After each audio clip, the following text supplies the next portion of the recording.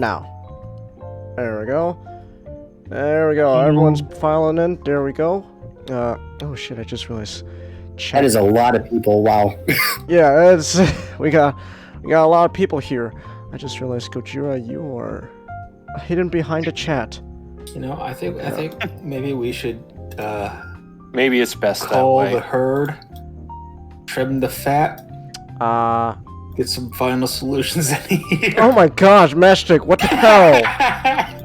Oh my, Matchstick, oh my goodness. Matchstick, calm yourself, boy. Alright, here, you know what? I'm just gonna move the chat in here. We need to move to a bigger studio. At least. We're gonna need a bigger boat.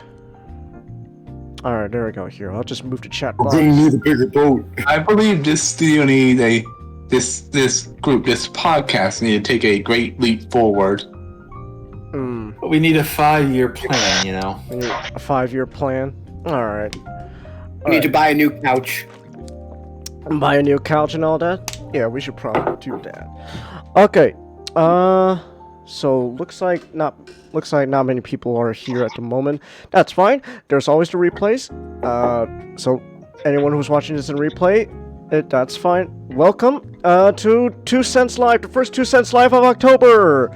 Woo! Yay! It's the first spoopy month on this podcast. Let's go! Woo! And it's not even spooky themed. Well, we'll save the spooky theme for later. Alright? Alright. Also, I've been watching a lot also, if you can't tell by my woo! I've been watching a lot of Moist Critical. Woo! Yeah, baby! That's what I'm talking about! Woo! To be fair, quite literally the great. I love how I love Charlie. He's great. Also, in regards to spookiness, we kind of have some horrifying stuff going on in Express, but we'll get to that. Well, we'll get to that. All Express is gonna do is just remind me that I need to get money to get Alien Isolation. I so want to play that game this month. So speaking of which, though, before we officially begin, just of course as usual, a little bit of house cleaning to go forward. So one, as you can see in the to the people who are watching, in the top what is it? Yeah, in the top of right corner of your screen, there is a whole thing called the Game Fun Stream Elements tip jar. So basically, I've decided to set up a new tip goal, where basically the whole point of this tip goal. Actually, hold on. Nightbot, do your command as well. There we go. Game Fun. All right. So basically, the whole point is, throughout this whole month and also next month, I am all the tips that I get through Stream Elements will be going to afford getting and buying several games to play for not only this month but also next month. 3 of these games that I definitely want to play includes 1, Phasmophobia, and 2, Alien Isolation. So those are the 2 games that I want to get at least by afford at least by the middle of the month, hopefully. But then the 3rd game that I want to get through this Game Fund will be reserved for November when it comes out, Sonic Frontiers. So those are just 3 of the games right here. Changus, I don't have you as a friend on Steam. Oh really? It's messed up, Not a guys. friend to not. I'm sorry. Let me fix that right now, Mr. Knot. Let me see. How do I do that? Friends. Or he bought you all those Gunpla. I know. I'm sorry. Not even a friend. I'm sorry. Here, let me send you. Alright, here. I'm gonna send you my friend code on Steam. Hey, I'm terrified of what he's gonna do to me, and I bought him those Galgai Guard DVDs. Thank you, Nick. Alright, there. You're welcome. I got the friend code. Alright. And I'm assuming then I should get some kind of notification of invite. And then we could be friends. But yeah, so those are just the house clean for the game fund. So as I said, all the tips going forward is to meet this goal so I could get these 3 games and possibly even more later down the line. Now, obviously... Wait. What? No. The fund should be to get you a controller first. No, I'm gonna get the games first.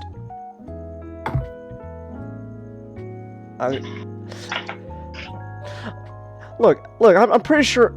Okay, I have to ask. Nick, you're the alien expert here. Is Alien Isolation gonna be hard to play with keyboard and mouse? I don't have it on PC. Oh, there you go. Oh, wait, I do. It's first person. Well, first person games, like people prefer to play it with keyboard and mouse. But you have Sonic Frontiers. Well, so I send you an invite. I think I sent you 2 invites. I'm sorry. Let me see here. Oh, here we go. 1 new invite. Here we go. Accept. And there we go. You are now my friend on Steam, Not. There we go. Your profile picture's the Shockmaster. That's amazing. One of my favorite profile pics he ever used was when he was just the Shockmaster for that period of time. The Shockmaster. The Shockmaster's amazing and Alright, I lost this I'm match. taking a swig of water. Alright, there we go. But yes, so as I was saying though, Ninjago. What gets me in that introduction video with the Shockmaster is how the dude had to fucking fake being terrified of him. It was such a cerebral seeing him.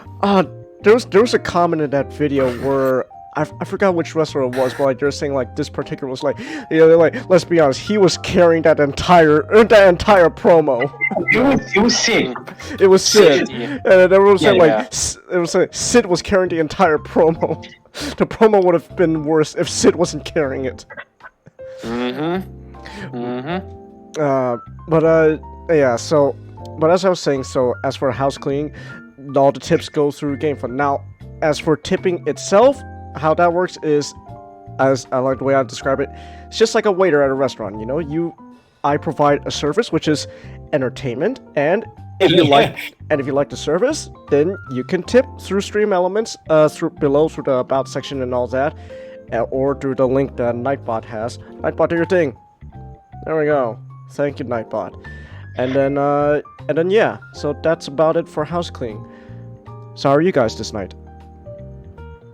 First reset. I'm doing good.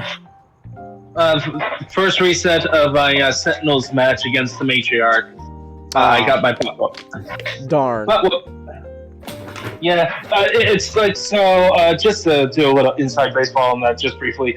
Essentially, she brings out a lot of birds that are one-hit kill, which is fine if you have... I have 2 characters that does a lot of area effects damage. One of them wasn't getting the cards. So she attacks with birds. Yes. Yeah, like Alfred Hitchcock. Okay. Speaking of birds, how are your birds, SGD? That's nice. Wait, so are they like your pets, or like are they just like birds you found and you're taking care of? They're pets. Alright then. But with that said, then, what else has been going on in the world? Well, there's been some stuff that happened this week in general that is just, okay, so I have to say, like, at least for me, it felt like this week in general has just been really slow. I feel like this week, yeah, like, it just felt like a really slow week. Maybe it's just this week in general, I don't know, but it's just been feeling kind of slow. Really, there's only really one really exciting thing that like happened this week was, Nick knows this, the new Transformers Legacy reveals. Oh my god, those Legacy reveals. Yeah. Yeah, those Hotshot, yes! Hotshot, yes! I'm more excited about the fact that we're finally getting motherfucking Tarn as a... Holy shit. I'm trying to get Optimus. I'm trying to get Armada Optimus Prime. I hope so too. They had him in the poster, so I don't think it's gonna be part of this wave. Maybe if anything, the next wave of Legacy, they'll finally have that prototype that they showcased back in like 2019 ready by then. Does someone have the picture of the Legacy picture? Of oh wait, I just received a gift. The poster with all the with Hotshot, Starscream, and all the other characters. Oh shit! You gave me a Phasmophobia nut. Thanks. Yeah. Oh yeah. Add that to my library. No, I'm not gonna play it now. Oh shit! Thanks, man. Oh, that's amazing. Thank you very much, Not. Now we could play Phasmophobia. I've never played that game before. I've only seen it. Yeah. The new Legacy, hold on. I want to show that prototype picture again, because that prototype was showcased at I forgot which convention. I think TFCon or something. But they had it for they showcased it back in 2019, and then all of a sudden now there's the chance 3 years later. Well, actually no, most likely it'll come out next year. So then 4 years later, there's a chance that this prototype will finally become reality. It's crazy. Here, I gotta pull it up on stream. This is from Sabertron. This is back in, again, February 10th, 2019. They showed a prototype of a new Generations Armada Optimus Prime figure. Huge. Holy shit. Yeah. They had this back in 2019. And the fact that it possibly 4 years later it'll become reality, that, I'm not gonna lie, that excites me. That excites me. I mean, now the question is, oh no, go ahead. It's a very important question. When it does come out, will any of the stores have them in stock? I don't know. I hope so. It might be a commander class or a Titan class. Most likely. I'm gonna assume Commander. We might get Armada Megatron too. Maybe. Technically, I want more of Cybertron Megatron. That's my favorite Megatron design. Okay, Rodimus was a commander. Yeah, so if anything, they'll most likely do a commander. No, I think with the engineering of the super mode, so it'll either be a really decked out commander class or a Titan class. So, no, I think Titan class is reserved for the big boys. I think they'll do a commander class. yeah. Yeah. Besides, we don't need the lights and gimmicks. Yeah, we don't need the lights. We don't need the lights and gimmick that causes the toy to catch on fire. Leave the janitors who have those voice acting those enough money. Yeah. That's one of my favorite horror stories about the original Armada Optimus Prime toy. The lights and gimmicks feature would catch on fire. Wait, catch on fire? Yeah. I had that toy. You did? Did it ever catch on fire? No. It's about the Armada toy where Optimus trailer had a motor line. Yeah. Yeah, I had that toy. I never catch on fire. Really? Luckily, you. Lucky Many you. did. Armada Optimus Prime is who knew? Yeah, this toy right here, I'm gonna put in the back room as well. This one right here, there was horror stories. It's common. This thing would catch on fire.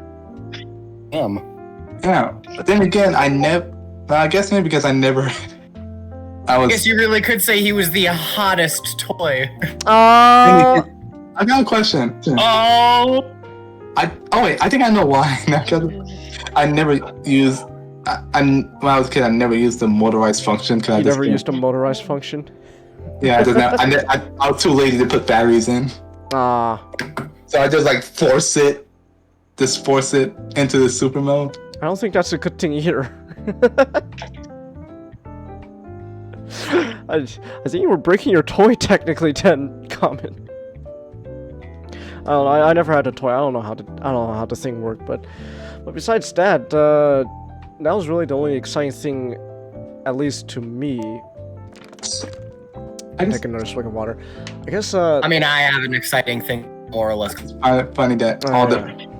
I just find how kind of like bricky the old Armada toys are. Well, the Armada toys, they're still going by like Generation 1 sort of logic, like just bricks, but with a little more, features to it, a little more articulation here and there, a little more gimmicks, Yeah, I know. I just find it like when you get it, like, this is the best thing ever. Look what it can do. Then you look at it now and be like, wow. But it was top of the line back then. It was like, whoa. So, but yeah. Oh yeah, I guess the only other big thing, I guess noteworthy. Well, it's not that big to me, but I guess it would be big to Butter here. I'll go over it in my segment. You'll go over in your segment. Well, I guess I'll go over it in my. Well, I guess this is a good segue then to start the show. But fucking Ninjago was finally ended. Kinda. It's a long story. I'll more or less get into it as I'm talking. All right. All right, take it away, Butter. Right. So, I guess first of all, I do want to know how many people here have actually seen in a hole. Ninjago in a hole? No. As in front to back. No, unfortunately. How many people here have actually seen it? If I didn't have a controller in my hands, I'd be raising my hand. I have. I know Nick has seen Ninjago. Who else has seen Ninjago? When I was a kid, I saw it. Yeah, Okay. I saw it as well. Okay. So, I'm just gonna, obviously, for those who in chat, I'm just gonna things. Oh. So, pretty sure everyone here knows that Lego is probably one of the largest products in the entire world. I mean, Yeah. a huge toy that everyone knows about. And on the and Lego constantly wants to bring out new products to the different lines that are either licensed by different merchandise like Star Wars or Disney, stuff like that, or they create their own toy lines such as Space Police, Agents, Bionicle, Yeah.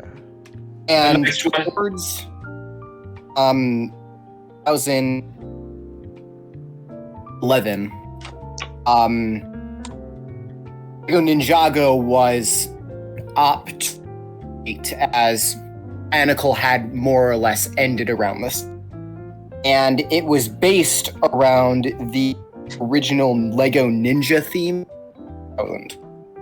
And it became a more detailed storyline set Mm-hmm. in a world that was by the creator. And it was primarily done to sell toys.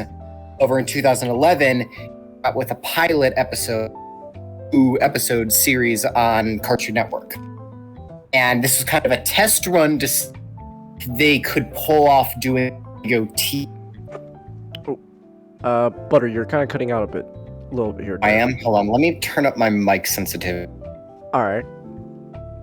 about that. Yeah, I had a feeling that might happen. I turned it down because I didn't want the microphone to pick up the others and turn it down. Oh. How's that sound? Test something. Testing, 1, 2, 3, testing. Sounds good on my end. All right. So anyway, where was I? Oh yeah. So the Cartoon Network channel released a 2-parter pilot episode in 2011, which introduced the series as a TV show. And they wanted to see if they could successfully make a Lego TV show. Before that, we had, the Bionicle commercials. We also had the Bionicle movies, I think, that also came around the same time. the Clutch Powers movie as well.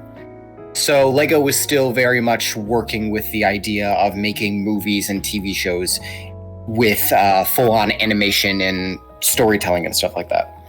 And Ninjago was, I'm not saying this is absolute fact, this is just a viewpoint. I would assume that the pilot episodes probably brought in a lot of viewers solely due to the fact that after the pilot episodes aired, they actually made a TV show out of it. And so the pilot episodes mainly told this simple, slightly simple lore that that was based around this guy called the first pngtuber master, and that he created Ninjago, the name of the world, using 4 golden elemental weapons. And when he died, his 2 sons were sworn to protect them. However, the eldest son became evil and wanted to use the weapons to turn Ninjago into his own image. So the younger brother, Sensei Wu, decided to find 4 elemental ninja to come and collect the weapons which he had previously hidden from his brother. And the only reason he is doing this is because he knows that Garmadon, his brother, is named Lord Garmadon, planning on coming back to steal the weapons. So he gets the 4 ninja, Kai, the Master of Fire, Zane, the Master of Ice, Cole, the Master of Earth, and Jay, the last Master of Lightning. And they basically find the golden weapons, have some character development going on, go to save Kai's sister Nia, and then go on to defeat Lord Garmadon in this quote-unquote final battle or some sort. And it was a good pilot episode. Topped all the storytelling needs, beginning, a middle, and end, character development, the hero's journey, everything like that. Nice. It was pretty clear that they were originally aiming to make Kai the main character, as Zane, Cole, and Jay were kind of already indoctored into Sensei Wu's ninja training, so to speak, and Kai was the last one, and we more or less followed his story as opposed to the others. Ironically enough, we would actually find out later along the line how Sensei Wu found the other ninja. And that is when we actually get into the TV show itself. And when the TV show began, I really don't think Cartoon Network or Lego had any way of knowing that the show would become the longest running Lego show they've ever produced. Got a feature movie, didn't it? It did. Although one of the many reasons that movie actually failed was because they decided to make the bold decision of not making the movie canon to the TV show. It was a completely different universe, same characters, different voice actors, but they followed different premises. The golden weapons weren't even a thing, and they didn't even introduce the elemental abilities that the ninja had until the very end of the movie. Although I will say that the movie definitely had inspiration and did affect the TV show as a whole. I'll get to that later. I think the best way to honestly go over this TV show is to just talk about some of the seasons and explain how the show just continued to get better over time from them. So starting with season 1, which was called Rise of the Snakes. We kind of leave off right after the pilot episodes. The ninja are chilling in their, dojo on top of a mountain, and they've kind of gotten cocky. They think that because they defeated Lord Garmadon, they're these powerful ninja, and that they don't need to worry about him coming back. They don't need to worry about any other threats to Ninjago. They've won, so they're kind of just lacking around playing video games and not really necessarily training all that well. But we are then introduced to the fact that Lord Garmadon actually has a son. And his name is Lloyd Garmadon. That is spelled with 2 L's, O-Y-D. And Lloyd wants to become like his father. He wants to be an evil lord. He looks up to his father, basically. And the ninja are kind of just getting tired of him because at this point, it's implied that they've had to come to different towns and neighborhoods thinking it was Lord Garmadon attacking, but in reality it was Lloyd, and they're just kind of getting annoyed by him. So Lloyd decides to unearth an ancient species of snake people called the Serpentine.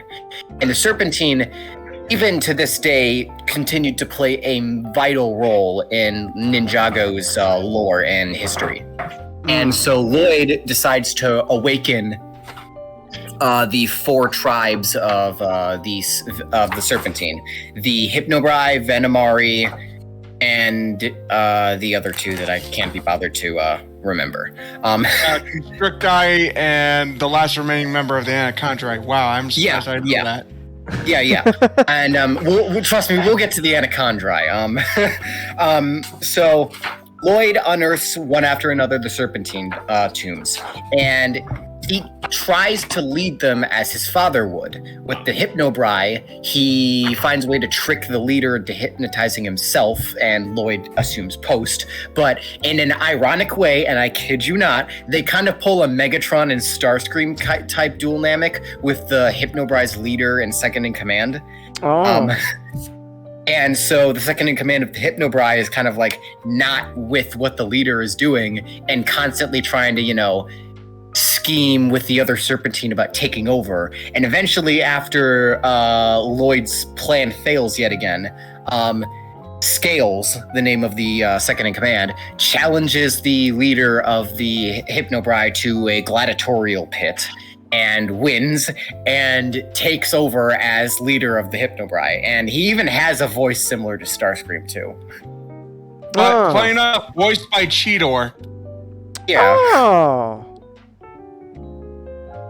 And so after Lloyd, and so, Scales, after taking command of the Hypnobrai, he banishes Lloyd from the Hypnobrai tomb, and Lloyd then goes on to awaken the other tombs to get revenge on not only the ninja, but also the Hypnobrai for taking over. But what he doesn't know is that as he continues to release tombs, the Serpentine don't exactly start to fight each other. They start to more or less congregate with each other because they've been trapped in these tombs for centuries. So they've had little to nothing to do. So eventually Lloyd goes and finds the tomb of the Anaconda. And according to the show, the Anaconda are the most powerful tribe of Serpentine. And when he opens it, he finds out that all of them are dead because the last remaining Anaconda, Pythor, what's his full name again, Nick? Pythor P. Chumsworth, yeah. Pythor P. Chumsworth. He straight up ate all of them. Yeah, he it's implied that he just straight up ate all of them because he was going hungry. And Lloyd awakens Pythor, and unbeknownst to Lloyd, Pythor has his own plan of reawakening this ancient beast called the Great Devourer in order to destroy Ninjago for entrapping the Serpentine into the tombs. So over the course of the first season, it's basically the ninja against Pythor against Lloyd somewhat. And along the way, we learn about more lore about the world. We are introduced to Jay's parents, Cole's parents. We're introduced to how the ninja were found, and the first big plot twist of the series ever happens, in which we find out that Zane, the ice ninja, is actually a motherfucking robot. And I remember finding out about this, and my mind was blown because it had no implications that he was a robot whatsoever. They made him out to be this oddball of a character, but I could have never guessed that they were gonna go, oh, he's a fucking robot. I remember that episode. I was like, wait, what? Wait, He went full. He went full Terminator 2. It was crazy. Robots. I was born to be a robot. Let's be a robot. I am the... No, hold on. I am the Ninjanator. I came from the future. We must get to the weapons now. Get your weapons. But yeah, like the idea, and the fact that Zane was a robot brought up even more questions further down the line. Mainly, how the hell he was able to have elemental powers. Because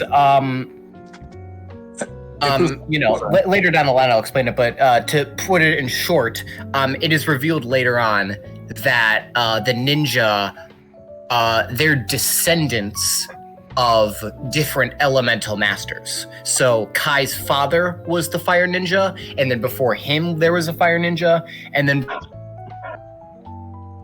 oh no, Butters! Oh, Butters got taken out by a ninja. Damn.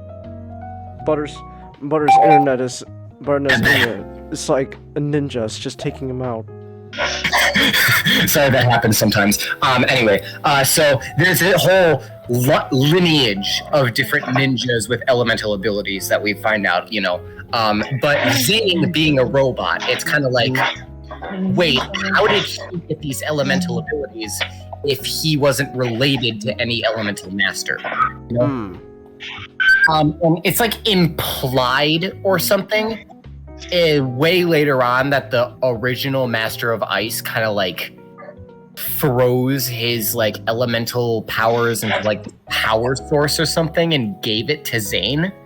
I don't know. It's not exactly fully explained, but in short, whatever the Master of Ice did, Zane gave him those elemental abilities. Huh. And towards the end of season 1, Lord Garmadon actually does come back.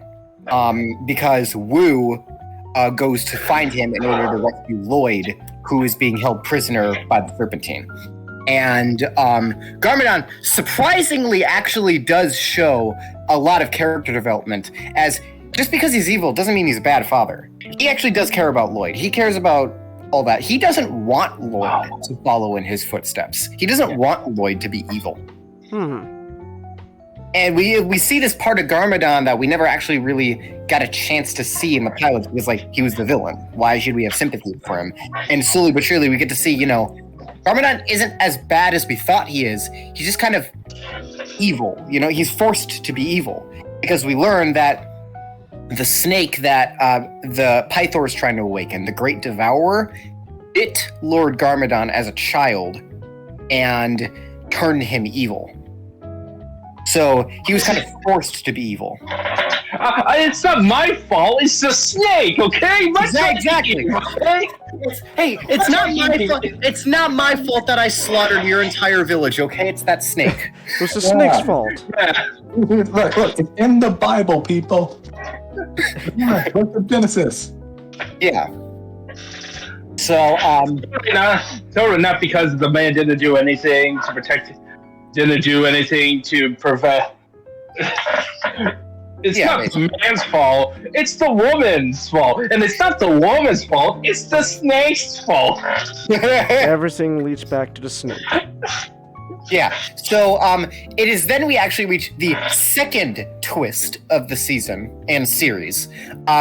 Earlier on in around episode 1 of season 1, we learn this prophecy that was written that explains that a ninja would rise among the others to defeat the darkness, and this ninja would become the Green Ninja, the embodiment of all elements. And we learn that Lloyd is the Green Ninja. Dun dun dun. And this, I remember getting home, going into my basement, turning on the TV, and watching that episode for the first time. And when I found out that Lloyd was the Green Ninja, I was like, oh my god! Another twist I didn't see coming. And Nick, don't you have a story about this too? I was spoiled long before even like episode 3 of the series came out that Lloyd was going to be the Green Ninja, because they revealed it on Wikipedia. Brickopedia. But yeah, so we learned that, Lloyd is eventually going to have to defeat his father in the ultimate battle between good and evil. And there's there's a kind of sad ending towards Lloyd and Garmadon's relationship, as Lloyd went from idolizing his father to now realizing that he has to fight his father. Yeah. And eventually, the Great Devourer is awakened by Pythor, who actually ends up getting eaten by the Great Devourer. Wah wah. Sensei Wu does too, but he's fine in the end. He's fine. Gets better. But, the ninja tried to stop the Great Devourer, but failed to. And ironically enough, Garmadon actually ends up defeating the Great Devourer by using the 4 elemental weapons and kind of just stabbing it right in the head, causing it to just explode. And ironically enough, in the second season, the ninja are kind of getting shit for it, because like every single time they say that we saved the city, all the people are like, actually it was Garmadon who saved the city, and you don't look like Garmadon. That was pretty fun.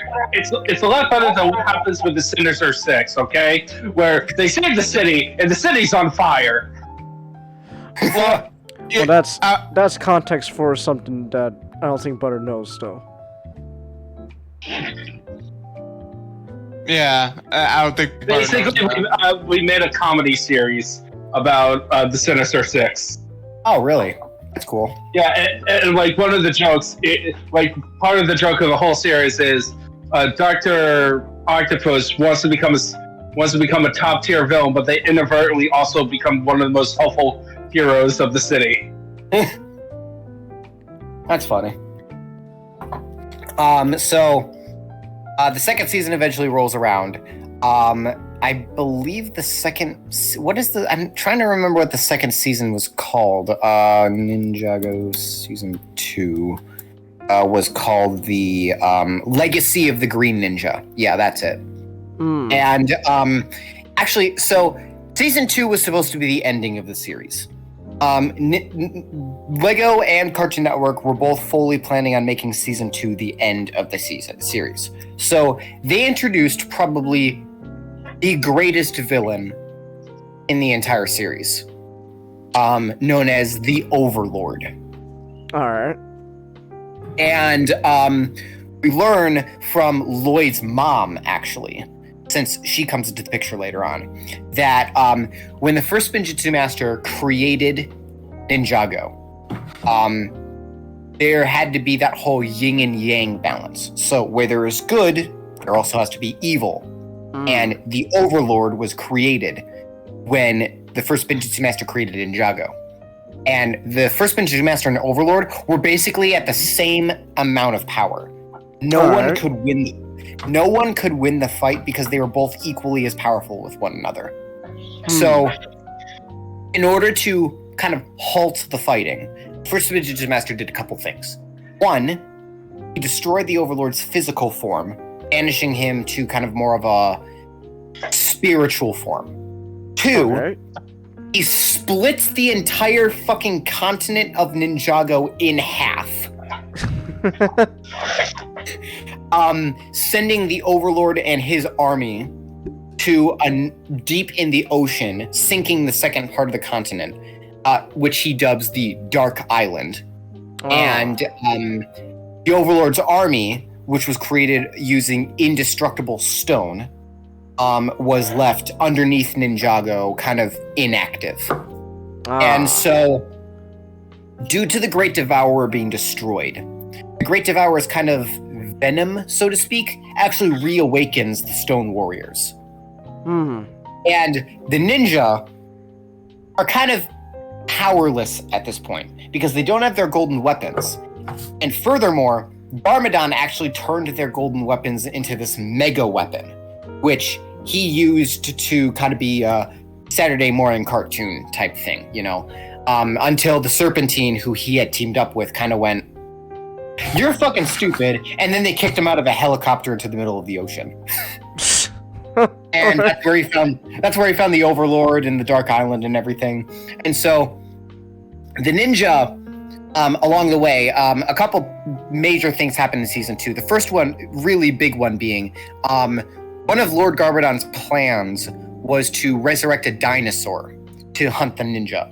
And the ninja had to create this de-aging tea potion thing. And Lloyd had to be the one to use it. Unfortunately, when he used it, he was in the radius, so it aged him up.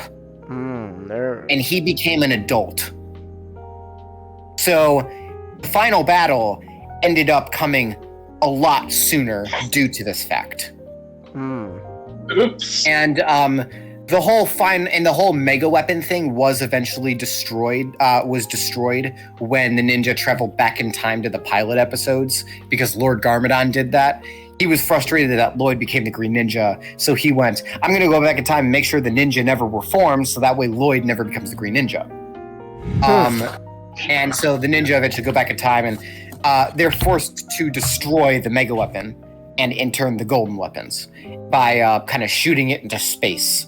And we'll get back to that later. So the Overlord plans to use Lord Garmadon to rebuild his army and take over Ninjago.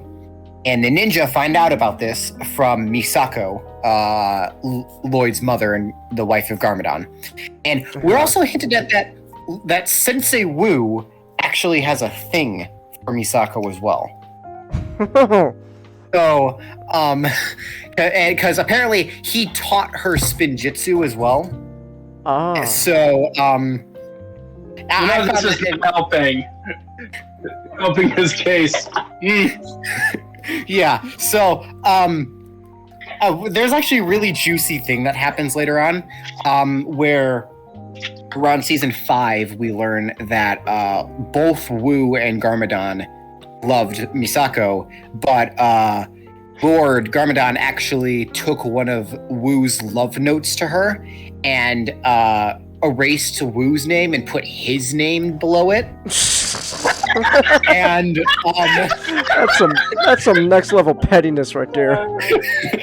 So get this, that love note is what caused Misako and Garmadon to start dating fully.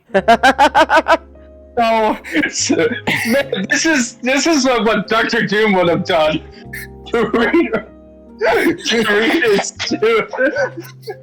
So the entire reason Lloyd exists is because Lord Garmadon decided to erase Wu's name below a love note.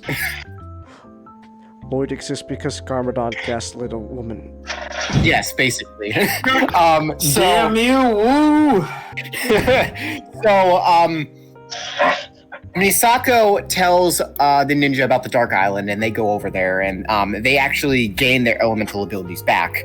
And the Overlord actually does come back. Like, he builds this ultimate weapon called Garmatron, which, yeah, it's Lego. You're gonna have to get used to hearing silly names. So It's just a giant Garma, not from Gundam. From Mobile Suit Gundam. So ironically enough, Garmatron is a giant cannon that looks like a helmet. Please tell me it looks like Once the Garmatron is mass produced, the ninjas will. I'm gonna try to find a photo of Garmatron and put it in the stream pictures. That would be amazing. On Lego. Men, form a Garmatron. Damn, I can only find the actual set, but I mean, then again, the set is based around what it looks like. So hold on. This is what it looks like. Ha! Oh, that's amazing. It was just literally a giant helmet with a cannon in the mouth on treads. That's great. And this Garmatron weapon shot this power, this dark power out of it. And when it landed, it infects people and basically turns them into these evil zombies that follow the Overlord's will. So he successfully shot this cannon everywhere in Ninjago, turning all the people in it evil. And due to the unbalance, this allowed the Overlord to return. Darn. And wait. He made a device that turned people evil? Yeah.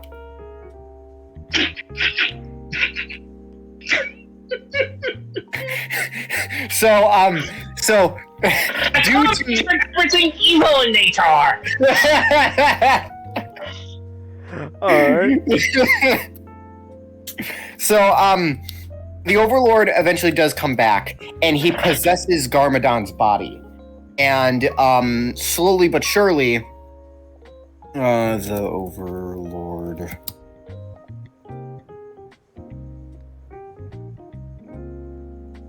Eventually, the Overlord turns into this gigantic creature of hell.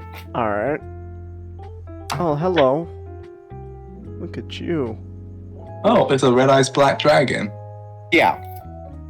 And he basically just, it was so cool too, and he shoots out of his mouth this evil stuff. So the ninja come back to Ninjago, and they're kind of just having this giant, awesome final battle between good and evil. And slowly but surely, each ninja is corrupted and turned evil until it is just Lloyd against the Overlord. And the Overlord tells Lloyd, it's over, you can't win, you're injured. He broke his leg earlier. You don't even have a sword. And then Lloyd he says, I don't need a sword. And then he just unleashes all of his power into one giant burst and turns himself into what's known as the ultimate Spinjitzu master, and this turns him into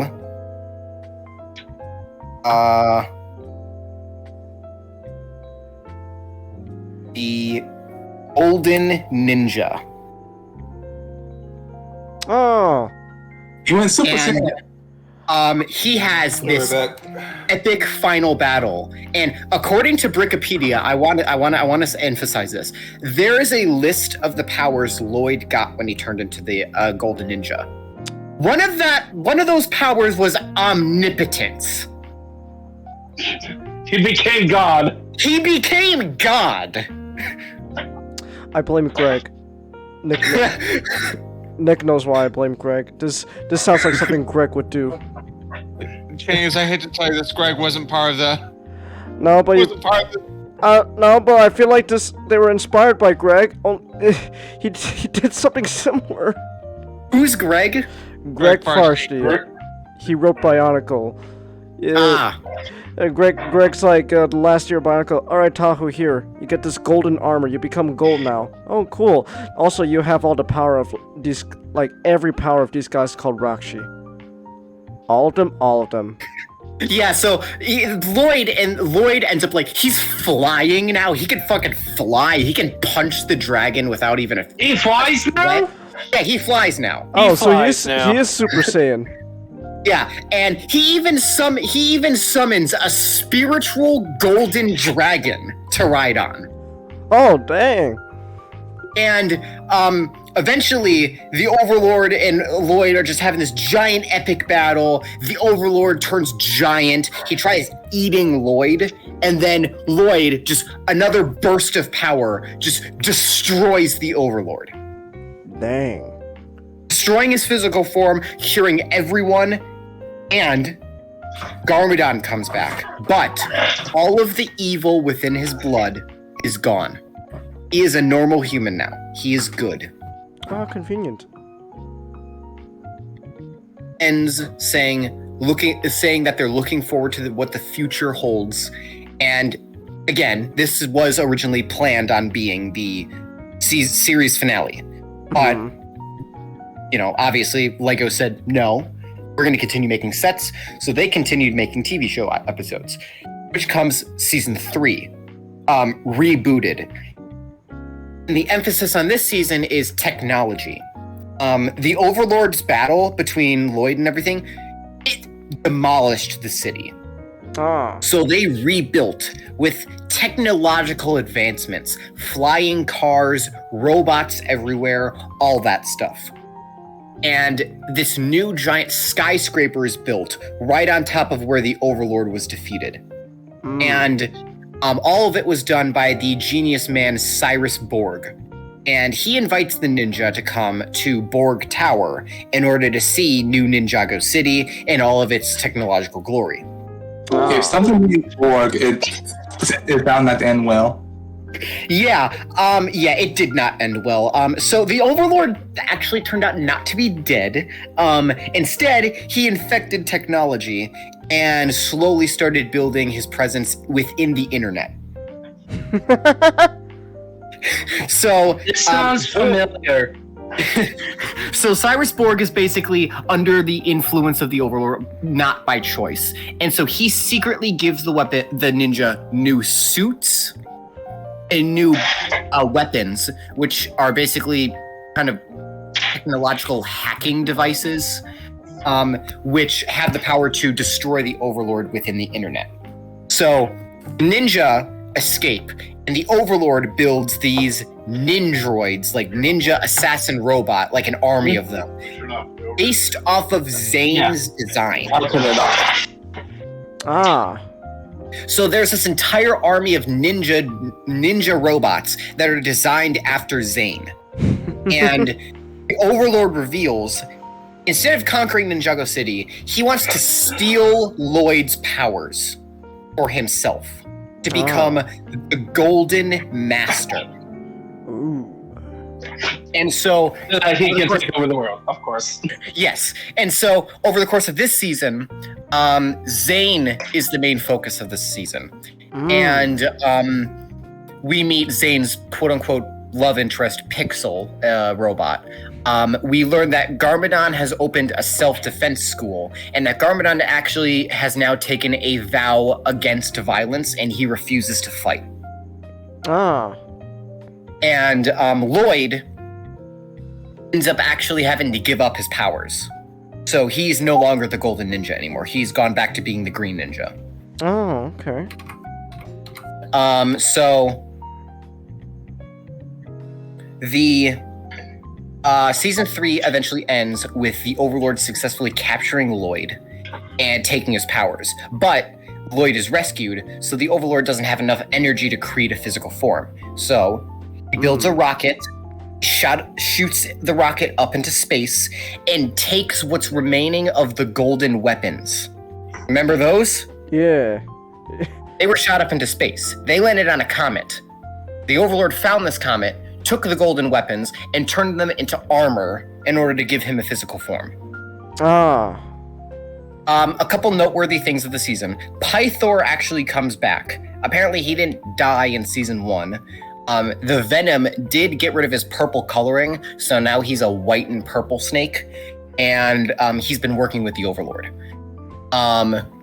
And Zane, we learn a bit more about his biology, and he has the power source I was speaking about earlier, and he gives it to Pixel. So Pixel and Zane are basically working on the same power of sorts. And by the end of the season, the Overlord yet again is attacking Ninjago, and he's trying his best to destroy the ninja. And this is probably actually one of the saddest moments of Ninjago, I will say that. They kill off Zane. Zane dies in season 3 by sacrificing himself in order to save his brothers. And it's really emotional. Jay Vincent, the composer for Ninjago, he writes beautiful music, and the music that they play in Zane's death is absolutely beautiful. It continues to be one of my favorite pieces of music that he's written. And as Zane is dying, we see flashbacks of him in the different seasons. being with his brothers, finding his true potential, all that stuff. And Zane dies, and he's given a funeral, and it's really beautiful, honestly. And then by the end of the episode, there's a glimmer of hope, as suddenly all the machines in Borg Tower begin to build something, and Zane's memories are shown on a computer screen, and Pixel runs down to the production line and looks happy to see something, and we hear Zane's voice saying, "Are we compatible now?" Oh shit! Kirby Morrow was the voice of Cole. Yeah, he was. Yeah, he was. That was one of the major. Kirby Morrow was indeed the voice of Cole. Dang. Who's Kirby Morrow? Cyclops from Evolutions. Cybertron Hotshot. Yeah. And Troy Barton. Von Fennell from Vision of Escaflowne. Yeah, darn, that sucks. Yeah, I remember hearing about Kirby Morrow's passing too. That was a hard hit, honestly. He was in Ninjago for so long, since the beginning. So, eventually season 4 comes around. Now, season 4 was probably the most lore heavy of the season so far, as we were introduced to more backstory about Ninjago. Right. We learned that there was a war between the Serpentine and the humans. And the Elemental Masters, there are more Elemental Masters. So it's not just fire, earth, ice, and lightning. There's smoke, speed, plant, telekinesis, rock, poison, what were some other ones? Nick, do you know what some other ones were? Speed, I said speed. What else? Invisibility? Oh yeah, invisibility was one, yeah. So basically, there are more elemental masters out there. Oh. And they all fought in the Serpentine Wars against the Serpentine. Mainly the Anachondri, Pythor's species. Apparently the Anachondri were the most powerful and strongest Serpentine of all time. And it turns out that this entire war was kind of manipulated by a human called, what was his full name again? Chang? It was like Lord, was it Lord Chang? Lord Chang. Maybe. Yeah, Lord Chang. Hold on, let me get a let me... Of course it's a Chang. Now, what is that implying, Ninjago? Genghis, is that something you want to tell us? Sorry, Lord Shen. Sorry, Shen. Shen. But, no, of course it's a Shen. No, but he is still quite literally the way he talks and looks. I would not be surprised if they took a bit of a risky moves doing him. Talk about that Shen fellow. If you have an evil martial artist, it has to be a Chang or a Shen. Yeah. Name. And the way he talked too, he talked just like the Trade Federation people from episode 1. So he was Newt Gunray. Yeah, basically, he talked like Newt Gunray in a way. This is getting out of hand, not the Atua team. And he talked like that. And so, it turns out that Master Chen, that's his name, he manipulated the Serpentine War along with his assistant who knows dark magic, Klaus. And it also turns out Lord Garmadon actually trained under him during the Serpentine Wars. And that's how he got his title of Lord. Oh. And we also reveal that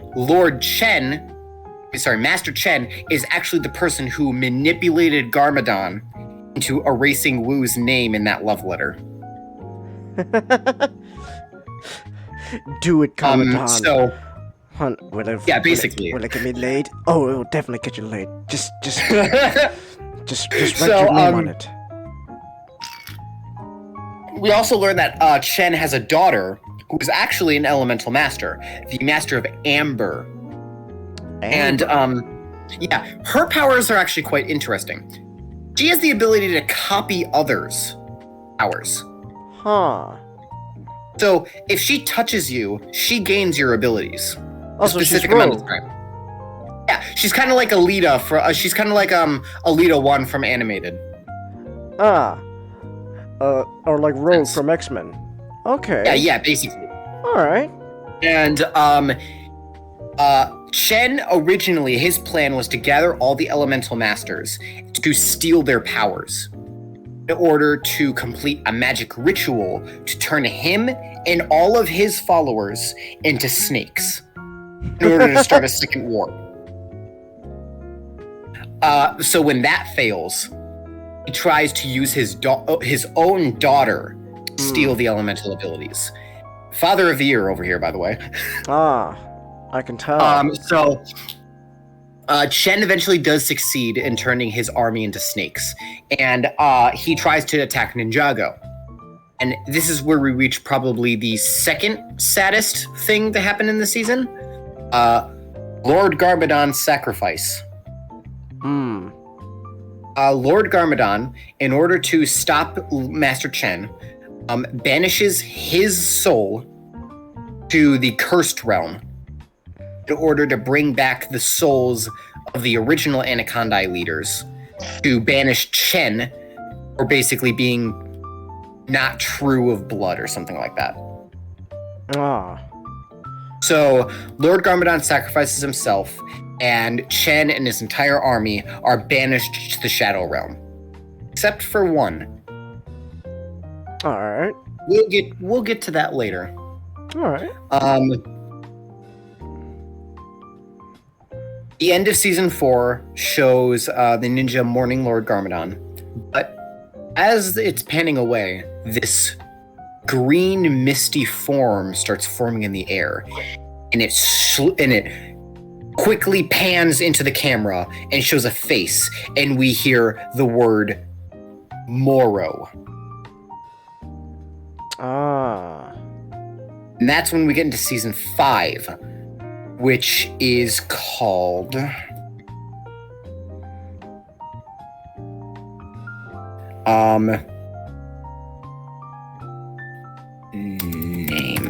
what is it called? Possession. Possession. Ghosts. Possession was really interesting. Hold on. We are introduced. I want to mention this because I actually mention it when we get to Garmadon in that season. Yeah. I'll mention it. Well, as a man of science, ghosts. So Possession, this season ends up being a season where we learn that Master Wu actually had a student before the 4 ninja. His name was Moro, and he was the elemental master of wind. Which is kind of odd because a bit of a continuity error here. In season 1, Jay used the power of wind. Alright. And so there was a bit of a continuity error right there, but he's only really does it once. But anyway, Moro was trapped in the Cursed Realm because he died looking for the tomb of the first Spinjitzu master. We'll get to the reason why. Moro escapes the Cursed Realm during the squabble with Chen. And he goes on to possess Lloyd's body. Okay. So Lloyd becomes evil, slightly. And man, we actually here we get go this again. We actually get this really interesting character development from Kai, where he kind of blames himself for what happened. Because he thought the job of the 4 ninjas is to protect Lloyd, and he kind of blames himself for Lloyd not being protected. So he kind of get a bit of an arc of him feeling bad that he wasn't there to protect Lloyd. And due to the fact that Lloyd is possessed, the elemental powers that the ninja have don't work. Because if Lloyd is possessed and his powers don't work, their powers don't work. How convenient. So we're basically left in this hopeless situation where Lloyd is possessed. Ninja don't have any powers, and Moro is trying to find the tomb of the first Ninjutsu master, because inside it is known as the Realm Crystal, which allows you to travel to different realms, specifically 16 of them. And the entire season is built around this, and eventually we find out a big plot twist that actually happens.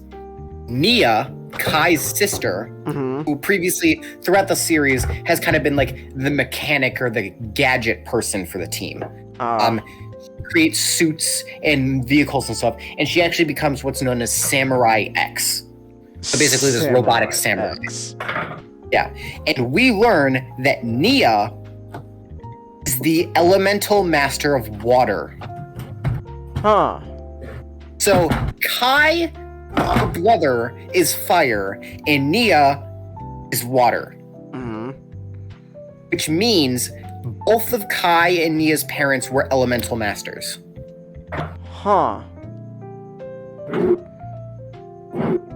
So we also learn that water happens to be the weakness to ghosts. So Nia becomes a very important figure in this season.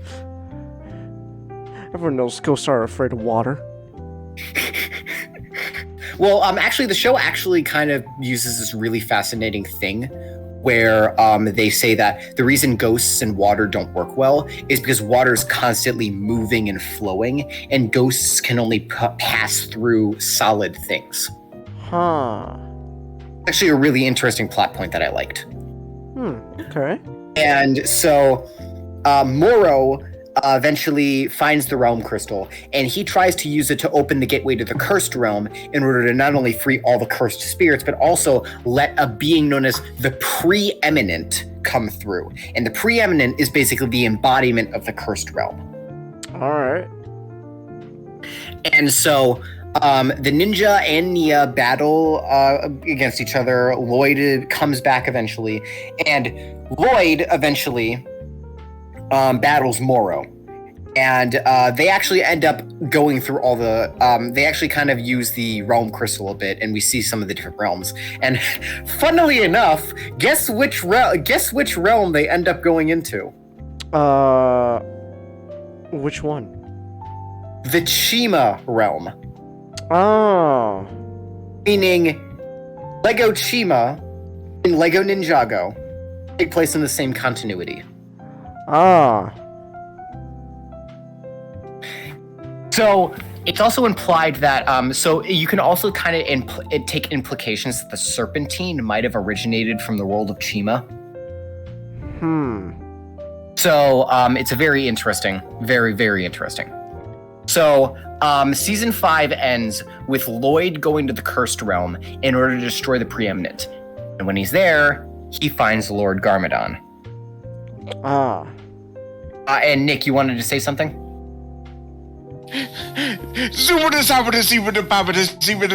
Ghost dead. Yeah. Ghost dead. Yeah, so we kind of get this little emotional thing between Lloyd and his dad, where kind of Lord Garmadon says his final goodbyes to Lloyd, and Lloyd destroys the Cursed Realm, and in turn destroys his father's soul. Good job, Lloyd. And so, yeah, so Lord Garmadon is officially dead. Nice, Lloyd. You killed your dad. I hope you're happy. So the ending of season 5 ends up with them winning. And so we move on to season 6, which isn't canon, so we'll move on to season 7. Man, these are a lot of seasons. Yeah, so it, all jokes aside, the reason season 6 isn't necessarily canon is because at the end of the season, everything is redone. Erased completely. Because the main villain of the season was a djinn. Voiced by Scott McNeil. Yes. Oh, well, damn. Now I'm interested. And so the entire season ends up with, the ninja being framed for criminals. The Jin. Give him a moment. All right. Man, Ninjago's doing Multiverse of Madness before Multiverse of Madness. Let's go. Yeah, I know, right? Ninjago. The Jin eventually tries to capture all of the ninja in order to use their powers to kind of make a new realm for himself. As when the cursed realm was destroyed, the realm of the Jin was destroyed because apparently they were kind of sisters to each other. So with the Jin realm destroyed, the Jin in this season, what was his name again? What was his name again? Nadakon. Yeah, Nadakon. He was actually a pirate too, so he was a pirate genie basically. Oh. Pirate. So, at the end of the season, Nia actually dies. Fun. So, and Jay, having one last wish with Nadakon, says, I wish nobody found that damn lamp, or in Ninjago's terms, teapot. And the entire season is rewound to the beginning. Because guess which fucker found the teapot? Who? Klaus. Huh. He escaped the cursed realm as a ghost and tried to use the teapot in order to bring his body back. Ah.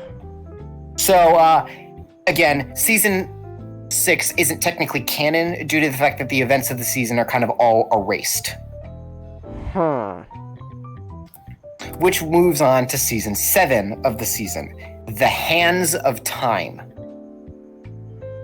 Time travel. Now, this season is... Woo. Yeah. This season is actually pretty interesting because we get more lore about the world. We learn that there are 2 more elemental masters, the elemental masters of time. Just like 2 hands on a clock, there are 2 elemental masters. One controls the flow of time, and one controls the stop and pause of time. Ah. So they think, because they have the abilities of time, they are the most powerful masters of elements, and they want to rule Ninjago due to it. Pretty shocking, I know. Somebody wants to take over Ninjago. Wow. Question. Yes. Well, the guy who can stop time, was his name Dan Musume? No, I believe his name was... The brothers' names were Crux and Acronix. Never mind. Comment. I don't think Butterhead knows what Kamen Rider is, so. Yeah, I unfortunately don't want to watch Kamen Rider. Apologies. For some reason, I thought you did. Sorry. No, it's fine. Don't worry. I am aware of Kamen Rider. I just don't watch it, unfortunately. So, the Hands of Time, they want to take over Ninjago with their army of Serpentine, who happen to be the spawn of the Great Devourer. So, by the end of the season, a couple of plot twists that happened in the season. One, Kai and Nia's parents are alive. They were kidnapped by the Hands of Time and used to create the armor for the Serpentine warriors because Kai's... Oh my goodness. Because Kai's dad, being the elemental master of fire, and Kai and Nia's mom being the master of water. I'm gonna have to stop right there. Hold on, and for the rest of the stuff, you need to just like zip through this, man. We're almost. This is like we did here for an hour. Almost all of us have something to talk about. Yeah. I apologize.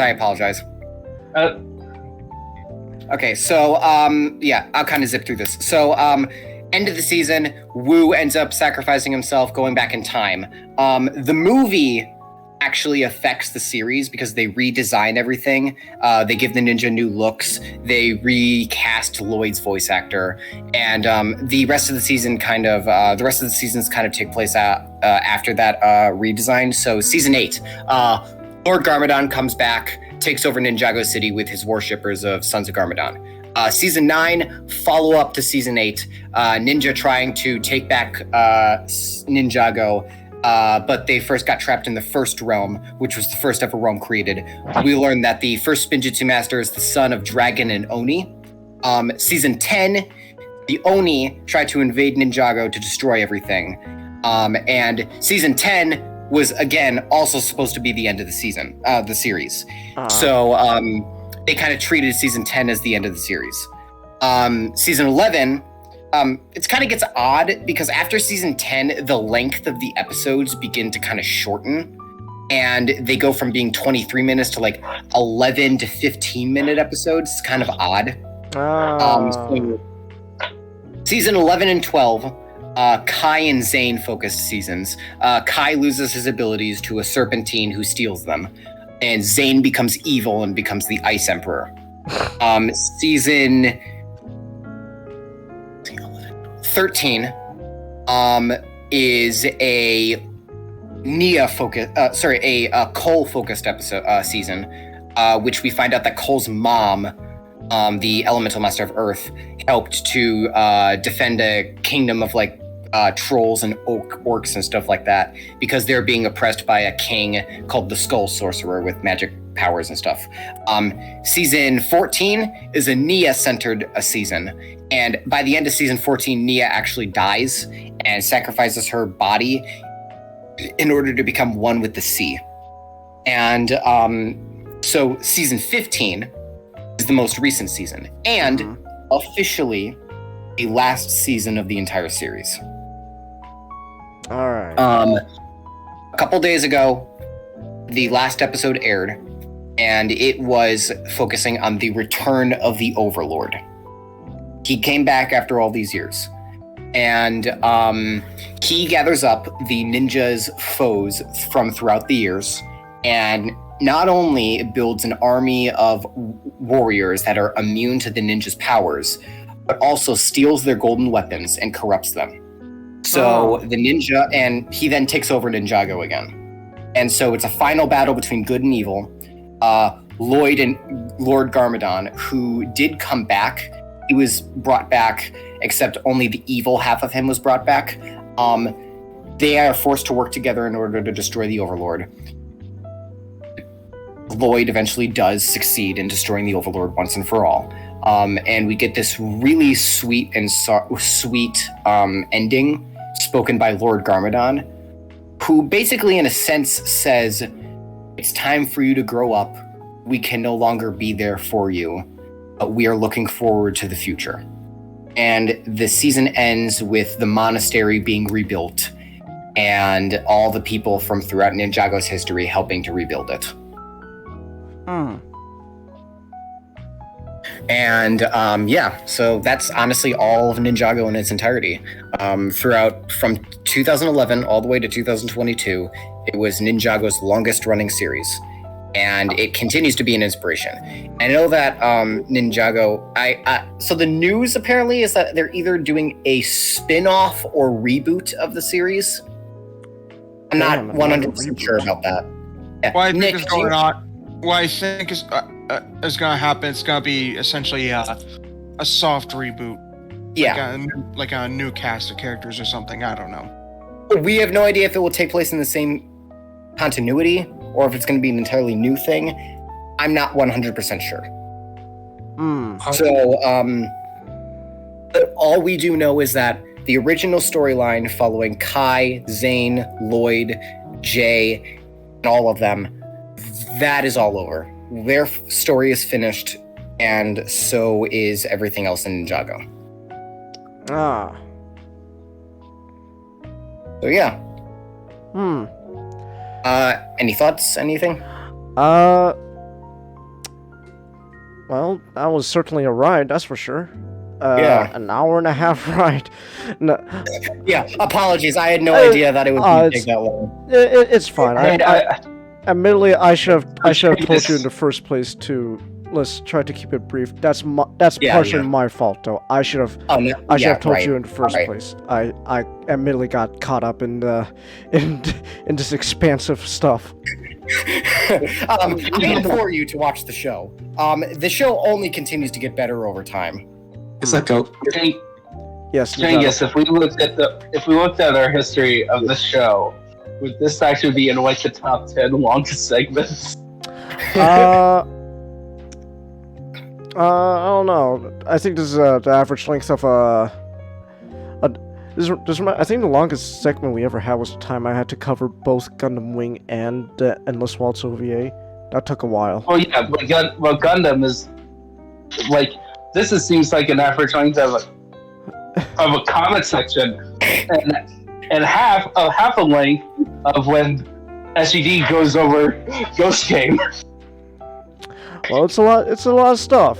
I know I've told my friends countless times. Ninjago is Lego's One Piece. I will say this. So like I did grow up on Ninjago for a brief while, in the sense like I did watch like the show a bit. I don't think maybe I had a set? I don't think so. If I did, it went out in the great toy purge that every Asian kid goes through, because then you don't then your parents go, "Why you not doctor? Go study." But I want to play with my Ninjago set. No. I remember I collected a couple of Ninjago things myself. The current sets I still have actually are the Destiny's Bounty, which is a flying pirate ship, the Monastery. And I own quite a lot of Lego minifigures, including Sensei Wu, Lord Garmadon, all the versions of the Overlord, all the versions of the Ninja. I have 3 Golden Ninja, and I have a custom-made first Spinjitzu Master. But yeah, I mean, and I think it's safe to say that Bionicle definitely had help in Lego Ninjago's creation. Yeah, because there are a lot of elements. That was another point I was gonna bring up. Like, hearing all this, it does come to my mind. There's a lot of stuff that I feel like, based on all the stuff that like I know and Nick's told me, like there's clearly a lot of stuff here that like, if in a sense Ninjago probably is the closest thing, or maybe it's just straight up is Bionicle's spiritual successor. Yeah, I mean, like, it really does do a good job with its world building. I mean, the people who created this show clearly have a lot of passion in it, because every single minute detail, down to random characters introduced, are important later on. I mean, they reintroduced motherfucking Clutch Powers later on. Clutch Powers. Clutch Powers came back. Admittedly, it was a very sucky version and wasn't the original Clutch Powers, but it was still Clutch Powers. And he was and get this, he was referenced in season 2 of the show, and he eventually became a character in season 11. Dang. So, Ninjago in itself, anything they say could have been made into an entire storyline. Int's backstory, there is a video on YouTube that goes by the name of Ninjago Retold. And this guy goes, and you think it took me this long to talk? I was talking about the series. He made almost an hour-long video going over just the backstory before the show even starts. All of it is lore. Yeah. It's insane how deep this show's lore gets. And that's why I love the show so much, because it's clear that they care about what's being made, and they're not pandering and making the show just to get money. All right. Yeah. All right then. So like, is there anything else, like any closing statements on Ninjago, Butter? If you haven't seen it, or you have not seen the rest of it, I heavily consider watching it again, as with the fact that it's over, basically, I'm still in disbelief that it's over, honestly. I knew it was going to end eventually, but I'm kind of glad that they did end it when they did, because otherwise it would have become something like Family Guy or Simpsons. But I would heavily suggest watching it, as it's a world that definitely pulls you in. Based on what you said, the fact that it aired for 11 years and maintained quality speaks volumes. I mean, well, the quality could be questionable, as season 11 and 12 were kind of the poorest seasons. Well, the poorest seasons in a high quality show? Yeah, I mean, even though they were poor seasons, they were still pretty entertaining. Yeah. Nick, correct me if I'm wrong.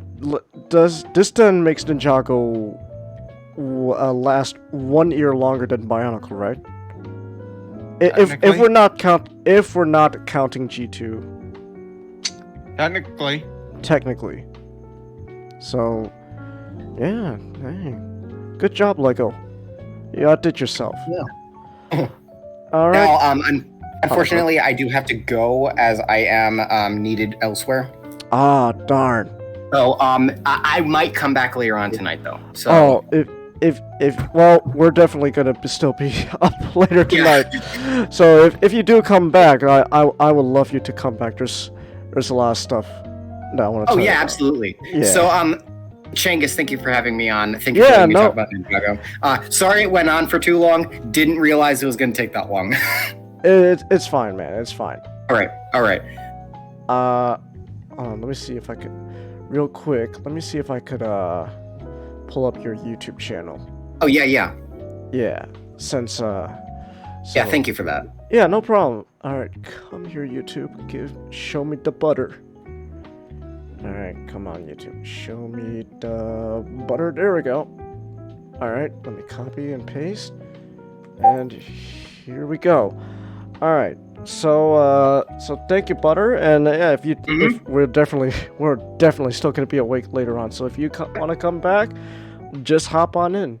And, I will do. And then anyone watching, here's Butter's YouTube channel in the chat. I'll put that link here. Butter's YouTube channel. There we go. All right, I'll talk to you guys later. All right, see you later, Butter. Bye, Butters. Alright, that I admittedly, yeah, I should have told him to keep it brief. That's my fault. Alright, in that case then, with that said then, let's move forward. So speaking of childhood shows though then, we're not done with childhood shows. Alright, here we go. Okay, first I need to respond to something that Serena posted. That's... What? What she post? Is it more Nightwing? No. In the movie channel. Okay. It's not Nightwing, but it's just as beautiful. What you posted in? In the movie chat. Oh, hold on. Let me show. Let me show this.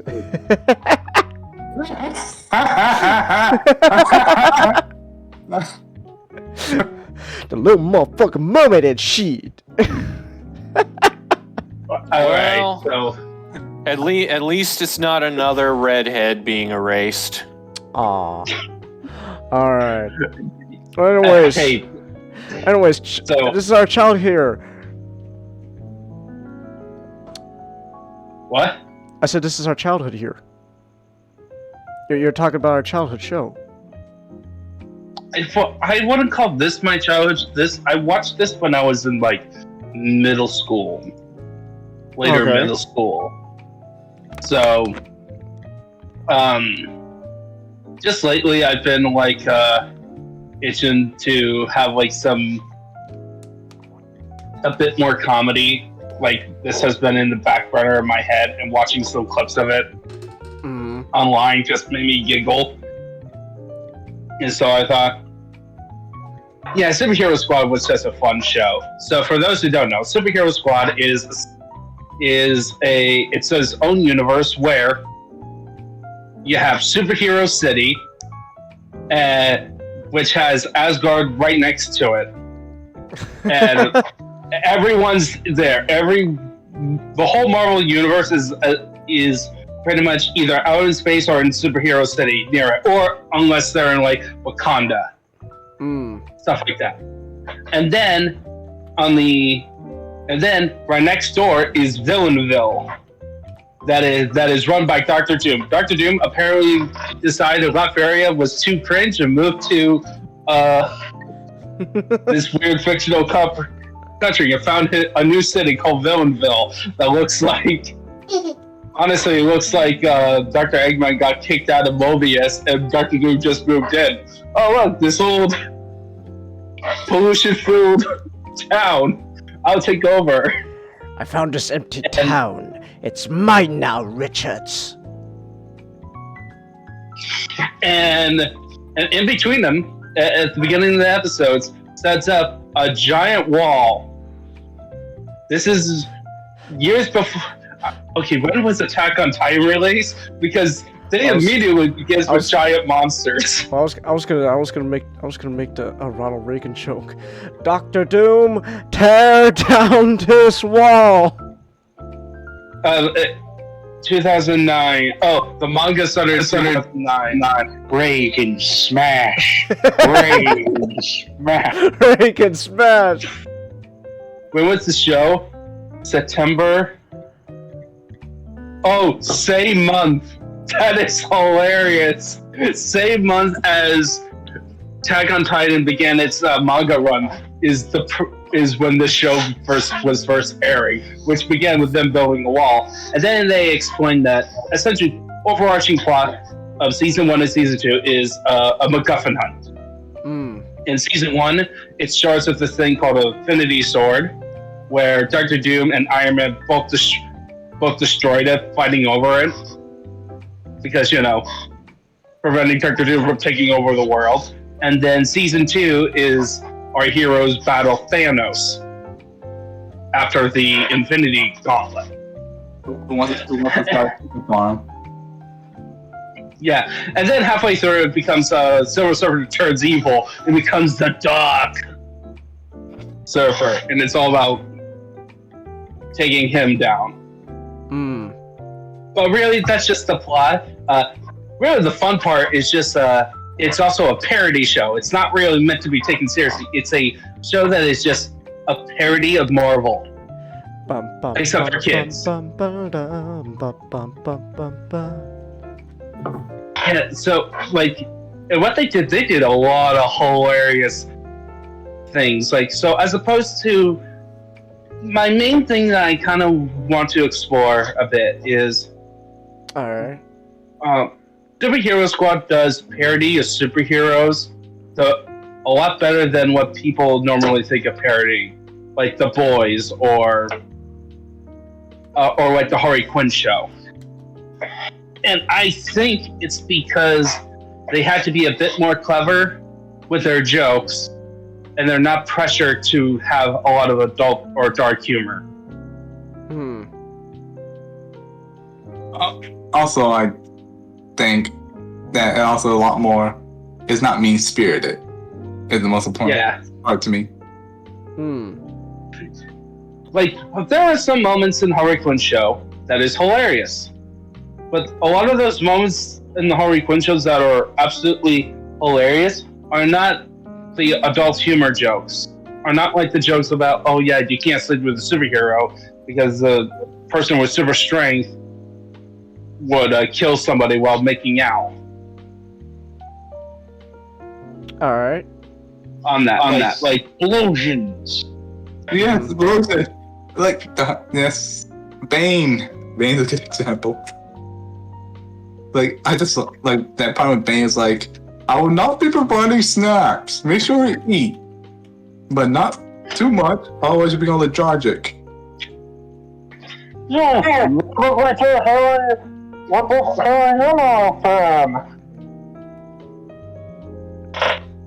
Actually, honestly,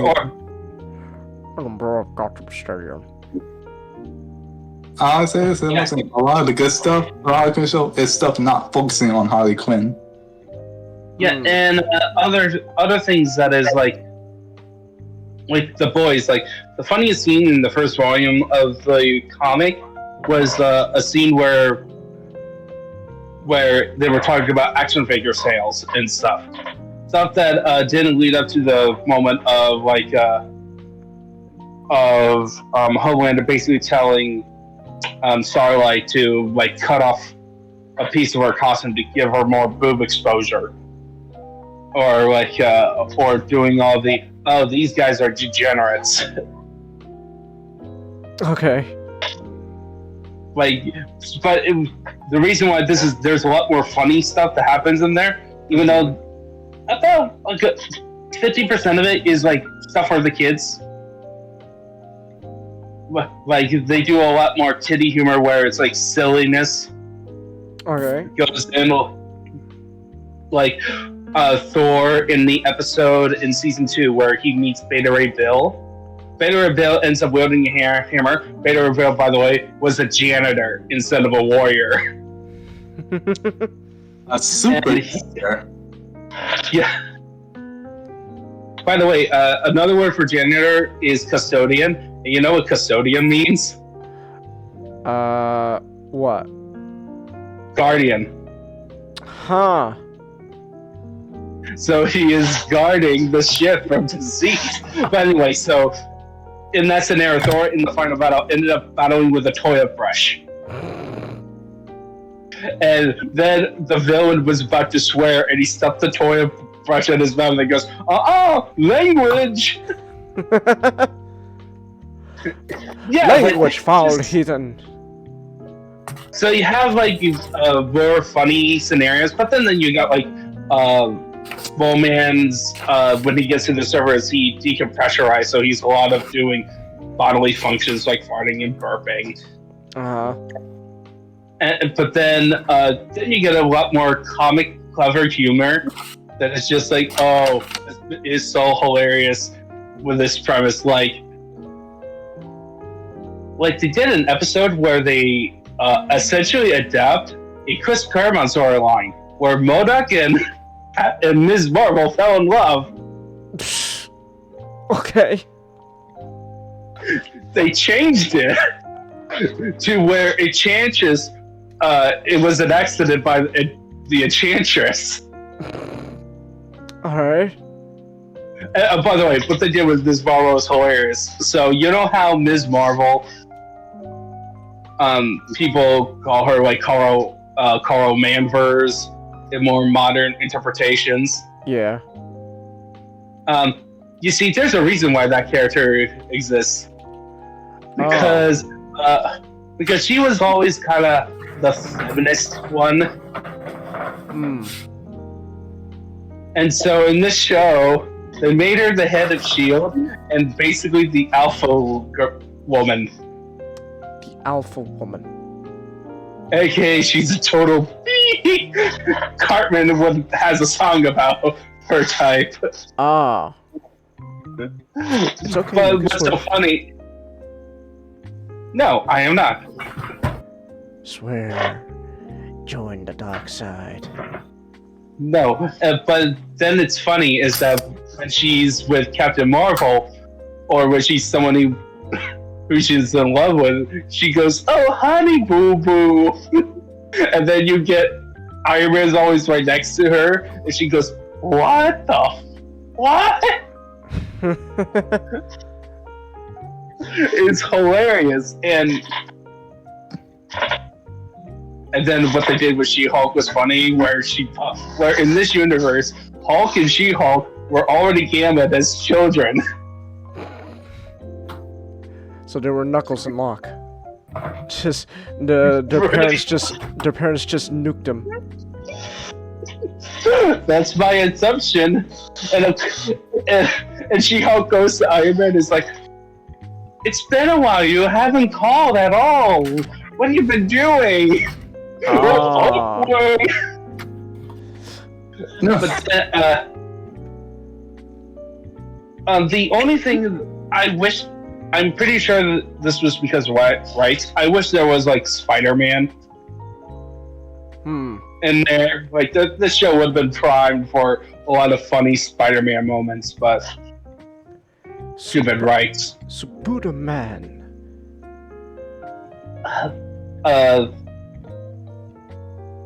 Yeah, like you got fantastic.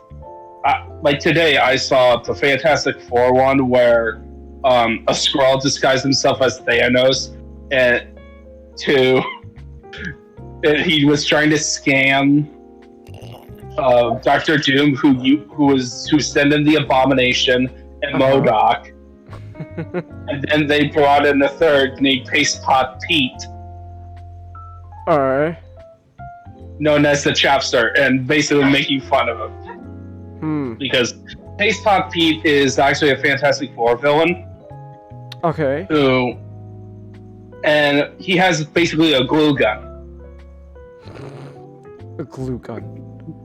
Yeah, he shoots this glue-like mixture, and it hits you, and it sticks to you.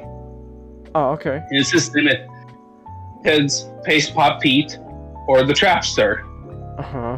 And he's treated as a joke. Like, he would literally be in line with the Rogues with the Flash. Ah. But he's with the Fantastic Four of all teams. But, of course, they made it the whole joke that that group dynamic was Pete. Making fun of his name. And then, but meanwhile, the Fantastic Four were battling the Super Skrull. We're battling the Skrulls, and the Thing. Instead of the Thing and the Hulk fighting, they always trying to do upmanship stuff. Like, oh yeah, I lived in the entire Baxter building. Oh yeah, I lived in an entire city block.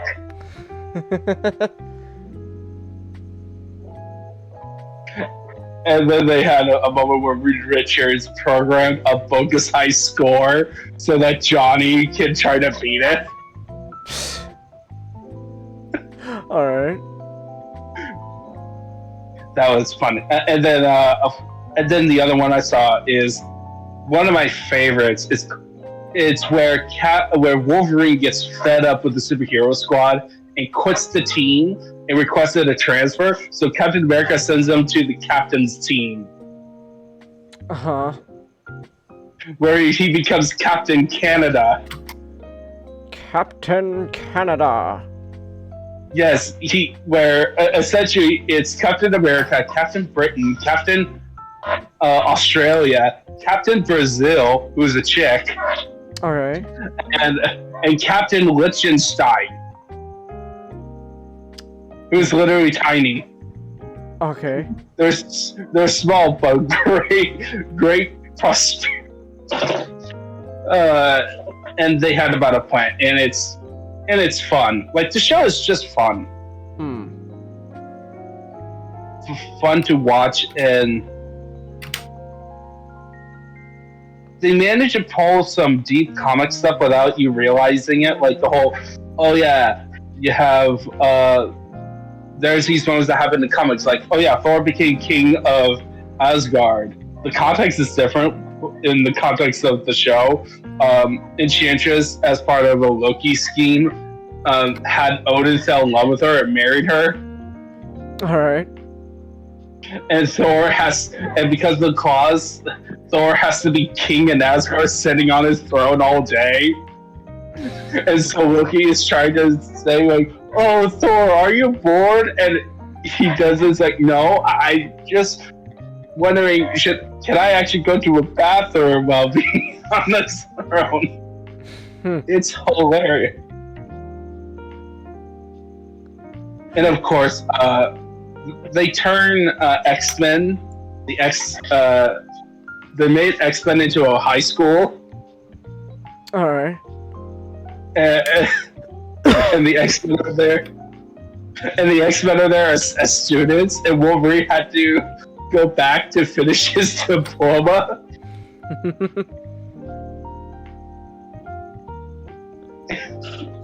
And then, what other some fun bit like this? I'm just giving you examples how much they do some clever stuff. Like someone would probably point out how the Punisher is treated as very seriously, but they use like he has a cameo where it's clearly a Punisher. This is what Punisher would say, except they would say like broccoli, more kid stuff, and he's treated as like, oh man, you're super serious. Mm-hmm. You're scary. One part I like about the show what they did with Thanos when he was trapped in the stone. Trapped. They're like, What did when I get, Thanos? yes, he's like, I always want to start a chicken farm. There's this type of chicken, that type of chicken, that type of chicken. Annoying his roommate out of Warlock, and then after they got out of the stone, Thanos goes, chicken farm, chicken farm. Chicken farm. No, every time I said chicken, I keep thinking about pool. Okay. He always talk about his chicken farm. It's also a funny joke that Thanos, after Infinity Gauntlet Saga, guess what he became? A farmer. A farmer. Yeah, a farmer.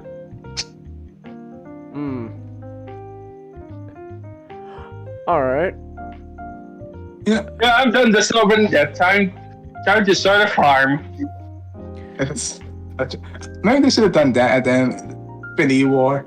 You see Thanos surrounded by chickens on a farm. Alright. Yeah, there's sort of not much to say, but I go into detail in every episode, and like,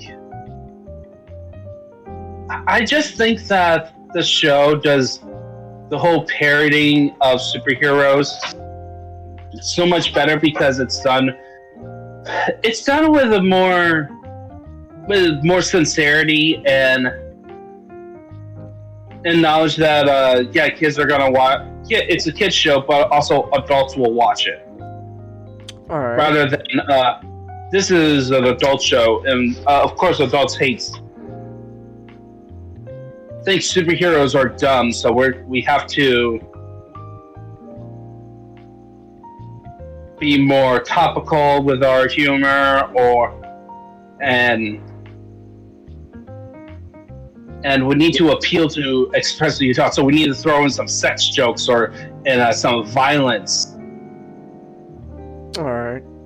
In there instead of being actually clever.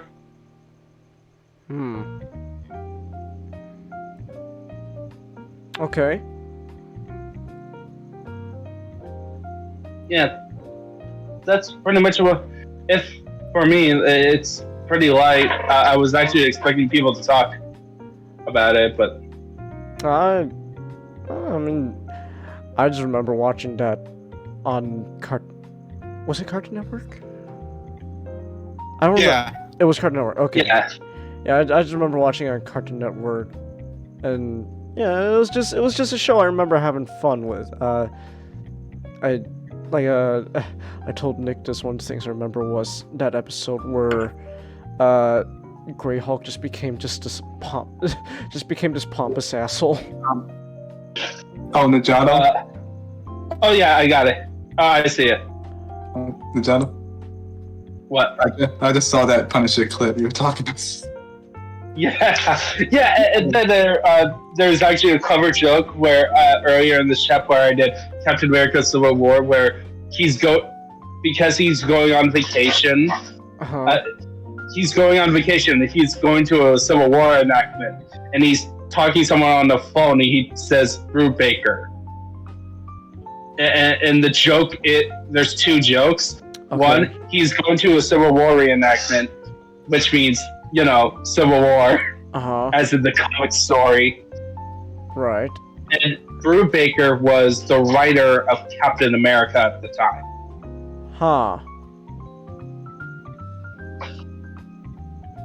Okay. So it's a little joke for all the comic fans who are watching it. Ah. All right. Oh yeah, they also had so season 1 had Silver Surfer as part of the team, and he was like a stoner dude. which was funny. No, he's more like a surfer dude. Yeah. Okay. Yeah, that is a lot better. Yeah, surfer. He's like, yeah, the power cosmic man, and then he becomes the person in charge of Infinity Sword in season 2, and he's slowly going insane, slowly becoming evil, treating the sword as his he's precious. And then he becomes Zark once he grabs the Infinity Gauntlet as well, fully assembled. But then they did Scarlet Witch in the team for season 2. They built her up a bit with an episode where Magneto was doing a plot, and Magneto, the way they did Magneto is that he's training Scarlet Witch and Quicksilver to take over the family business. But he's very chill once Wanda reveals that she wants to be with the superhero squad in season 2. Uh-huh. Like, he's surprisingly chill, even though he and Quicksilver thought that she was kidnapped by the superhero squad at one point. She's just really chill about it. Alright. Yeah. Okay, that's pretty funny. Oh yeah. They had they pulled like almost any character that you wanted to see at the time, and then some. You got to see them running about, and they did always something clever with the interpretations. Okay.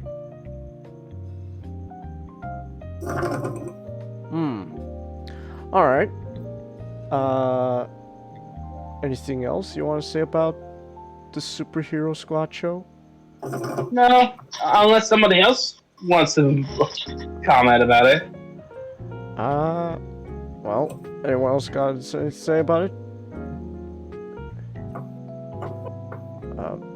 Alright, I take that as a no. I'm sorry, I haven't watched enough of it to make a comment. Alright. Alright then. Alright. Alright. And with that, I have to go to bed. Good night, Ninjago. Alright, have a good night. Alright, have a good night. Have a good night, man. Alright. Okay. Well, alright then. With that said, then, we can move on then. Since Ninjago's not here. Alright. Alright. So... how many episodes did you say this show had again, Mashtik? 110. Oh my goodness. Better grab some popcorn. 110. Alright then. So I guess first of all, what even is this show, Mashtik? What? I got a streaming. Oh, you got like a PowerPoint? Yeah. It's for one of the old culture fortresses, but I decided I'd just reuse it. Alright. Yeah, wash it off. Alright, give me a second. Alright, give me 1 second then. Let me pull it up. Alright, here we go. Alright, shoot. The Legend of the Galactic Heroes. Nice. Originally made as a series of novels back in the 70s by Yoshiki Tanaka. It was eventually in the 80s, throughout the 80s and 90s, it was adapted into 4 seasons, resulting in 100 episodes of a OVA series. So like direct to Laserdisc or VHS. Oh, VHS. Yeah. You could have a literal wall of Legend of Galactic Heroes from the show, because it's 210 fucking episodes. I know they're making a new series, but yeah, it just doesn't look as good as the older one. Yeah. Which, I don't really think you need a new animated show, since the older one did it so perfectly. Alright. Yeah, but it But Legend of Galactic Heroes 1 to 10 episodes. It's a commitment. I'll say that. But here's a little history. Back in 2801, there was the old Galactic Federation. Before, eventually, throughout its 10-year, 200 years later, it started to have social degradation. You know, it's a bunch of undesirables.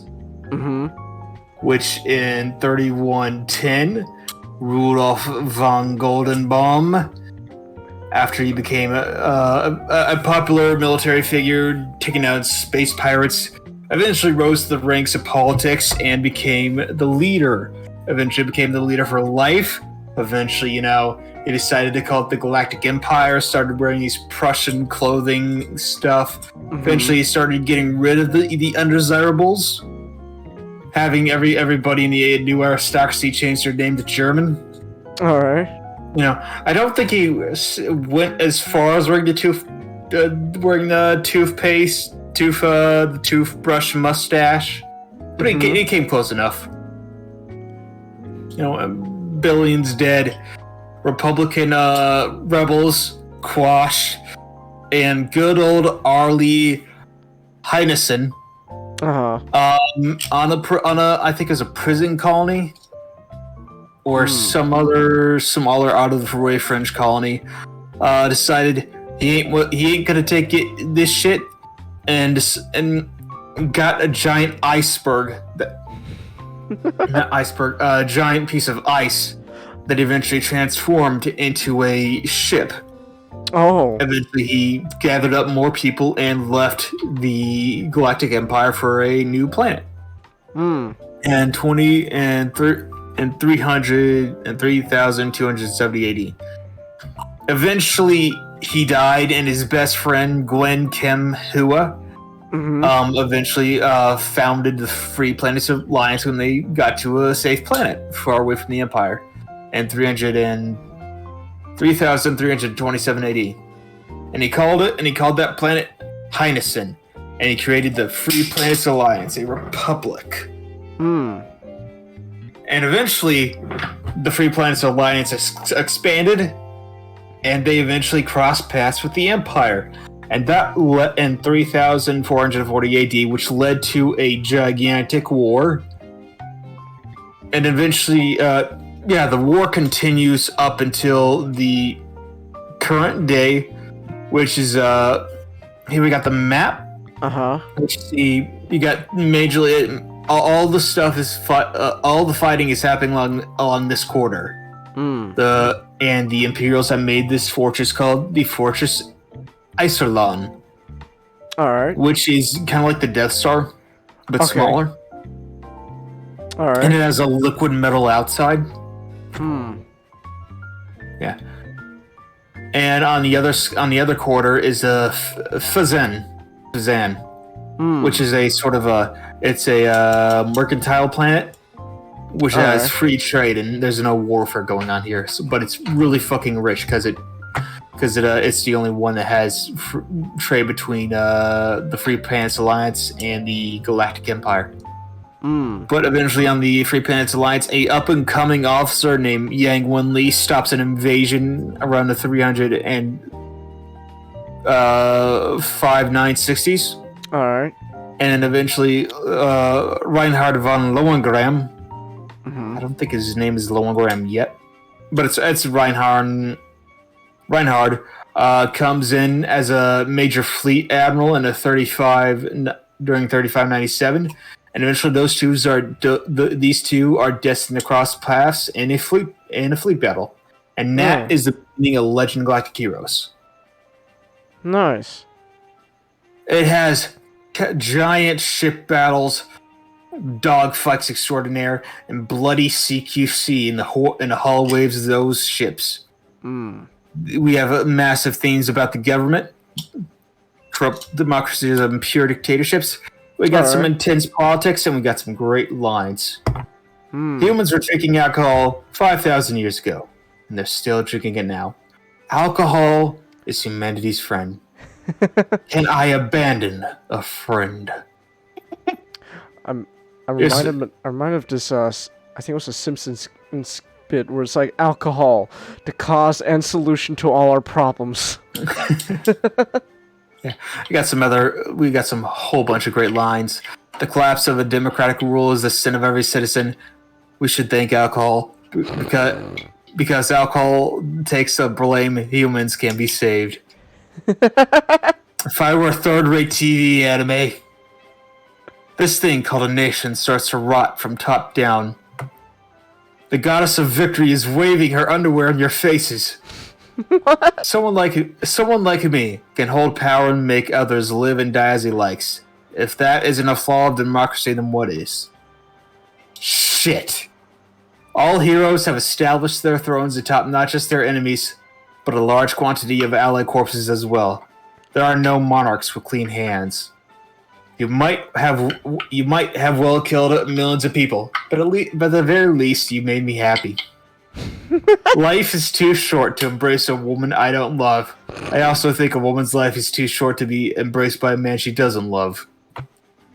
If you pardon my rudeness, Your Excellency, your words are as if the value of fire should be denied, simply because arson exists. Yang Winley. If you men believe we'll let you do anything you like to us, you're sadly mistaken.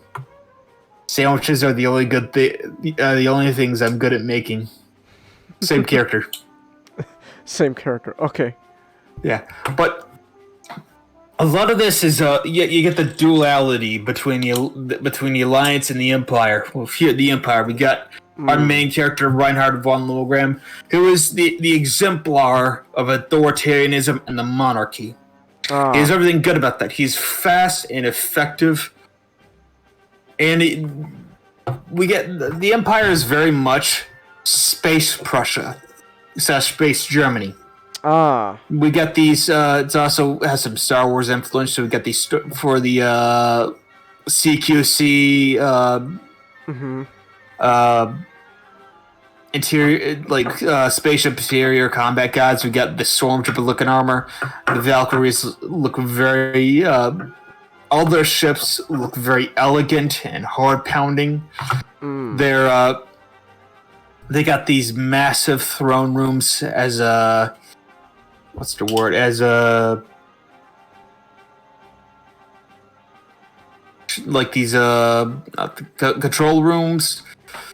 We got these Prussian buildings, and even the role of the woman, in the Galactic Empire, women belong in the kitchens and in the ballrooms. Fuck off from these military commands. Yeah, but on the Free Planets Alliance side, it's very France / Space America. But and we got like Star Wars kind of like Rebel Alliance kind of inspired stuff. You like this with the pilot uniform. But we got the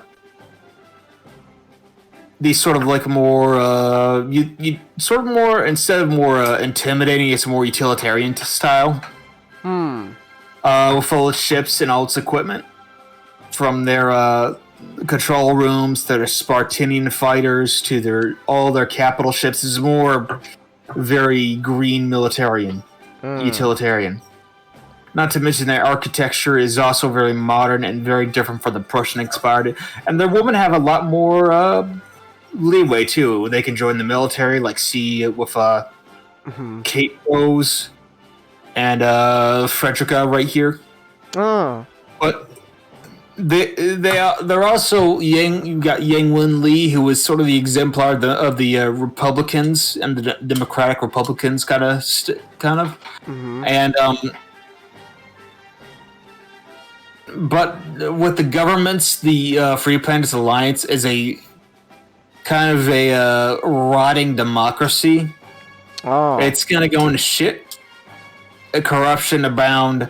But also, the Empire is also led by a emperor and a dynasty which is on its last legs and is just kind of a hedonist. Not gonna lie, the emperor. Ah. Yeah. Not to mention the Free Planet's leadership is just fucking hateable. Oh, okay. But we got massive amounts of characters, and each one, well, not each one, but most of them are very uniquely designed and very distinct. Not to mention, it also you can even it's not as good as Fullmetal Alchemist. Okay. But most of these characters you can distinguish between, like, right here we got Julian Mintz, and he's going to be very different from Baron Flegel over here. All right. Yeah. And this is just generally one of the greatest space operas ever made. Between large battles, from the large and small scale battles, to the giant destructions, to the just general intense politics and great characters of this anime, it really deserves that spot on, like, the top 10 anime lists of all time. Oh. And that is Legend of Galactic Heroes. Oh. I'm gonna keep this short since we got, like, a fuck ton of people. Okay, Well, I kind of thought we were gonna be here for like 8+ hours discussing all 110 episodes. Fuck no. I don't want to spoil shit. Just want to This is good. If you want to go on, I think people should have the. I don't really want to spoil anything because, you know, going in blind is probably a little bit better than just knowing everything. I was trying to make a joke because it was 110 episodes. I understand. Well, here's a little spoiler. all right. That one side loses and gets taken over halfway through the series. Fun. Yeah, but that's halfway, and you don't know which side. Oh, no, that's true. Okay then. All right. Well, thank you very much. Thank you very much, Matchstick. That was quite a lot, but thank you. All right then. All right. So now that we got all the television and anime out of the way, then we can move on to starting with Comet with some movie talk. So Comet, how do you like how did you enjoy this movie? Was it an excellent time? Yes, it was radical. Excellent. Yeah, I love seeing John Wick's past. Now, going to Excellent Adventure. Uh-huh. The adventure of two high school aspiring rock stars. Okay, or I'm pretty sure there are also a high here and there too. Uh-huh. Now, you see, we start with the future with Rufus, played by Jar Carlin. Mm-hmm. And in the future, their music changed the world, caused world peace, ended world hunger, stopped wars. Bowling averages are up. Yes, All scores are down. of course. And, you know, in this story, they're flunking history. Which is, they have to pass history for this future to come about. Mm-hmm. So Rufus went back in time to help them with their history report. Otherwise, Terry gets sent to military school in Alaska. Oh no. And they live on and altering history. And resulting in mini golf scores going up. Who plays mini golf? Alright. So Rufus, they get this Rufus coming in like, okay, you can use this time machine. Uh-huh. Go back in time, do your report. And But remember, whenever you go back in San Dimas, the clock is always ticking. The clock is always ticking. yes, the clock is always ticking. And they go back all throughout this time period, like they got Napoleon and had some kids watch him, and he goes around enjoying the convenience of the modern of 1989. Like ice cream, the water slides. They go to the Roman Empire and blown Socrates' mind. like our life is like dust in the like sand in the hourglass, blowing in the wind, or something like that. Then for extra credit, they abducted Sigmund Freud and Beethoven, Joan of Arc, Genghis Khan, and Abraham Lincoln.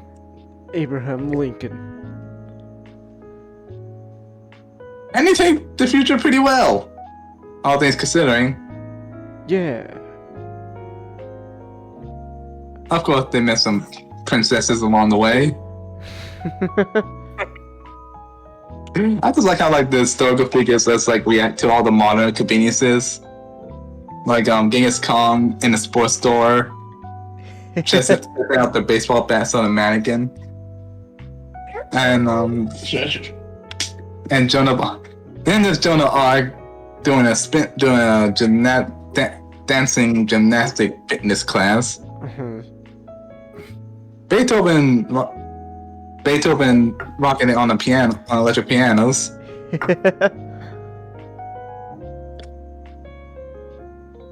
They also got Billy the Kid. Billy the Kid is trying to pick up some girls at the food court.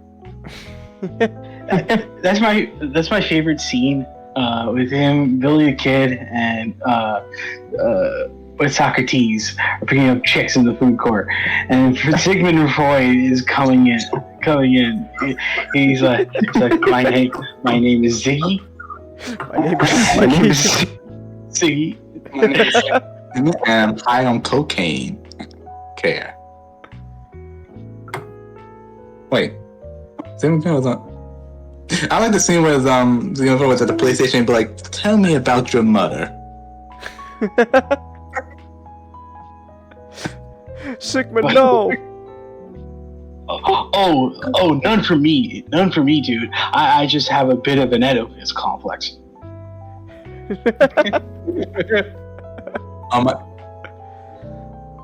It's like, then there's yeah, but it's so okay, there's one more thing I'm trying to remember. Yeah, but Bill, and then when Bill and Ted met their future selves, and Ted is like, "Don't forget to reset your watch." Like, man. And I like how like they were when they put on night on, they're like heavy metal and do the guitar riff while wearing nice armor.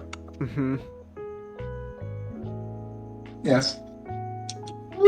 Yeah, but the best part of them about not best part but then sorry. You're good? There's one. Yeah, okay. Alright. Yeah, but yeah, like I said, they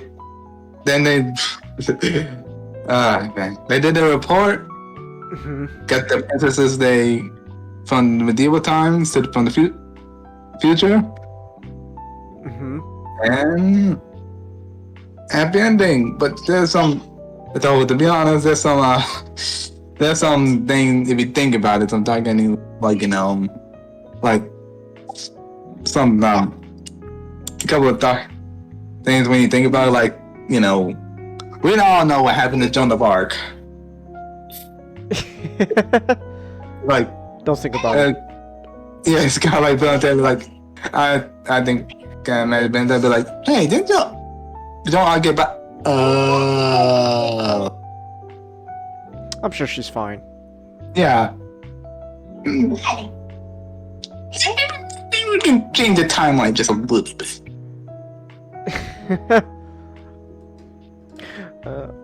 Yeah. What was your favorite moment, Comet? From the movie. Any moment with Socrates and the others just try and react into modern day life.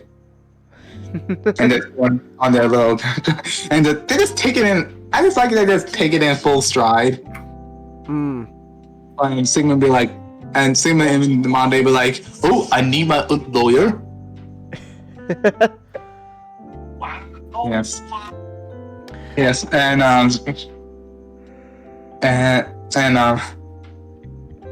yeah, it's just a fun movie to watch. And apparently there was also a TV show. Nice. There was a TV show, and then there was a cartoon. There was a cartoon. I was thinking. Wait. So there was a live action TV show and a cartoon? Yes. Oh, I thought it was only a cartoon.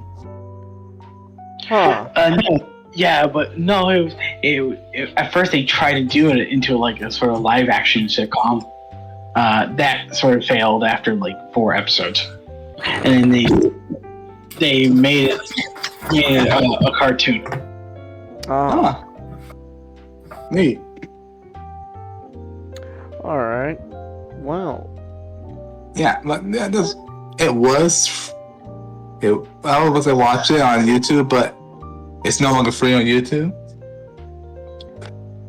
Yeah. Yeah, that sucks. But yeah. Then Oh no, go ahead. I'll say, yeah, watch it. You want to spend the money on to rent it on YouTube or whatever? Go watch it. It's a fun story. You got Keanu Reeves in it. It's got Keanu. Oh my goodness, Keanu. Imagine it as a prequel as John Wick. No. DC League of Super Pets star Keanu Reeves. Whoa! DC Pet Superstar Keanu Reeves. No way. No, I have to remember. If I remember correctly, didn't you tell me that this movie was actually supposed to come out before Back to the Future? They wrote the script way before Bob Gale and Robert Zemeckis came up with the script for Back to the Future. But the writers, which little fun fact, if during the part in the movie where they're in Ziggy Piggy, the writers are the waiters. Oh. Yeah, so it's like, and also the Ziggy Piggy is that whole thing. What they did was they used a showbiz pizza restaurant to act as the interior for the fake ice cream shop. And you can spot this because behind Napoleon, you can see the Showbiz Pizza Bear right behind him. Ah. But to get to basically like they originally created this script beforehand because it came from a sort of stage production they did for college. Oh. Where they were playing the characters, and so a lot of the characters' interactions, how they act and all that stuff, that was just like years of them developing their mannerisms and all that stuff. And so they came up with the concept of Bill and Ted. Originally, Bill and Ted, the time machine that they were going to they were going to use to go back in time was actually going to be a van. Oh. Because they're a band. Bands drive around a van. Oh, were you gonna say comment? I just thought something. They use a phone booth to travel through time. It would have been funny as they travel through like that wormhole at the time they passed by the a police box. Mhm. I thought it'd be funny if they passed by a police box that they flown through the time hole. Uh-huh. Everyone think, who's that? Oh, just a doctor. It's just a doctor. Don't worry about it. Yeah. Alright. Alright then. Anything else though you want to say about Bill and Ted? It's radical. Excellent! I want to watch the second one again, where they have to beat death in a game of Battleship. Mention also they got for the cartoon they also got the voice actors of Bill and Ted to voice Bill and Ted. So that's always nice to see. Yeah. Excellent. All right. Well, that's it then. Let's we can move on then. Okay, I need to interrupt because You gonna go to bed? yeah, I got a call tonight. All right. Same here. Have a good night, Gojira. Guys, have a good night. Oh, and there goes Smashing too. Yeah. Always has to be the first to leave. Ah. All right. Let him be. Yep. To go All to right. bed. To go to I'll bed. see you guys later. Have a All good right. show. Oh, Comet's Good going night, to everybody. Are you going to bed too? All right. Have a good night, Comet. Have a good night, Comet. Good night, Comet. Everybody is beating me to the door. That's it. I'm refusing to use the door. I am making the door. Ah. Damn. So brave, stunning. Yes, I Bold. truly am. Hmm. All right. Have a good night. All right. Have a good night. Man, you fucking bust through that door like the Shockmaster. Like the Shockmaster. I forgot. Who owns this place?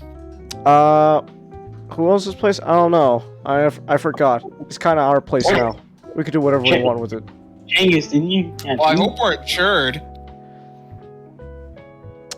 I don't think I can afford insurance. Let's just hope no one notices. Alright. Or now there's a giant wall in our where this place is. Hold on. I'm gonna bunch us together now. What is Since this? we have the space now to bunch together. Alright. Also typical, they leave us with the check. Yeah, of course. Alright, let's bunch us together. There we go. I'm gonna make myself a little bigger. There we go. Alright, so SGD, you watched the Princess. Oh my god. I had the name of the movie. Yeah, The Princess Bride. SGD, you're gonna tell us a story because we're sick? Well, first I need to tell everyone Comet said Socrates was from Rome. I did not catch that. So he went to the Roman Empire to meet Socrates. I didn't catch that. That's. Comet, I didn't catch that admittedly. I gotta say this really quick. Deadpool 2, fun fact, that actually got re-released at one point. Oh. And what they did is they re-released it around Christmas. And what it actually was is a little bit of a re-edit, whereas a PG-13 edit of Deadpool 2. Oh, what's on Deadpool or something like that. Basically, the thing is, every like ticket like sold for it, like a lot of the profits, if not all, would go to cancer funds. You know, cancer research and stuff like that. Stop it, which makes sense for who. Yeah. And to edit, like, oh wow, this is a much shorter movie now. What they did is what they did is they got Fred Savage, and they just filmed some scenes where Deadpool just kidnapped Fred Savage so he can reenact those parts of the Princess Bride, telling him the story of Deadpool 2. Okay. That's pretty funny. Alright. So SGD, tell us a story. Okay, so The Princess Bride is an adventure fantasy comedy film from 1987, based on the novel of the same name. Mm-hmm. And you've probably heard a few of the lines go around the internet. I decided to watch this film because I heard about. I had heard the story of the guy who played Inigo Montoya and his father, and I heard that again the other week. And I'm gonna watch this movie, and it's definitely an experience because the movie starts out with the titular princess being kidnapped, and she's rescued the first third of the film. We sort of deal with a situation where we're following a few characters, but they're not the protagonists. The protagonist comes in a bit later to the film. Mm-hmm. And of course, that's the Man in Black, and because it's a comedy, there's a bit of jokes, but the movie takes itself surprisingly seriously. Ah. I think it helps with the jokes. And I find you can more or less split the movie into three chunks, being the princess being kidnapped with her kidnappers, the princess with the Man in Black, and then the rescue of the Man in Black. And I find the first third it makes it an incredibly charming movie. Ah.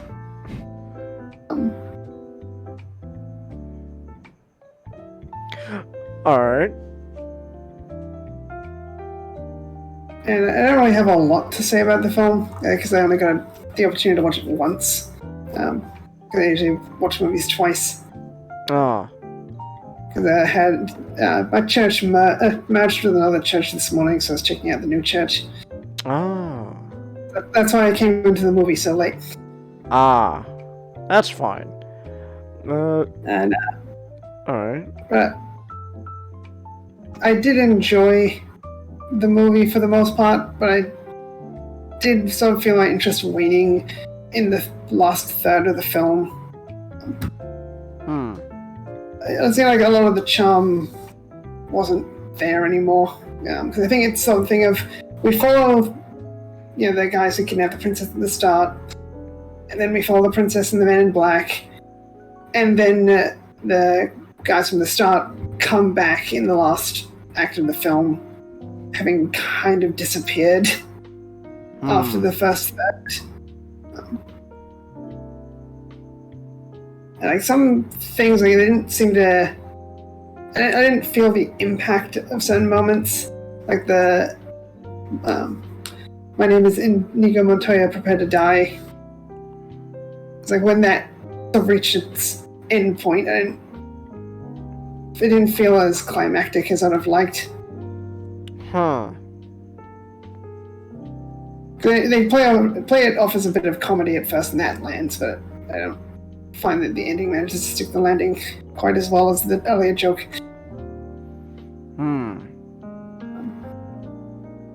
But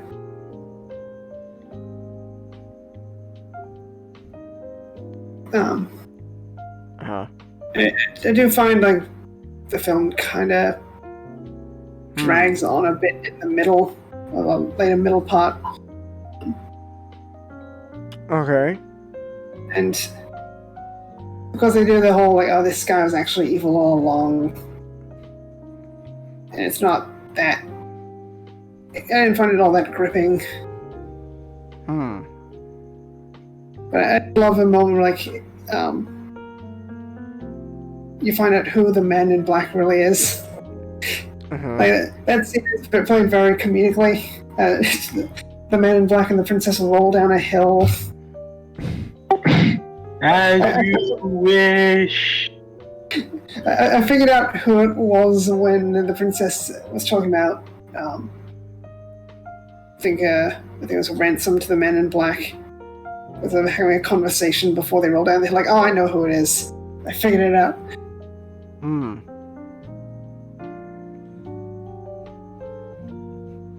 Honestly, I'm not surprised the film made back its budget, but it's like $30.9 million at the box office. Like, I'm not surprised that's how much money it made.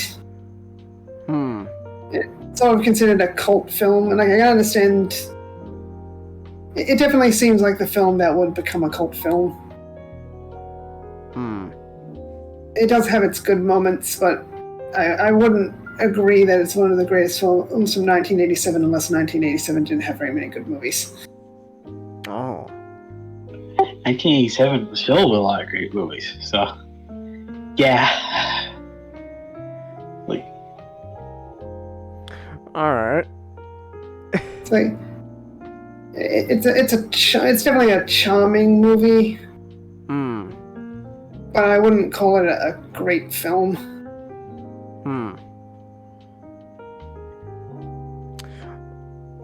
All right. But you did enjoy it though.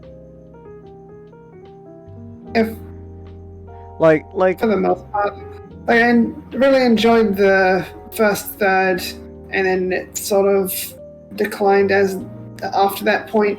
But I never found myself getting bored, or like did the movie I didn't have it.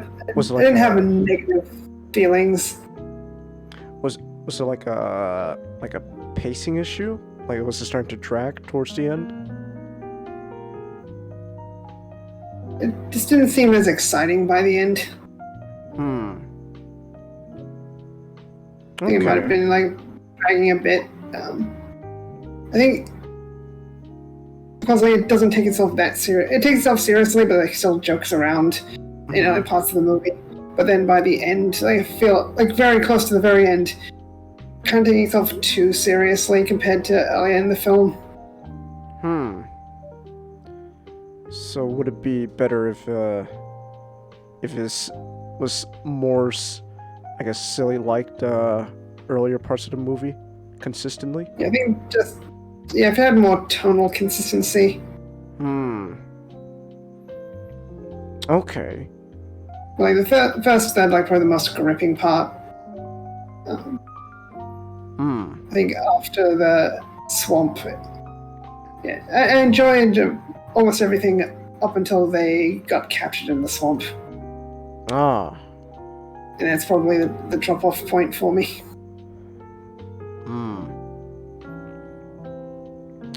All right. I think the story itself, because it's a book, so I don't know how much is in the book. I think it needed more focus on certain things. You know, Inigo and Physique. Physic. The giant, like, I would prefer they not have been cut out of the story suddenly and then just suddenly brought back.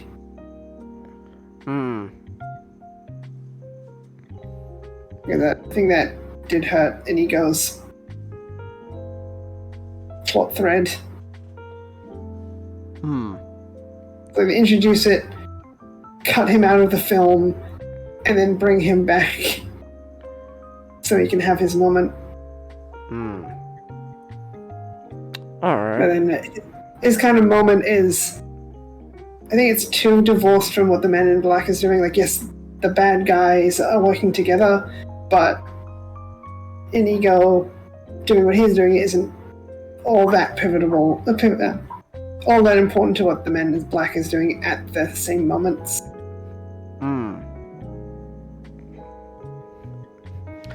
Alright. Alright. I guess then overall, then would you still recommend this movie to anyone? Like if someone asked you if it's worth watching. I'd say so. You'd say so? Alright. Alright. Okay. Is that all you have to say about it? Yeah, I think so. You think so? Alright then. Alright. I admittedly have never seen this movie before. I know that I know it's got a lot of memes, but I've never actually seen the actual movie, so I guess if it's worth checking out, I'll probably check it out. Inconceivable, Chengus. I'm sorry. I'm sorry. I'm sorry. I haven't seen The Princess Bride, so. All right then. Well, surprisingly, this has been surprising. We're blazing through these topics pretty quickly, despite how we started. Okay then. All right. Well, in that case, then, let's go to our second to last topic of the night. Damn, we are blazing through quickly. All right. To be fair, Butter totally took some time. That's true. Yeah, again, I should have told him, let's try to keep it brief. That's my fault. Okay. So, real quick, before we get into this, I'm just gonna move our stuff again. Let's bunch up closer, since we could do that now. Okay, now... Oh, hey, Brett's in the chat. He says, how dare you? I'm sorry, Brett, I haven't seen The Princess Bride. I'm sorry. I right now, my mind's focused on a lot of other stuff than The Princess Bride, so I never gave it a chance. I'm sorry, Brett. Alright. Okay, so... let me see here. Okay, so not. So... When you told me you wanted to cover this movie, I was like, what's so special? What's this about controversy? I didn't have time to actually look into it. I just, like, got a quick glance of what, like, people were accusing this movie of. I was like, what? So... Okay, so... One... I don't know anything about Marilyn Monroe. All right, I don't know anything about her. I don't know. Besides like stuff you hear trickle down through like other people. I don't know. She's a sex symbol or something. I don't fucking know.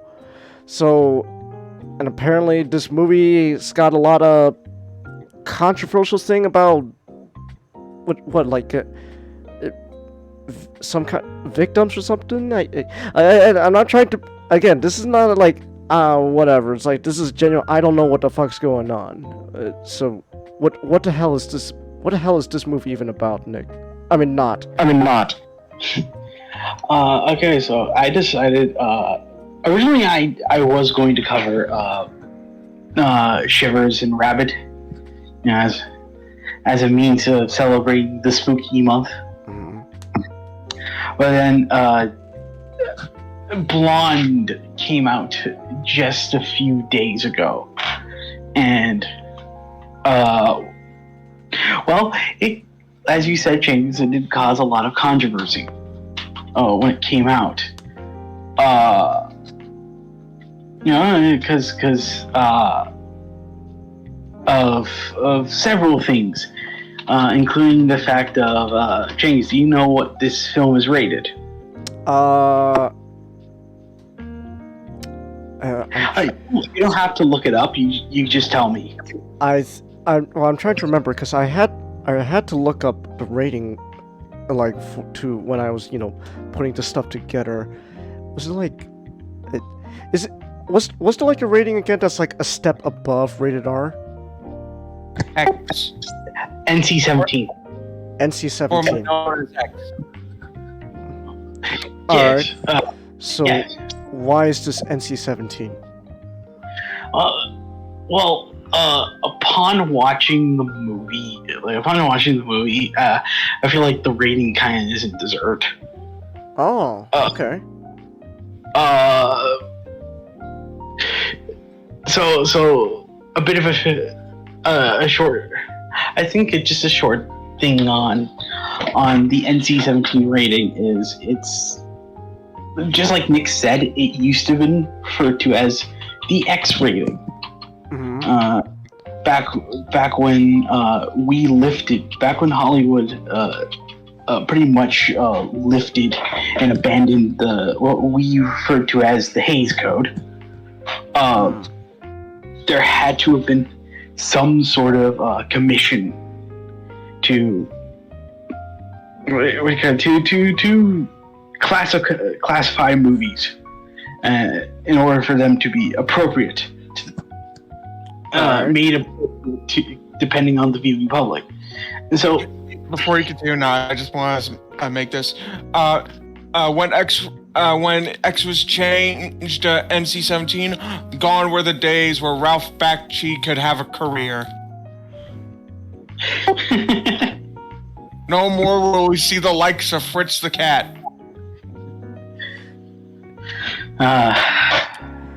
Fritz the Cat.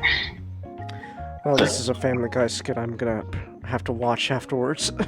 James, that's the best part. I just came up with it. Oh! Oh, shit! That sounded like a Family Guy skit you were quoting right there. Nick, you've ruined me. You've ruined me. Nick, Family I Guy's blame you. because I could definitely hear why it sounded like a Family Guy skit. Alright, but continue again, not about NC-17. So originally the rating, the MPAA, which I learned just this year, they apparently removed the second A from their name, so that now there's just the MPA. Huh. So the motion, the creation of the Motion Picture Association of America came up with a series of ratings that many of us, SGD, he has a different ratings board entirely. I believe that's made up of ages instead of numbers. No, ages instead of letters. Alright. We have, of course, the standard rating, G, PG, PG-13, R, and a last rating, the very fabled rating of X. Our ratings are G, PG, M, MA, R. I see. So everything past G will have a number like 13 plus. PG has 13 plus, and then MA is 15 plus. And R is 18 plus. Alright. And then G and M numbers. Alright. Alright,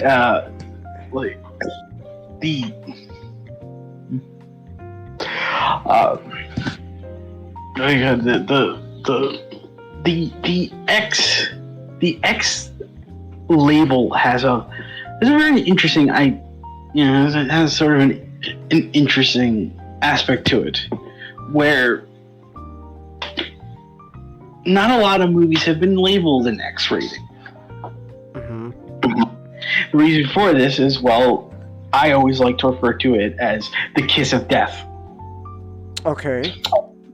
Because essentially it is a rating that the MPAA will give to a movie that it wants to restrict.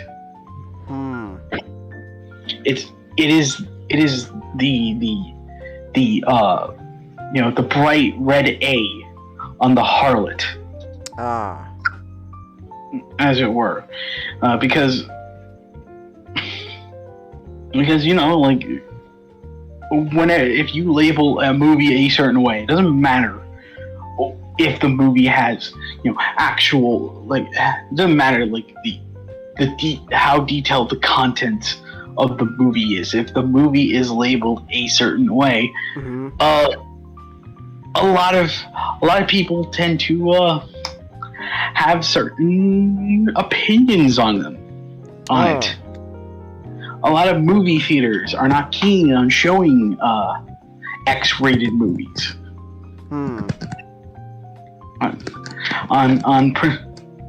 Just on principle alone. Okay. And so the MPAA, as they are now, essentially, we're essentially just a mafia, where they would regulate, like in order to keep movies from to keep government away from movies. The MPAA was made as a concession to basically tell filmmakers, you can make the film you want, and we will give you a rating based on how we feel the film fits our classification, but we will come up with the definitions of how everything will be rated. So there will be little leeway depending on how things go. So it is very a very black and white a very black and white prudish way of thinking. Brett says, hold on real quick, I just want to say Brett says NC-17 is easier to market than X. Yeah. Yeah. But most but even during the change from X to NC-17, what the rating means hasn't really changed, because there's less studios who allow their creators to get away with an NC-17 rating. Major studios, because there's still that stigma around it. Famously, Tobe Hooper, director of the Texas Chainsaw Massacre, originally lobbied his movie. This is gonna sound a bit weird, considering everything, but it's like he originally lobbied for the Texas Chainsaw Massacre to get a G rating. which may sound weird, but the man has a point. Like, if you ever watched the Texas Chainsaw Massacre, that movie's cleaner than, that movie relatively, it's bloodless. There's one scene of blood, and it's a small cut on someone's finger. Yes. So it's a very filthy, grungy looking movie, but it's blood and it does not have the type of blood that you would usually see in a Herschel Gordon Lewis movie at the drive-in. So it's Tobe Hooper was confident, this film by the definition given by the MPAA would get a G rating, and that'd be fine. That's when the trouble started, because every time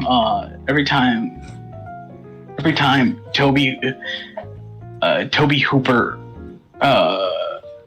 we could send over reels of the film to the MPAA for certification, he would always get back from them.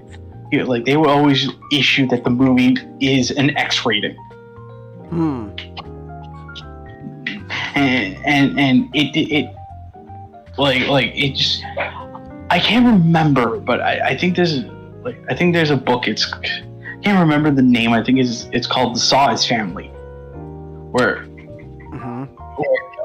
it basically explains how much just how difficult, more so than the actual production of the film, it was just trying to get it released. Oh. Because Tobe Hooper had to basically talk to the MPAA like every week, just to tell them, okay, what can I put in? Can I put this in? Can I edit around this? To try to bump down at least to an R rating, which was far from what his goal was. So, but no matter how much he thought, if I edit around this and this small enough, he still kept getting an X rating. So he just decided to just screw it. He's just going to start editing around the movie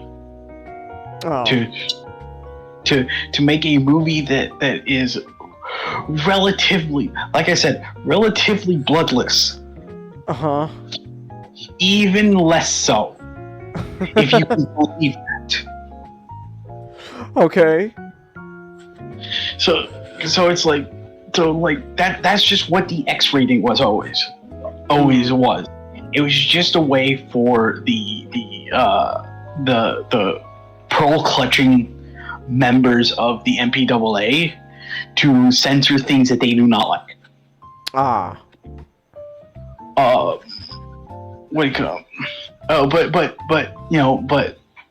they can't really censor it, quote unquote, because that's basically like the government going to movies. Basically, they're going to slap this mark of shame on your movie so that you're forced to censor it yourself, so that they can completely avoid responsibility. So there is very few movies that have an NC-17 rating even now. And like I said, studios are kind of hesitant against it because they want the fabled wider market. The open market. We want everyone to go watch this movie that we have that's probably just going to have, a kind of a small percentage of people watching it. But we want everyone to come in because, we believe that a movie should be making billions of dollars. Thanks, China. So it's like even studios nowadays are scared of making an R-rated horror movie, because if you make an R-rated horror movie, the little snot-nosed kids from high school can't go watch it unless they're over 17. So we gotta bump that down to a PG-13. So it's like NC-17 is a title you will rarely get to see anymore, and so Blonde is a movie that was sort of popularized before it came out as just it's a NC-17 movie, the first ever on streaming.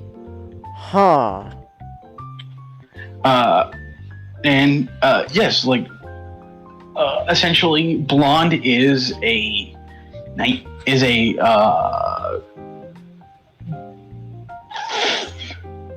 fictionalized biopic about the life of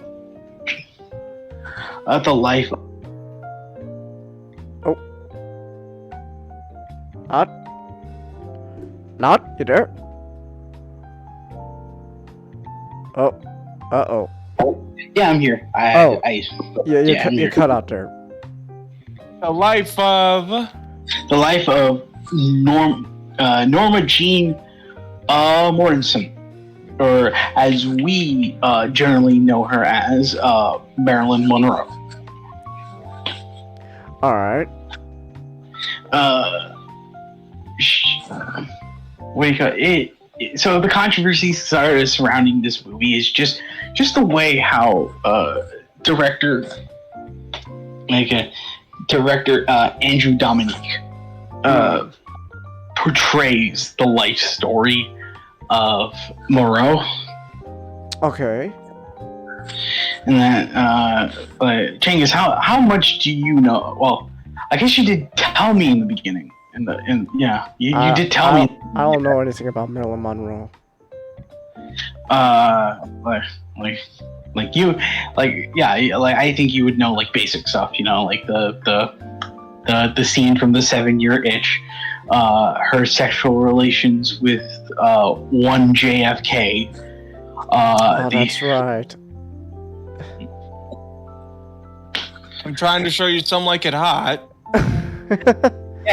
Yeah, she's in Some Like It Hot, which great movie, but man, that is just talking about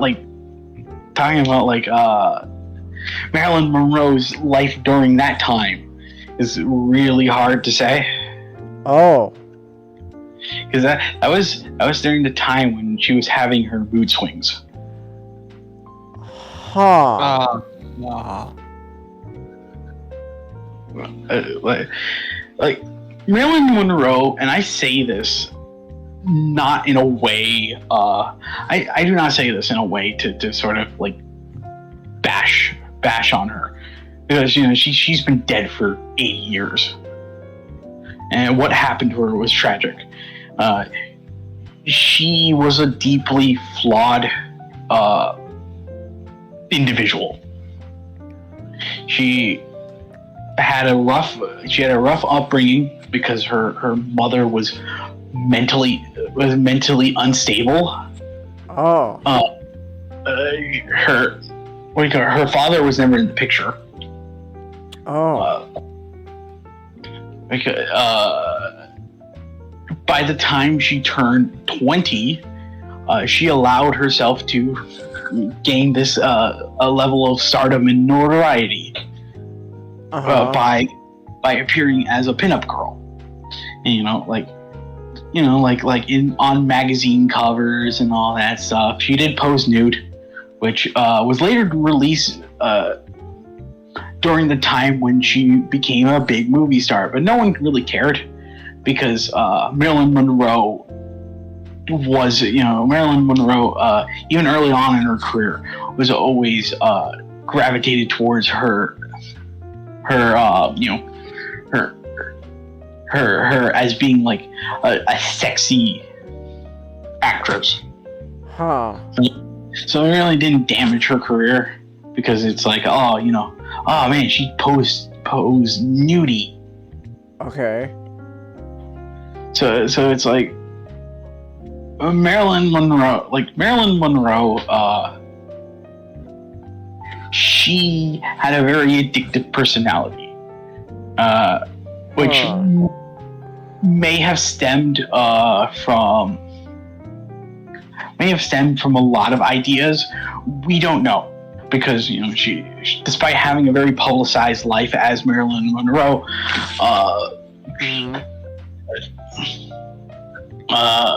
Norma Jean herself kind of just wanted to live just this life outside of Hollywood. She hated Hollywood. She wanted to leave the fucking place because she thought it was a shithole. Oh.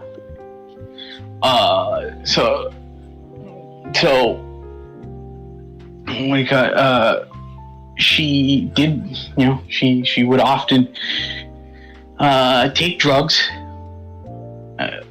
just to cope with the anxiety she felt. She got pregnant twice. One,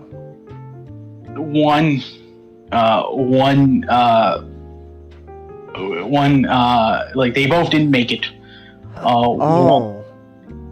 One after was killed in an abortion, which Oh. if anything is led to believe she had an abort, she she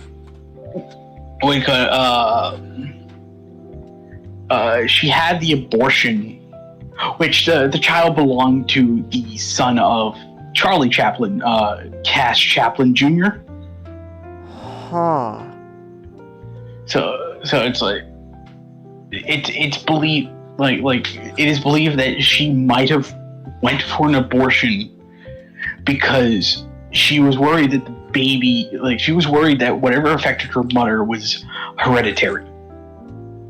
So she was afraid that the child would. She was afraid that the illness her mother had would go on to the child. But there's things that we still don't know about how that sort of happened. And then she lost her second child during the time when she was with her. During the time when she was with her third husband, Arthur Miller, a famous playwright, Arthur Miller. During their short stay at Maine, when she unfortunately tripped and miscarried. Oh. So it's like Marilyn Monroe. She developed mood swings later in her life.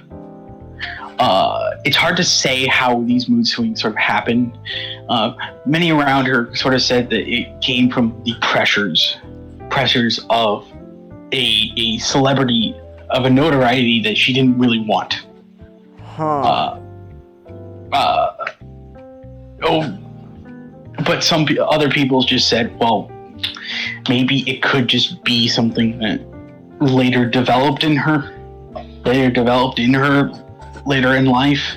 Oh. It's just been like Jeez. it kind of makes me disgusted when girls on like Twitter or like Twitter or like Tumblr or like TikTok or whatever, they often use that quote attributed to her, the if you won't like me at my worst, you don't deserve me at my best. Because it's like Marilyn Monroe was not a strong person. I do not say that to bash her. I am saying that as she lived just as a fact. She lived just this entire life as this tortured soul. Jeez. But it's like really like it was really kind of misunderstood the fact that she was a very misunderstood actress at the time. Like a lot of her roles, Knock at the Door, don't bother knocking. Yeah, don't bother to knock. Like Some Like It Hot, 7 Year Itch. Like they're very good movies, and that's also because of her. And it's just like because she was like this good actress. She was trying to be an even better actress when she went over to New York and wanted to study. Yeah, wanted to study under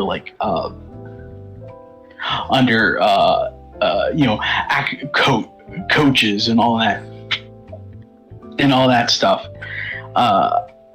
And so it's like this film. Mm-hmm. I am very mixed about. Okay. Because there are moments where Ana de Armas, she is great in this role. Like this how having to portray this very fragile and like mentally unstable girl who wants to find acceptance is just what's like it's heartbreaking. Ooh. Oh, Nick. Ooh. Oh man. I mean, I don't. Man. Well, I guess I learned about Marilyn Monroe. Jeez, that's a fucking bummer.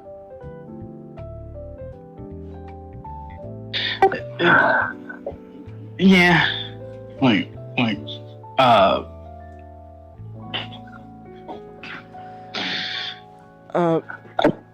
So then, I guess, so is the controversy then just how this movie depicts her?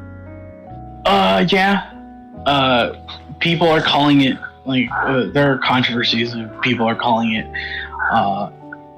dehumanizing, exploitative, sexist, no.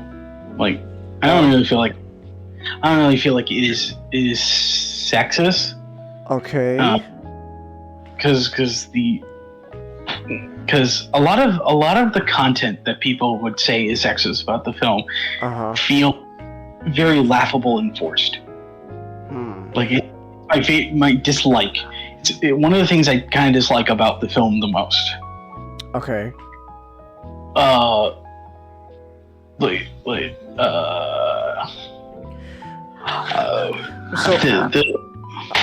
Can I ask? So, like, what exactly do people mean by sexist? Like, is the movie being sexist towards Marilyn? At least the characterization of Marilyn?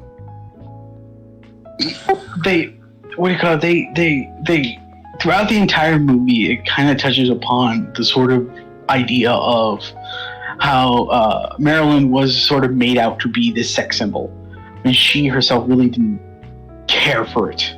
Okay. Or she didn't want it. So it's like throughout. So it's like there are moments where she is being manipulated and being like taken advantage of by the men around her. Okay, so and it's not subtle at all. Okay. Go ahead. So I'm trying to understand this, so forgive me. So is the problem so if the movie's about, you know, depicting at the very least a like somewhat fictionalized take on Marilyn Monroe, but it's, you know, it is based off of reality. So like, okay, so first thing, is the whole is the whole thing actually true? Like, people took advantage of Marilyn and all that? We believe we believe, like, there is belief that this movie, much like how the novel tries to do, because the novel is like a fictional biography of Marilyn Monroe's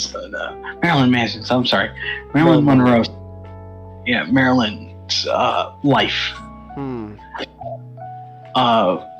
And the movie, like, more so than the novel, sort of adds a lot more of what we know, quote unquote, what we know now.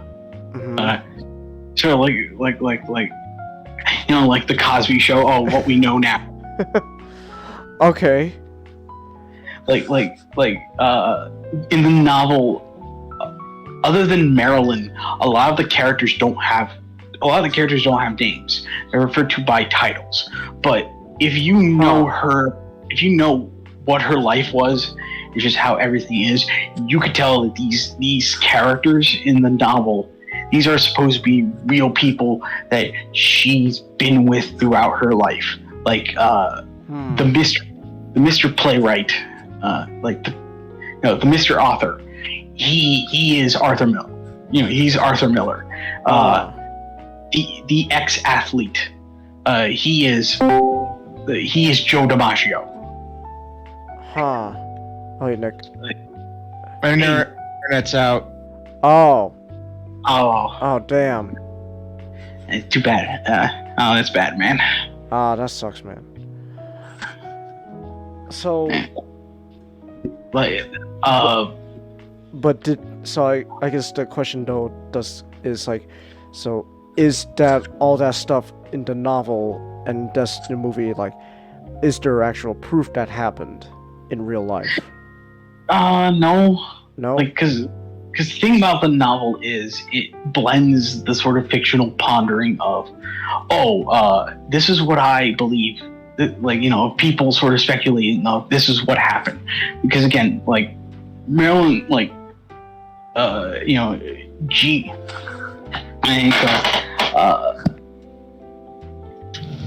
Norma Jean as a person, completely ignoring Marilyn Monroe as this, this stage presence.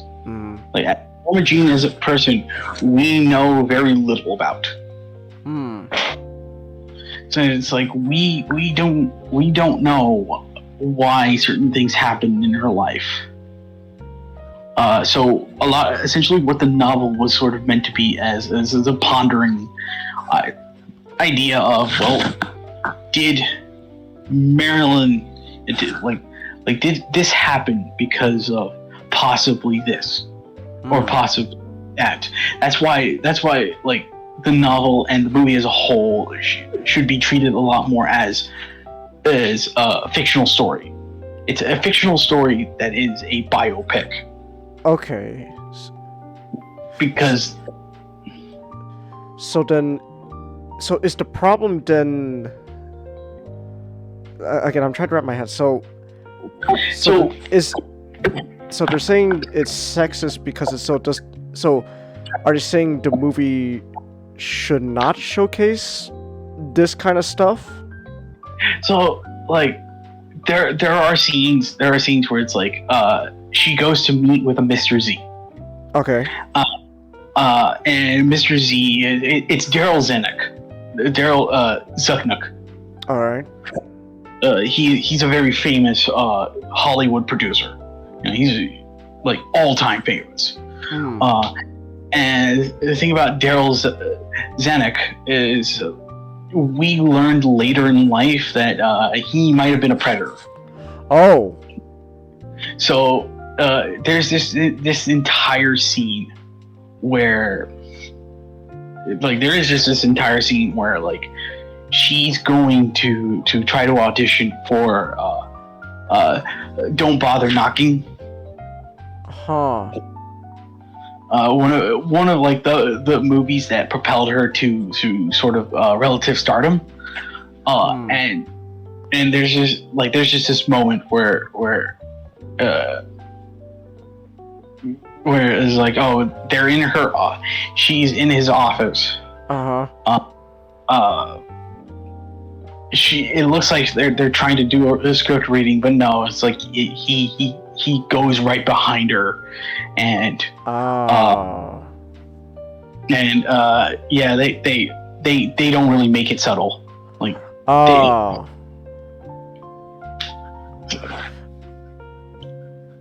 So, okay. So it's like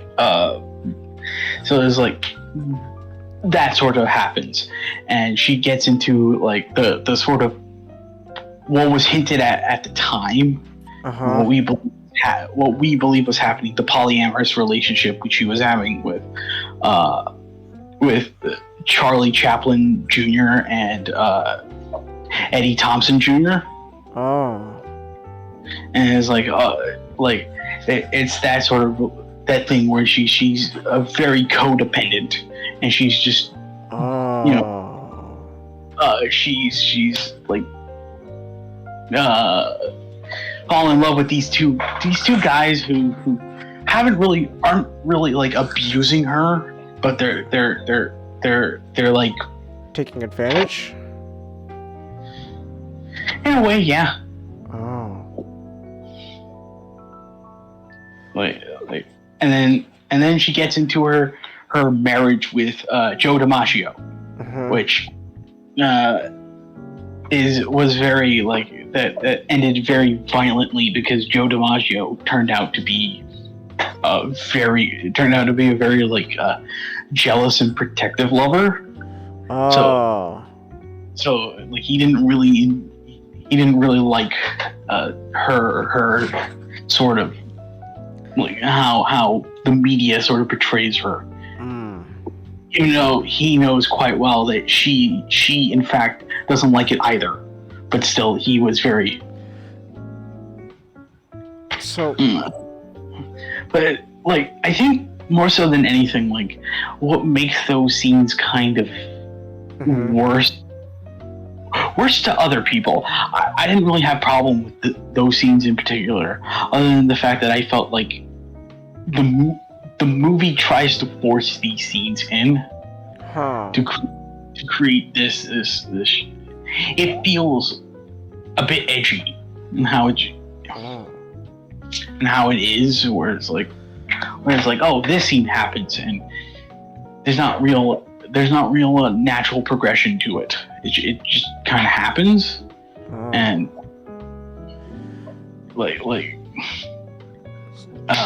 there's a scene later on that that I think you could have just cut out in the film entirely, and nothing would have changed. But like, essentially, like, people have been trying to call this film unwatchable, which kind of just tells me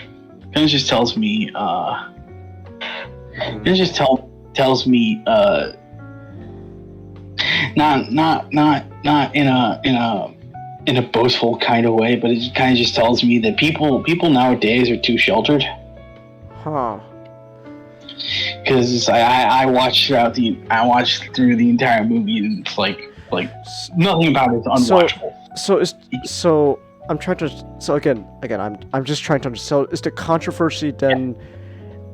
The scenes make them uncomfortable, therefore it's bad. Yeah, like the movie is very uncomfortable. Like there are, like, I will give the movie props. There are really good scenes where Ana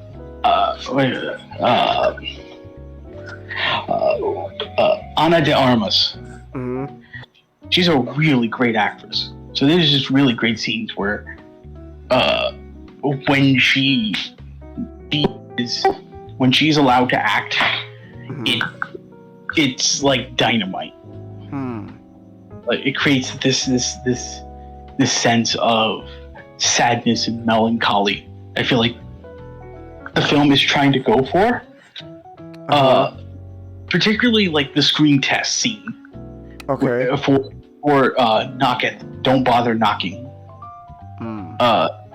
Where she's acting, and this is it's a really great, like, impactful scene where it's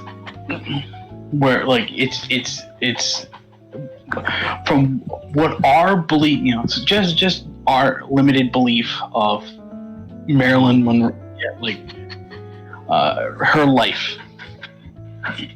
Just her life in general. She was channeling the way she channeled her performance of like this crazed babysitter was just from like just having known how her mother acted. So it's like it's this wonderful scene where it's like she's pretending to go crazy, and she's crying actual tears, like while she's doing it. It's a really great scene. But then towards the end of that scene, she leaves, and like the producers, all the producers and the studio heads are just talking amongst themselves. It's like, like they kind of just start making comments like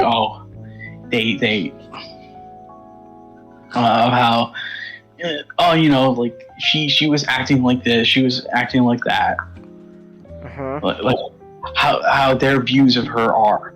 And then you get like one of the guys, like they're just like hanging back on near one of the elephant doors for the sound stages. Mm-hmm. They're just hanging right there, and they're watching like Marilyn Monroe. They're just watching her leave, and they just say, "Oh, look at the ass on that girl." I'm like, what the fuck was that? Wonderful scene. Kind of just gets ruined by that line. Huh. I feel like that's sort of an overall problem with the film is like there are genuine moments of like melancholy and depression. Mm-hmm. There's moments in this film that kind of just feels like a horror movie. It just where just like Marilyn what we got Norma Jean.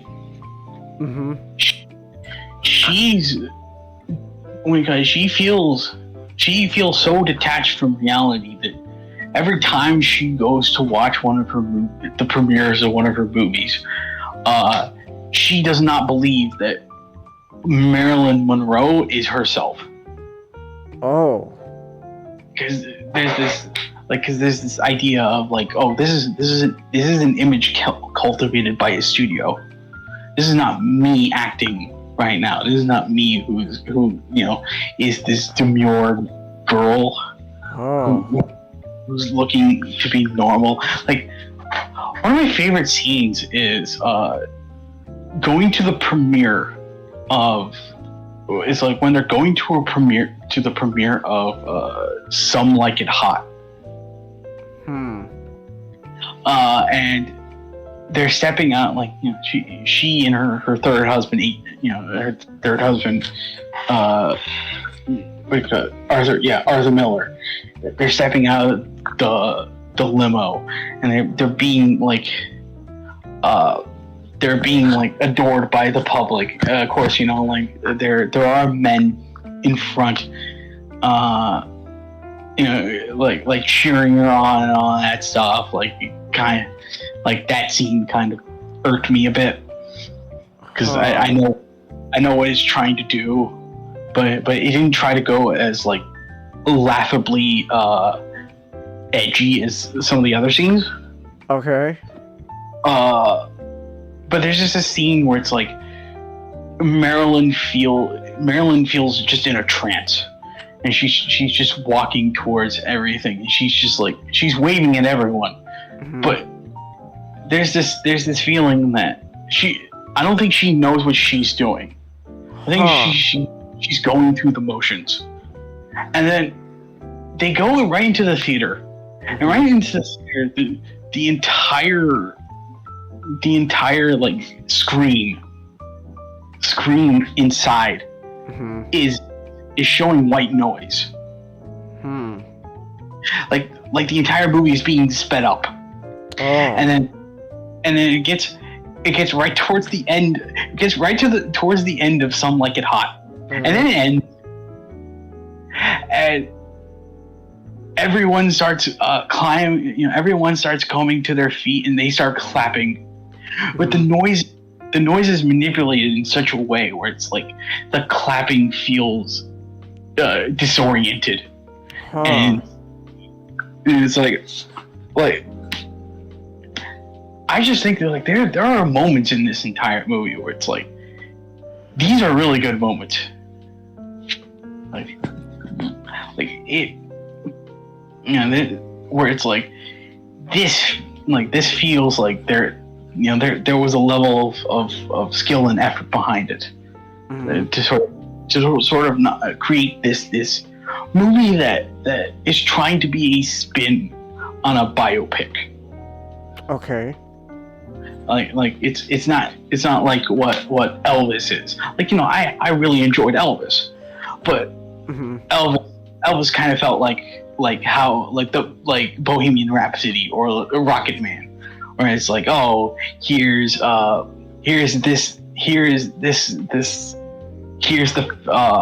the main character when they're doing this famous moment.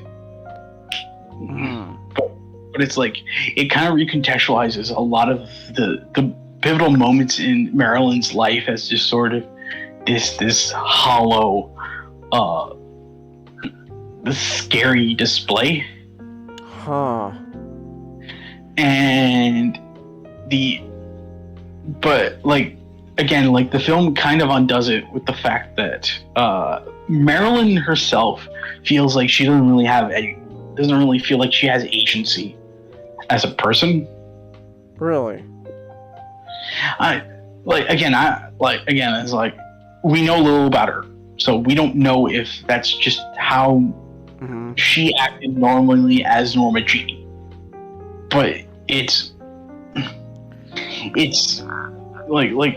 kind of just like it really just looks like the entire movie she is allowing herself to be stepped on because the movie needs her to be beaten by Joe DiMaggio because it's a shocking scene and it's like, oh man, that happened. And it's like the movie needs her to be taken advantage of by Daryl Zuckner because like everyone in Hollywood are predators, yo. Like, isn't that right? So then I'm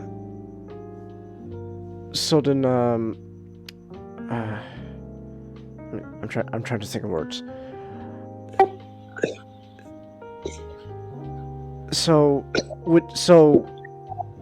Would you agree though that at least the version of Marilyn Monroe you saw is what people say is like dehumanizing? No, because Marilyn Monroe, like, because I think it's like I don't really idolize Marilyn Monroe. Okay. She's a great actress, don't get me wrong, but it's like I don't idolize her. Like, I realize who she was as a person. So it's like, so is the problem then that people don't like this movie because it's not depicting Marilyn Monroe in, I'm assuming then, like a typical like idolized way most people do? I guess I would have to say that. Like unlike a lot of biopics, this entire movie doesn't really have like this rose-colored lens on how they show her life. Like from the very start to the very end, this movie is depressing as shit. Oh. And it just it really just shows you like Marilyn Monroe lived this tortured, like sad life. Not of some people say not of her own volition. I would say that she did at least had like my biggest problem is that the fact that she no longer has agency, it makes the parts of her life where you can tell that she is deliberately destroying her own life, not her own choice. When it's often said that like her third husband Arthur often told her like, you should stop taking drugs because those are destroying you and all that stuff. And just like she often like she would listen to him, but she would completely ignore him because she didn't want to hear what he had to say. Oh. Well, while in the film they sort of made it out to be no, she's not willingly taking all these drugs and all that stuff. It's her makeup, like it's the studio slash her makeup artist, sort of just keeping her on a consistent dose of like drugs in order to keep her functioning. Which I really don't like, because it removes her agency. So, like, is that the thing then? People have a problem? Like, Marilyn, at least the way she's depicted in this movie, she has no agency? Is that what it is? That's how I look at it. I think people in general, they do not like the movie because it kind of just, like, again, it shatters the conception of what we believed Marilyn Monroe just generally as a public figure was. You know, she's not portrayed as the bombastic sex symbol like that the movies and the tabloids always portrayed her as being, which was always grossly exaggerated. If you've ever seen like a photo of Marilyn Monroe without makeup on, she's not ugly, but she's very plain looking. She's not like the definition of beauty. So it's like Marilyn Monroe, like how we always viewed her as, it was always a well-constructed fabrication by Hollywood. So it's like this movie just doesn't care about that, and just is showing her entire life, like in both like kind of a realistic account, but also obviously fabricated in some like as this you know, as this very tortured soul. I guess it's like, well, I guess it's like, again, in general, Changus, I really just think like people really don't like the film because it is uncomfortable and depressing. And like I criticize the film. When I criticize the film, because there is a lot of things in this film that kind of feels forced and edgy, because they needed, because it really feels like they needed the sort of shock value.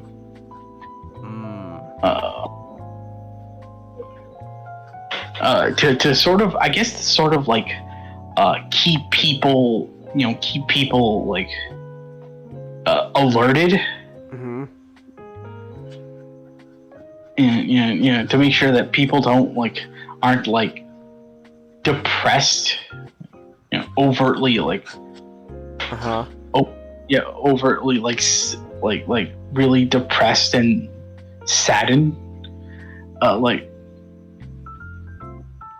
there's this entire scene where she gets taken off the plane by Secret Service to be taken to a hotel where the Mr. President is there, who is obviously JFK, but we don't like. I think there's one thing I really don't like about this movie is it tries to sort of do that thing that the novel does, where again they like, other than Marilyn, a lot of the other people don't really get names, so they're all proclaimed by titles.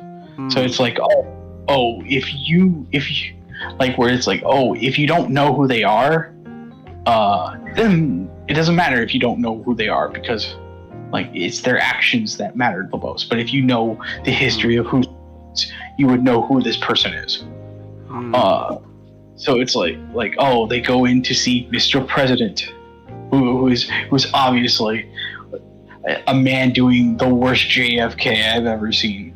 He is bottom tier. Out of JFK lookalikes and impersonation.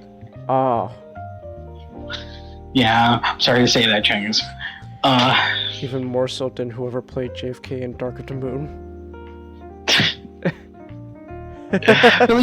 You're like a computer playing JFK in Dark in the Moon. I mean, not gonna lie. I feel like that's what happened.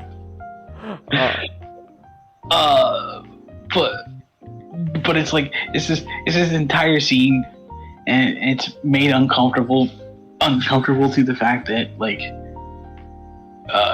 JFK, he's naked on the bed. This is not men, so we don't get to see his floppy bits.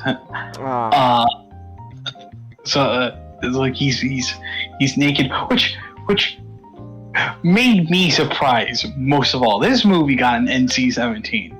When I feel like this movie, I just feel like this movie in general just objectively, the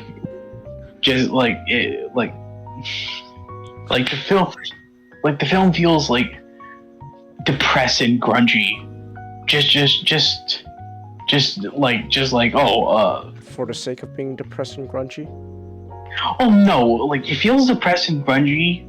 Okay. On the mind. It's like because I think there are scenes in this movie where it's like they managed to tell a lot without showing little. But it's like there's like the movie sex scenes in this entire movie, it feels like all the graphic sex scenes. I'm like, other than boobs, you aren't getting much in this movie. So I don't see why this is an NC-17.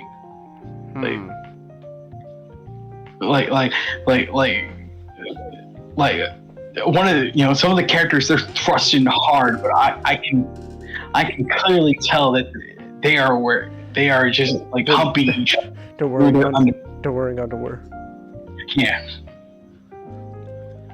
I can clearly tell that they're just wearing underwear and the camera is not showing it. But so it's like the president is forcing her to go down on him, and it's like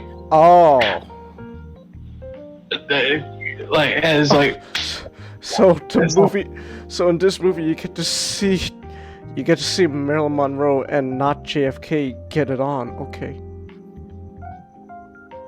Well, you get to see her pretend to go down on the president, because we don't get to see his floppy bits. Again, this isn't like Men, which apparently is an R-rated movie. So then what if it is NC-17? Then wouldn't if I remember, wouldn't NC-17 then allow you to then show actual film sex? Some films try to do that. There's an Ang Lee movie.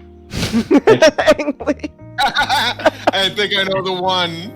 Yeah, Ang Lee has a movie that's rated NC-17, and that has very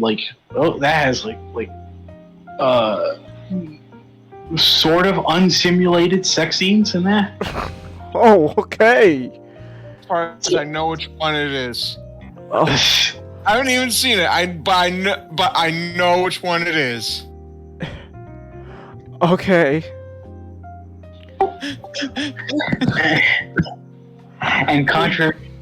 What were we gonna say? Not? No, I was like, in contrary to belief, it is not a white people movie. I take picture of Ang Lee. Good. He made too many white people movie anyway. Oh, it's not Brokeback Mountain? No, Brokeback Mountain had an R. Really? Yeah. Wait, Brokeback Mountain was R? No, I'm more surprised they didn't even show the sex scenes. Wait. It was the one movie you kind of had to show the sex scenes. I don't want to. Okay. But considering what kind of movie it is.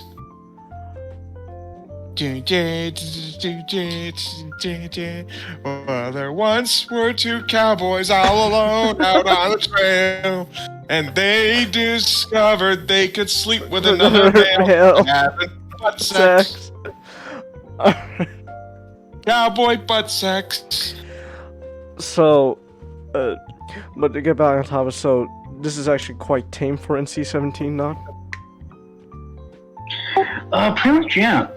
Huh. What? So I have to ask then, is there anything about the movie you would think why it would be NC-17? Again, I think it's just because the MPAA looked at the entire movie. They just think, oh man, this movie is not very cheerful. Which considering that you're adapting the life of a woman whose real life wasn't cheerful, I better believe it isn't. But they kind of just looked at the entire movie. And they just on its tone alone, they sort of just gave it an NC-17. Huh. Because what rating is Schindler's List? R. So Schindler's List is rated R, but this movie is rated NC-17. So the reason it's rated R, and it's very interesting. An interesting reason as to why it is. Okay. It's rated R because historical films, films that have to deal with crucial historical events, are given leeway. Really? Because it happened. Yeah, because you're showing, because you're demonstrating an actual authentic event that happened. So it's like Schindler's List gets an R rating despite many scenes of bloody violence and nudity and it's all around just a depressing movie. It's often said that if Saving Private Ryan was not a historical war film, the landing on Normandy by itself would have rated the film an NC-17.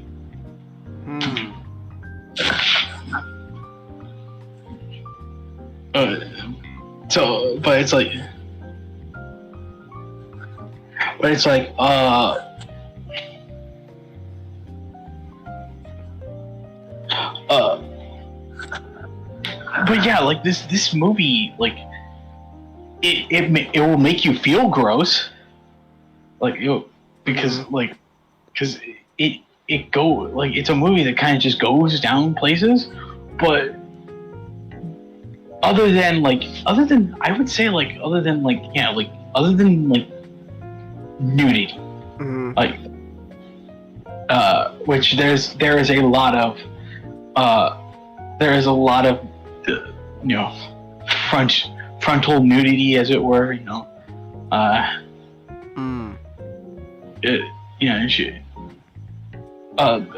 titties get shown, Chengus. I'd have to come out and say, whoa, I didn't know tits meant NC-17.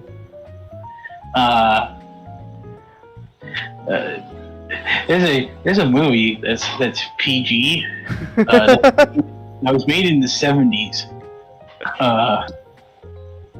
It's still considered PG now, and there's just a scene where it's like a woman just goes topless. Oh, okay. Man, the rating system sure is something that confounds me so. I feel like every time I talk to you not about movies like these, my understanding of the rating system just unfortunately just gets more muddied every time.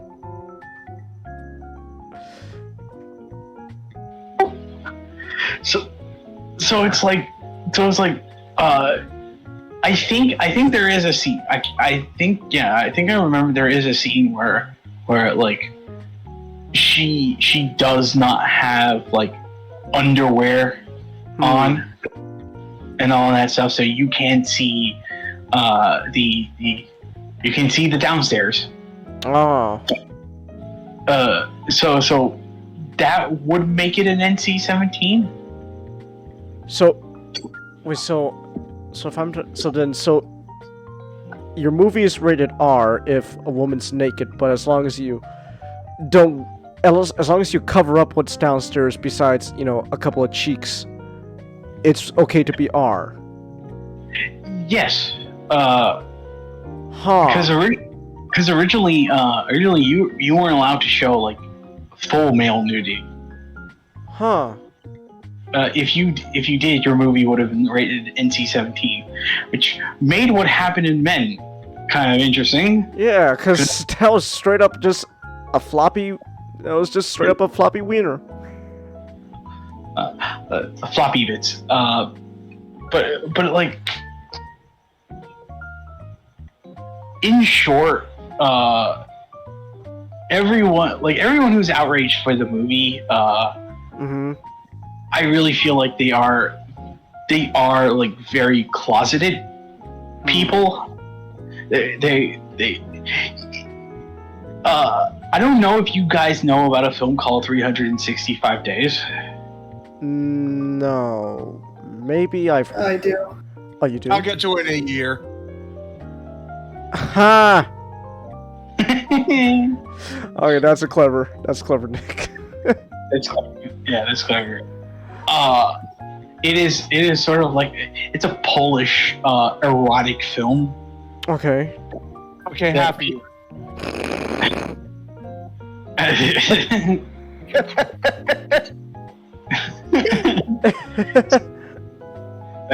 It's like Jay Longbone did a great video on it. It's like where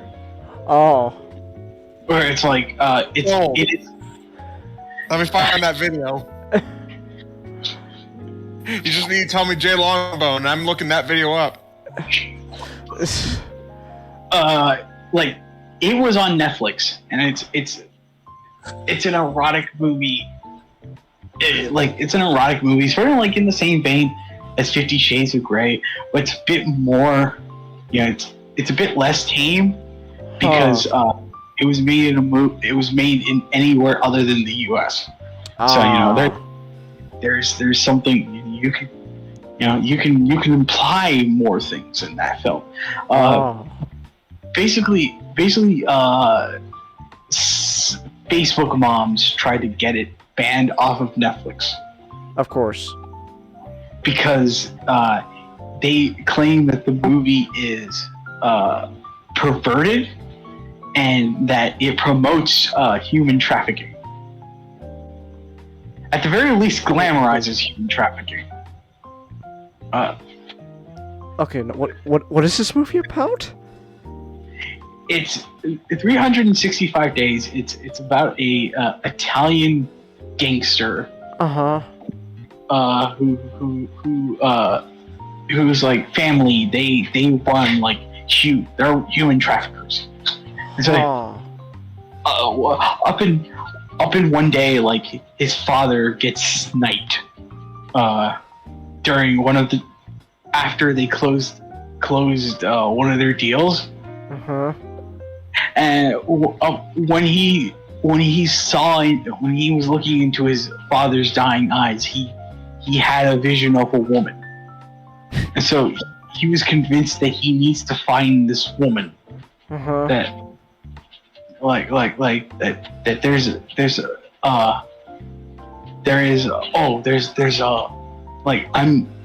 it's destiny. I'm meant to find you because I had a vision of you. And so he finds a Polish woman that looks like the woman he saw in his vision. He abducts her, and he basically goes, okay, so I'm gonna give you a year. If we fall in love, cool. If not, you can leave.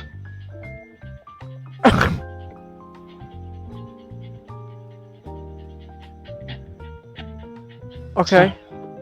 So like people are trying to get. There's 3 of those movies. There's 3? Yes. They somehow made 2 sequels out of that. What? It's based on books. They're insane. Those movies are insane. 50 Shades of Grey was a mistake.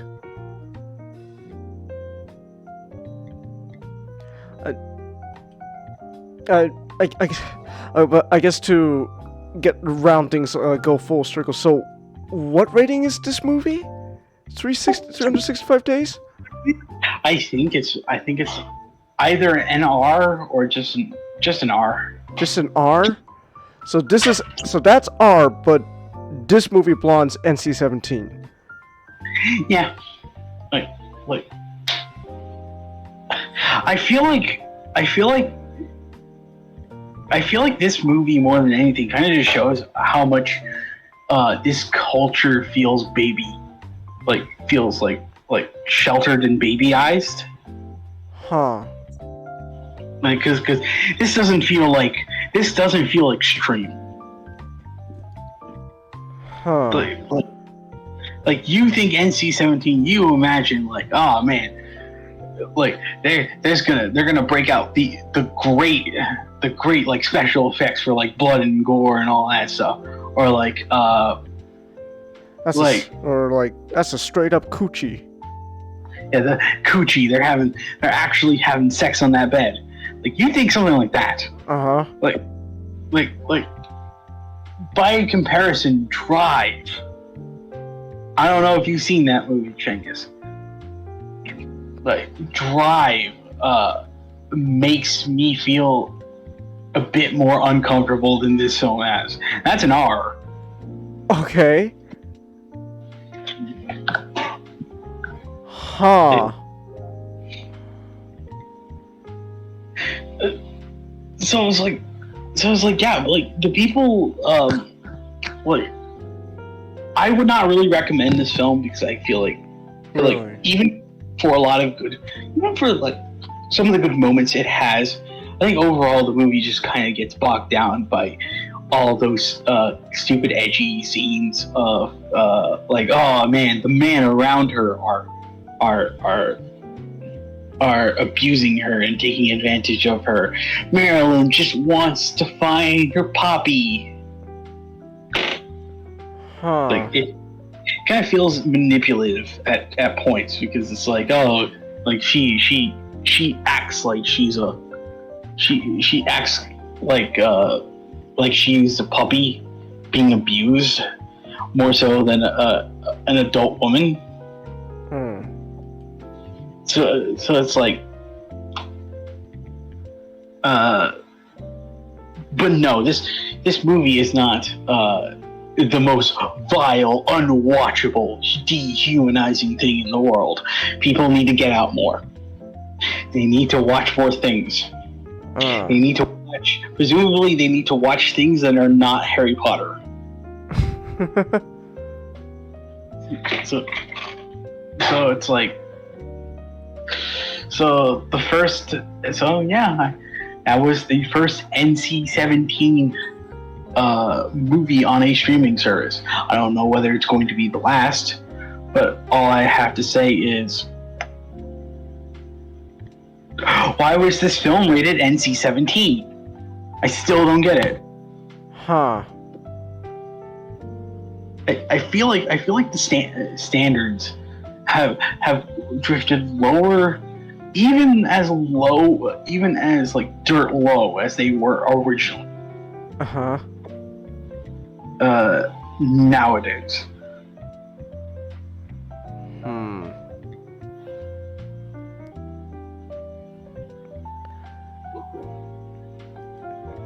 Okay. Well, I've learned quite a bit. Thank you, Not. I've learned that the rating system is bullshit. So thank you, Not. Anytime where I can talk shit about the MPAA is a great time, Cengiz. Thank you, Not. Or I guess now, just single A, apparently. apparently. Yeah, they can drop any A's they want. I'm still gonna call them the NPAA because that's how I've always viewed them as. Okay. Well. Alright then. Okay. So, thank you very much. I guess knowing your taste in cinema, which is good, I guess I will be hesitant to check out Blonde. If anything, it'll be just like if I have nothing better to do, just like I'm morbidly curious, might as well. But it's probably gonna be put like a mental shelf, like just way in the back. I'll get to you whenever, probably never. Alright then. Okay, before we move on to the to our last topic, I have to use the restroom. I've been holding in for, how long have we been going now? Like 4 hours now. And I definitely don't want to have the urge to use the restroom in the middle of what I'm going to talk about to end off the stream. So you guys hold down the fort, and I'll be back.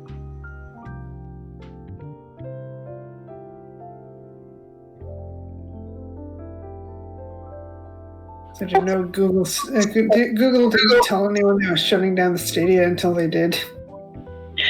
That came as a surprise for me because not even the devs know. The people, some guys announced this will be on Google Stadia, and be like, did they tell you about the announcement?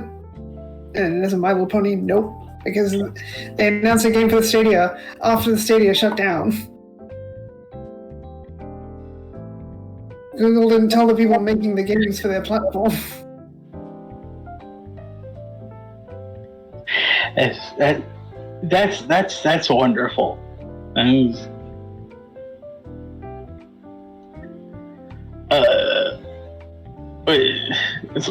like what I find so funny about it is,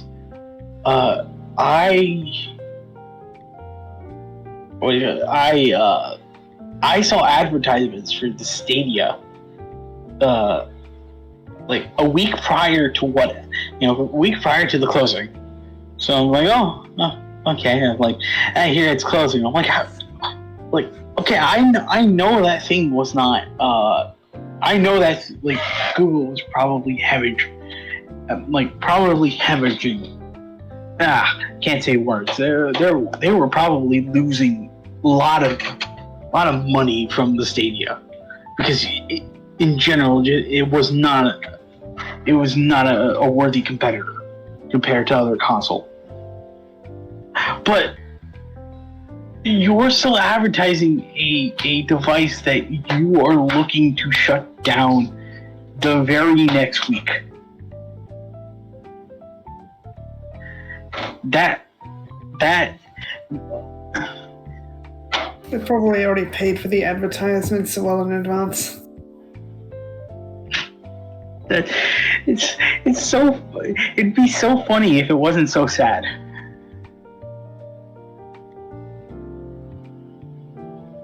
But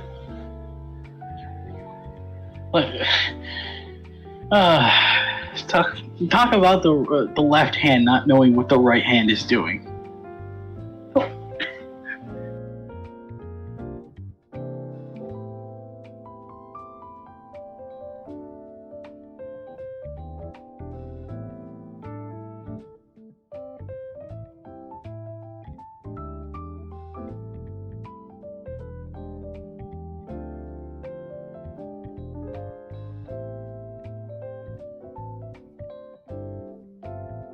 Let's see.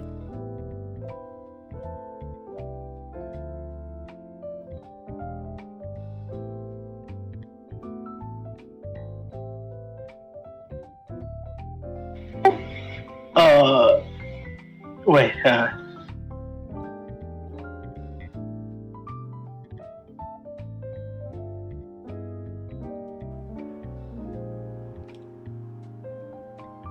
All right, I'm back. I'm posting the film. I'm posting in the back room. The Ang Lee film. That's rated NC-17, which makes it the highest grossing NC-17 movie. Oh. Lust Caution. Erotic espionage period film. Oh, okay. Well, thank you, Ang Lee.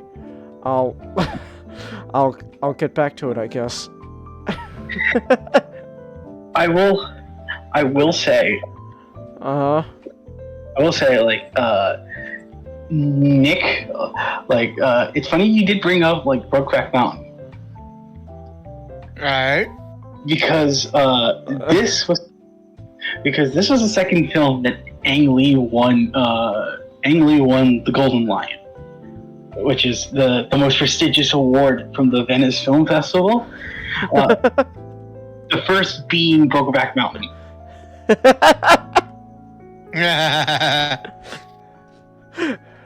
Brokeback Mountain. Oh my goodness. Alright. Oh my goodness. You know what? I have to do a joke one more time. Just because we mentioned Ang Lee. Fine! I take a picture of Ang Lee! Good! Take him! You make too many white people move it anyway! All you white people look the same anyway! Oh yeah? Well, look who's talking! Alright. Okay. Give me one more second. Just... I gotta get things a little prepared for this. Alright. Okay. So, with that said then... what's going on? Mouse? What's happening? Alright, so with that said then, we can move on now to our last and final topic. I wish Brett was still here. I mean... Well, yeah, Brett too, but I wish Butter was still here. Yeah. Yeah, I wish Butter was still here. This is something I've been... I made... Okay, so one of the reasons why I wanted to talk about this, especially with you, Nick, at least today, was admittedly, and I even told you I wanted Butter to guest star, so I could tell him about this stuff. there's a okay, so Nick, I'm gonna flat out say it, I think out of all the stuff we've talked about and stuff, I think no joke, I think I actually might be the most proud of this. It sounds like I'm stroking my own ego. Oh, look at Chang is stroking his own dick about his own fan fiction. But you know what? No joke. There's a lot of ideas here, Nick, that we've come up with that I just can't help but go, yeah, this is pretty keyno. I love Express. I love Express too. Also, just for a physical, not physical, visual representation of what we're talking about, here, I made, the most half-ass, slapped together, logo I could for Transformers Express. I love that logo so much, that actually makes me sad, cause it just makes you realize, that's right, Express is just the temporary name. It's the working title. Okay, but Nick, I'm not gonna lie though. The more we talk about it and the more we just associate this as Express, I'm gonna be honest, I don't think I want it as the working title anymore. I think I want it just as the. I don't either. I don't either. If this was an actual thing, it'll most likely have to be changed. Yeah, but. Yeah. But no, no joke, because we've associated this as Express for so long. It's let's just. I don't want it to be a working title anymore.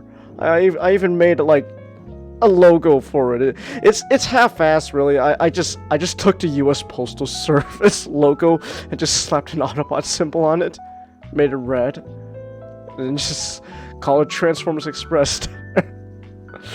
Okay.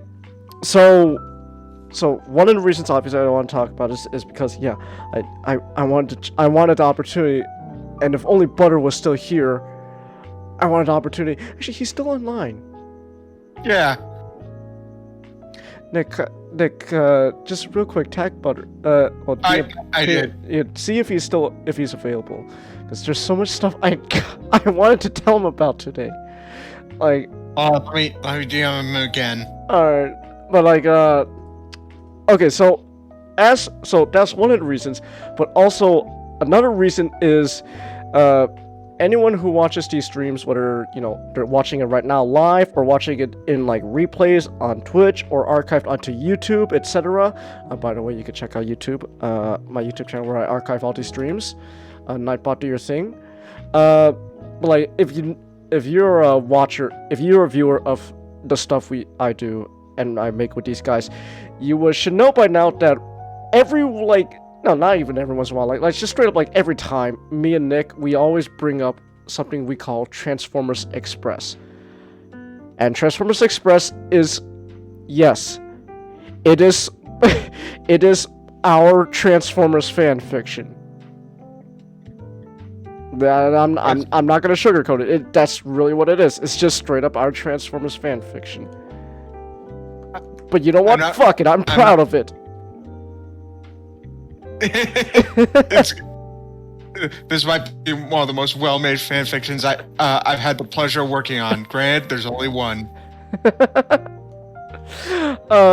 Like, okay, so, little bit of backstory, alright, besides all this. So to layer on just even more context onto the big context cake, like we're making a context cake right here, so we're just adding another layer of context. So this Transformers Express was an idea that popped in my mind. God, how long ago? I think like pretty much like way early on this year. Like it was like way early on, I think. Either that or like sometime like, actually honestly maybe like a little more towards like around like early half of the year, like around like the maybe like June-ish. Long story short, while this fan fiction isn't that old, it's something that ever since then, this year, that we've just been constantly working on, and it's just something we're always constantly trying to, me and Nick, just improve on, trying to, it's. I'm having trouble with words here, Nick. Help me out.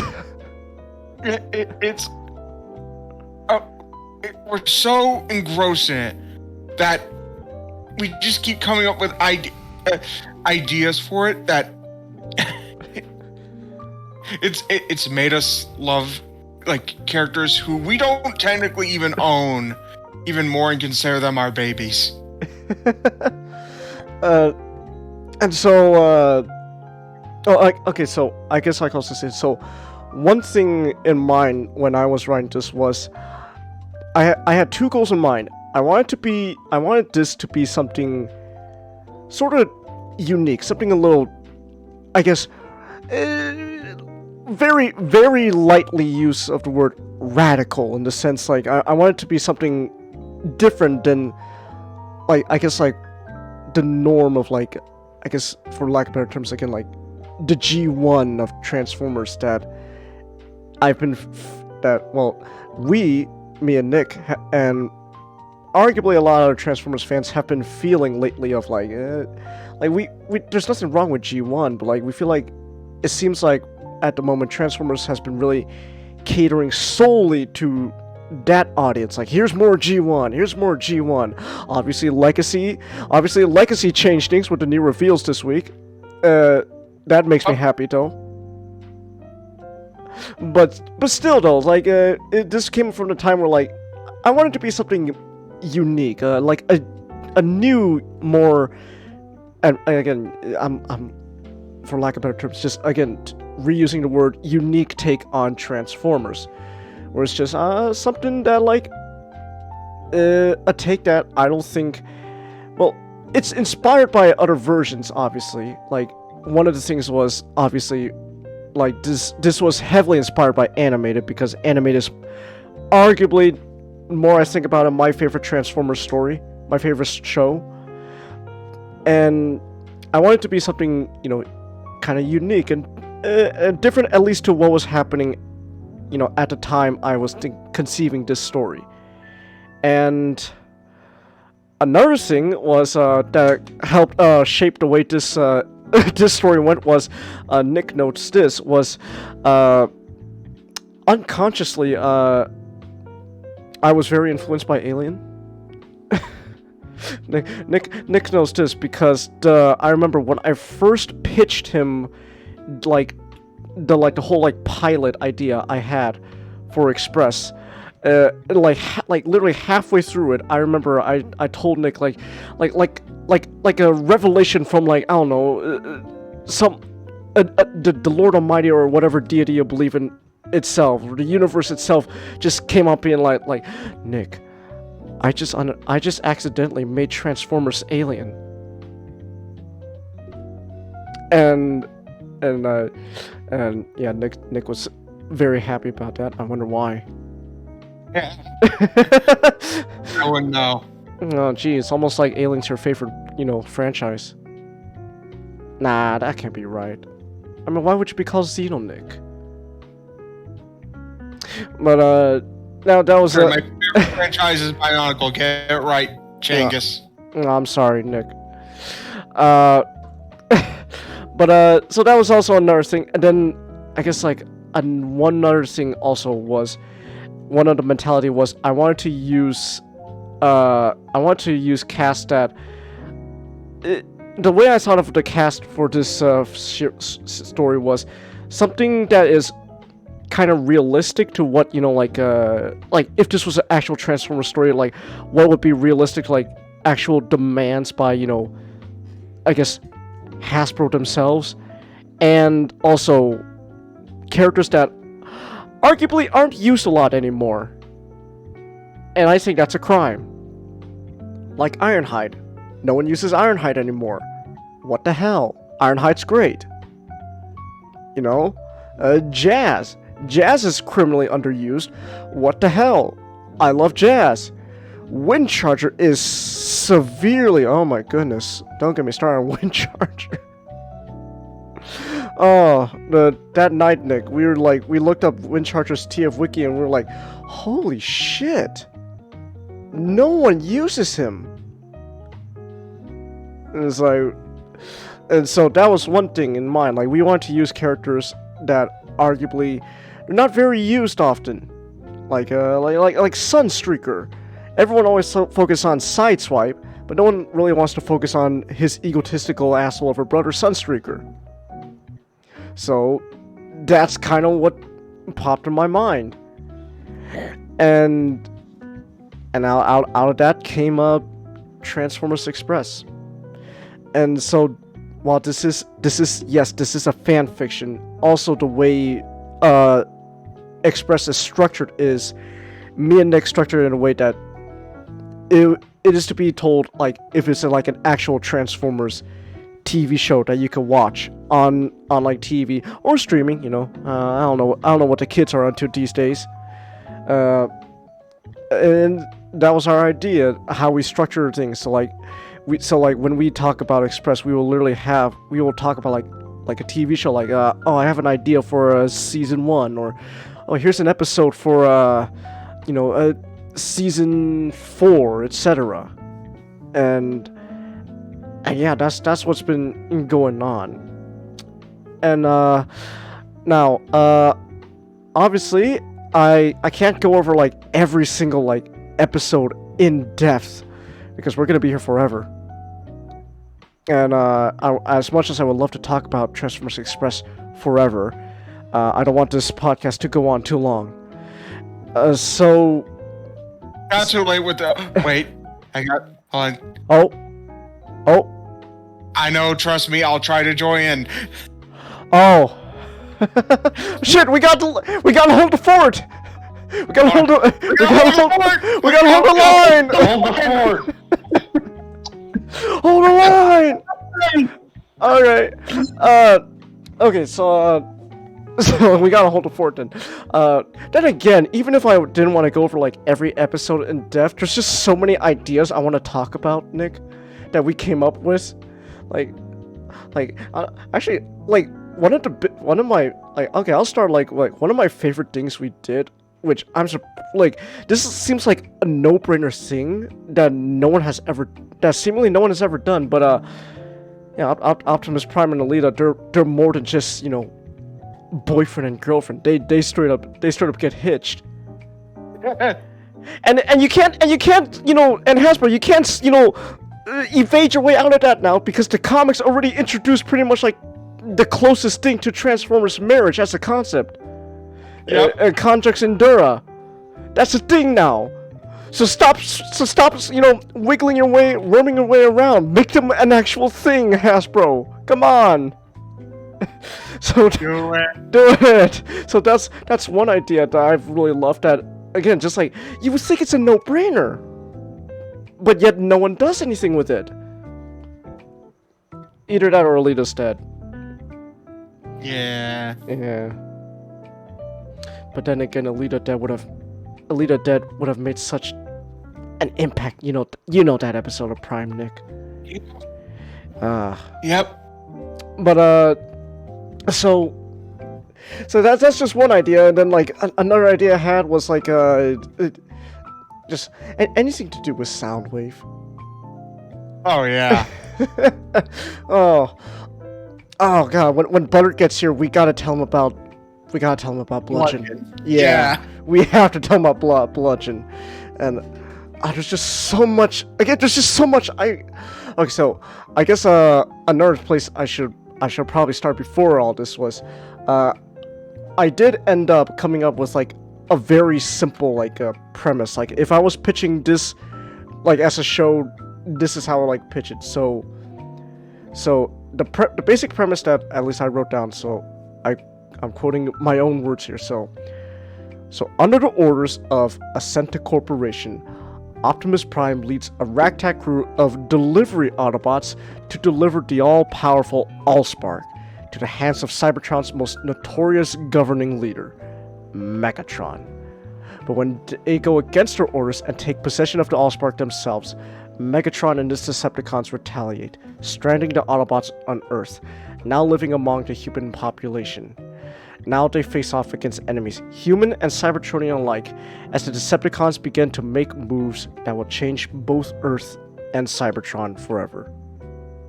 So like that's a simple premise, right? Now obviously, that premise alone, again, a lot of Transformers fans would go, that sounds awfully like animated. You are not wrong. This is very heavily inspired by animated. But there's also little things that make it, different from anime. So one thing obviously is, they're not a space bridge repair crew. My mind went to let's make things different. They're a delivery crew. They're like the crew from Alien, the crew of the Nostromo. I heard that. I just jumped on and hijacked the whole series. To be fair though, Nick, you didn't stop me. I didn't stop you. In fact, I encouraged you. Your turn. I can't wait when we talk about that part. You know what aspect of the series I'm talking about. It revolves a certain emotion.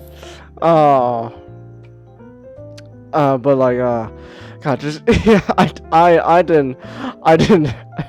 didn't stop you, and let's just say once Nick came on board to help me write this, one thing to also differentiate us from animated was, okay, you know how anime had its dark moments? Yeah, that's baby shit. Yeah. and really it's not dark as in like oh, this is like gory and stuff. The thought process we have is, how much psychological damage can we inflict upon these beloved characters? Like one thing, for example, our version of Optimus Prime, for the most part, he is still actually very much like your normal version of Optimus Prime, which is an added layer of just absolute depression and traumatic stress. one of my favorite thing, like in jokes you and I do, is like, I'm depressed, Alita. Alita, tell me I'm still a good person. Alita, please tell me I'm a good person. I need to show you that show, by the way. I still do. There's a lot of things you still need to show me. Guys, I just want to... Hold on, let me see if I can look this up. Okay. I want to see if someone's actually made... What? So someone's actually made Alita, I'm depressed. No, I was... Dang it, no one's made a BoJack Horseman dressed like Optimus Prime. I legit wanted that. It's Sad Horseman. It's yeah. You still need to show me the Sad Horseman show, Nick. Yep. Just that. So yeah, our Optimus, like he's like your typical Optimus, but depressed. Alita, tell me I'm a good person. Are a good person? Am I a good person? Also, Optimus is fat. Not necessarily fat, but more like he really hasn't been taking care of himself. If we do have a human error episode, so if he in the human error episode, let's be honest, he'd have the dad bod. He's like Peter in Spider-Verse. Yeah, he's like Peter in Spider-Verse. It's just Optimus, you got fat. Oh, gee, thanks. I didn't notice that.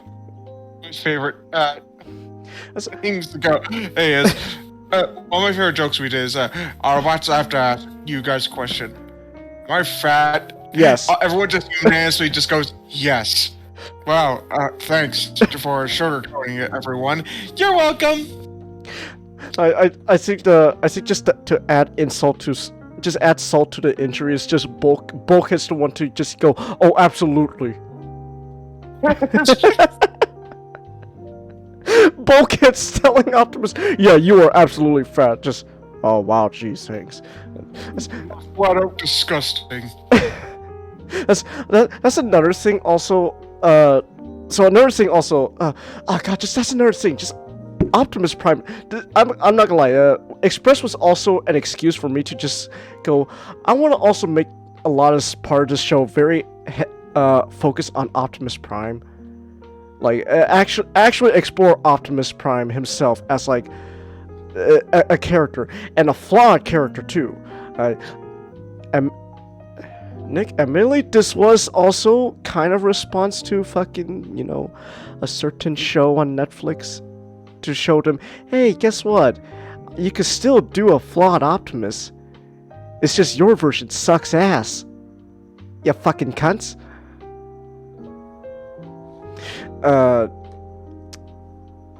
Yeah, I don't. If it is obvious, I don't like Rooster Teeth.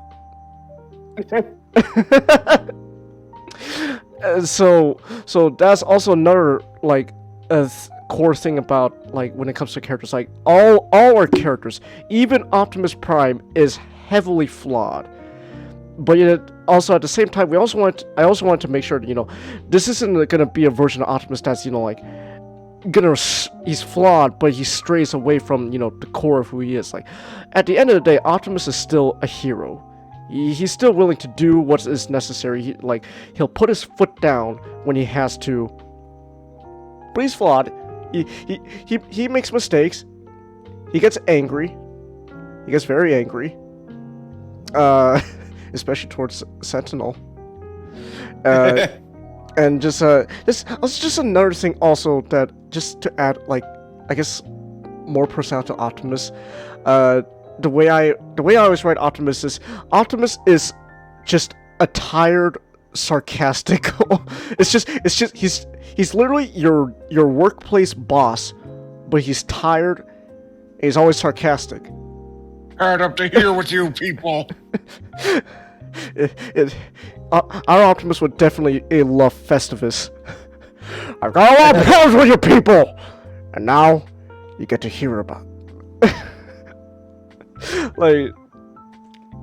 Yes, anime guy. No joke. I absolutely hate Rooster Teeth's Transformers. Oh my goodness. which is funny enough, because I remember looking back at like some of the old Discord conversations we had on like other servers, Nick. One of the things that made me realize what made us start talking to each other just in the first place was our shared agreement that, wow, Siege is terrible. It is. So that Hey, was. have you ever heard of something called Bionicle? And yeah, I have. And thus, Changus unwittingly sealed his fate. And just Little did Changus know this would be his greatest mistake. just like a parasite, Xenonic just latched onto me. Just perfect. But so yes, Anime Guy, I absolutely hate Rooster Teeth's Transformers. I don't like Rooster Teeth in general. So I wanted to make Optimus like still remain to his core, but he can still be flawed. Like one of the things is again like our Optimus can get angry, can make mistakes, and I'm not gonna lie, I admittedly I made Optimus really sassy. just oh no, not! Wheeljack up this close to turning you into a $5 footlong, or I'm willing to feed you to the Decepticons for free. Ah, darn. Now I have to call it a night. No! Oh, but I was like stuff like that. It's like, and just like, and just again, like, just for somehow Optimus being sarcastic also just leads to like just opens the potential like just a lot of great character interactions with just the rest of his Autobots, like especially Nautica and Swerve. Yeah. just where's the even Ironhide, just like Ironhide, where's the Allspark? Like how should I know, Prime? Who'd you put in charge of keeping the Allspark safe? Well, I had Swerve and Nautica hide it while Decepticons were attacking. See, now that's your problem. You trusted Swerve to do it. Oh, please, Ironhide. Do you honestly think Swerve is capable of such a thing? Swerve, can't come in here.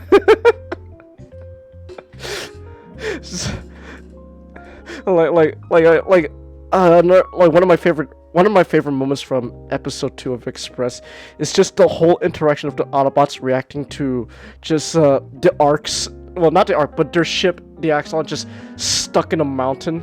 Like G1 just yeah, I don't think that's coming out anytime soon. Oh, you don't say, Swerve.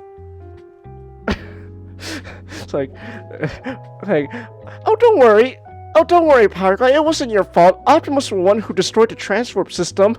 Hey, what? Thank you, Nautica. You're welcome. Oh. Changus, Changus. Yeah. Optimus is just Bob Belcher from Bob's Burgers. You don't have to show them, but I'm gonna show my camera to do this. Okay. Bumblebee, it's all right. Bulkhead, put some pants on. No.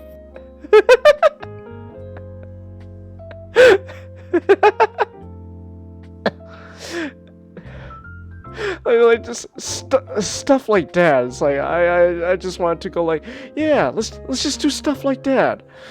Experiment a bit, but also still, keep some of the core stuff.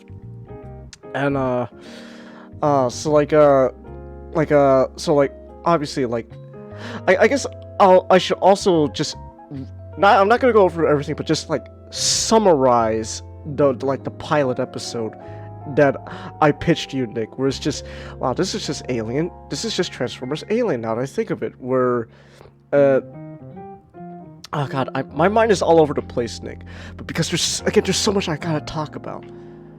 Okay, so actually, one of the first things also to point out is, also the world building in general of this version of Transformers that we created. So, I remember pitching to Nick, so one thing is, like anime, this is a post-war setting. The Great War already happened. However, this was not a war between Autobots and Decepticons. In fact, Autobots aren't even a faction. Autobot is a term to refer to just civilians. So like whenever someone says Autobots, that's like the equivalent of just saying people. Like people said, the Autobots said, etc. And one guy says, yeah, I hated Rooster Teeth's Transformers 2, and people said they're only animating it when Miles Luna's on a project. Highly doubtful of that. I don't know how much input that guy had. I don't care. I don't like that series. I like the one we're making though, Nick. And so like it's like a post-war setting. Like again, shake up the formula a bit, but you're still gonna have, you know, classic, you know, Autobots versus Decepticons. It's just twist. It was a twist. So Autobots are just a civilian term. And the only reason why everyone calls Optimus and his crew Autobots is just like it's just a term that just like people just like adopted, and they themselves adopted when on Earth to just refer to themselves. Like like I did have an idea. I don't think but I decided I'm not gonna include it. But it's kind of a funny joke, just like the idea of like when the Autobots are being like celebrated at like a ceremony, just like, hey, we welcome the Autobots, and Bum is like, he does know Autobots just means like people, right? So he's kind of, it's like in a sense, you know, it's like saying you people, but then again, if you say you people, that sounds offensive.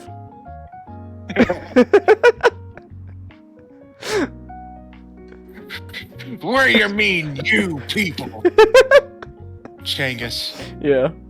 It's Jazz that says it.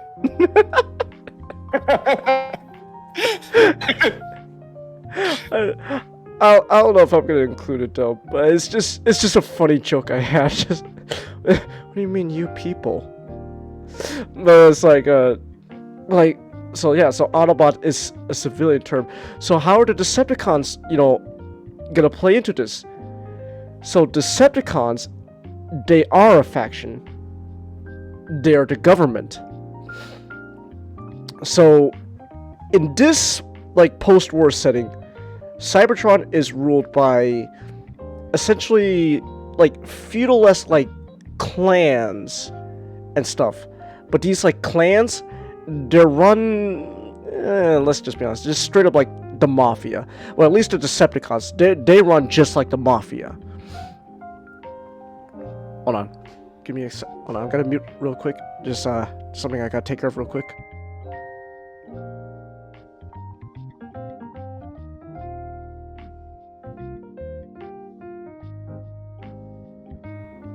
Alright. Sorry, I had something stuck in my nose, so I had to clear that up.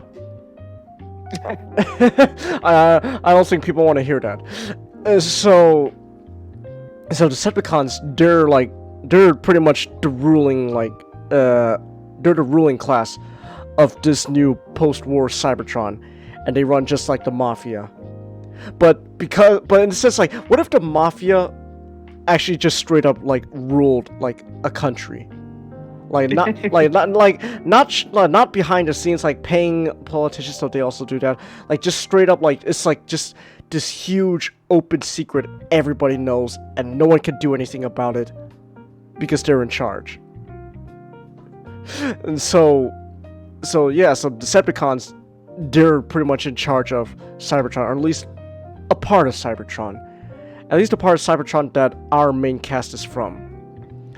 And so one of the things is also like animated, and I guess also like most recent versions of Transformers is we do have the Allspark. We got the MacGuffin Allspark. Frankly, Sam, I don't know what the fuck the Allspark does. And so there is that.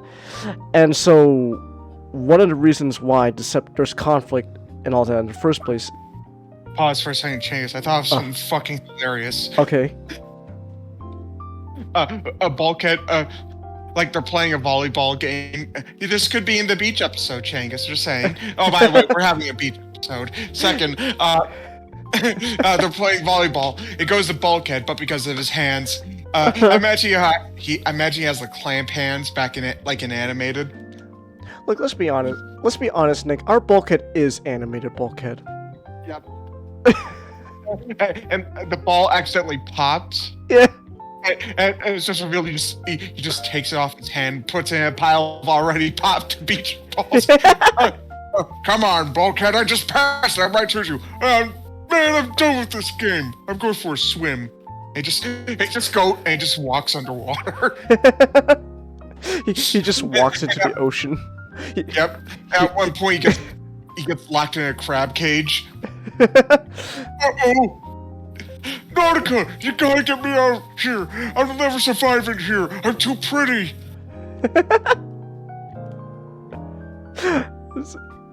So yeah, I like the idea. And so the Allspark is a reason for conflict. And one of the things right for this conflict is so reason why Decepticons are after the Allspark is Megatron, the way we characterize it is he has some kind of illness. Is some sort of unknown disease. Yes, Transformers have diseases, that's a thing. And like it's uncurable. Like no one knows how to cure it. And Megatron let's just say he's not too stable in the head as he seems, so he's kind of resorting to a lot of crazy stuff to, figure out how to stay alive. To the point that he starts, resorting to believing in like myths and fairy tales, and one of those things is the Allspark. He goes straight up Hitler. You know how Hitler just started believing a bunch of shit, that he thought would help him win the war. That's just Megatron. He just goes straight Hitler. And so like he's like, oh, I'm gonna do anything. Maybe the Allspark is real. We'll find it. And so that leads to our wonderful main cast, the crew of the Axelon. So that's a Beast Wars reference, but also a G1 reference. The Axelon is considered a Ark class ship. So there you go. And so we got our wonderful crew of delivery bots. We got Optimus Prime. He's our captain. Ironhide, co-captain / security. Jazz, the communications guy, radio operator. Bumblebee, stock boy. Bulkhead, stock boy. Larger stock boy for heavier stuff. Nautica and Swerve, your mechanics and engineers. Swerve also has a license in metallurgy, so he's a dermatologist as well. That's also another favorite joke I have with Swerve in Express. Just Ironhide goes to Swerve. Swerve! Look, I'm sorry I yelled at you. You maybe a metallurgist isn't a bad thing. I guess thanks. By the way, my back.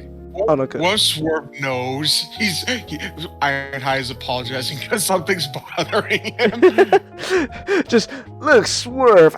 Remember when I said that metallurgist was a useless position? What do you want?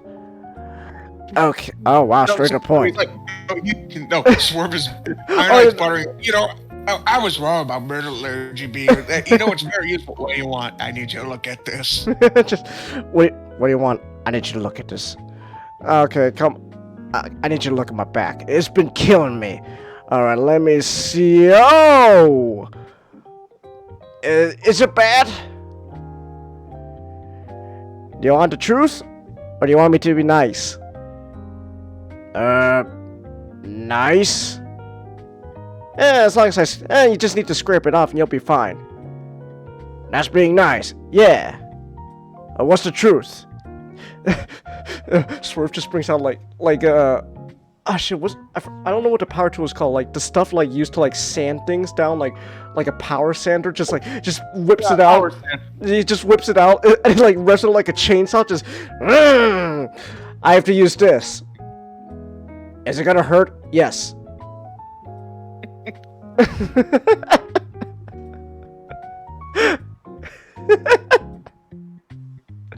So, God, just the again, the character interactions we came up with. Yes, it sounds like I'm stroking my own dick and ego here, but fuck it, I'm proud of this shit. And so Swerve's there, and we also got Power Glide.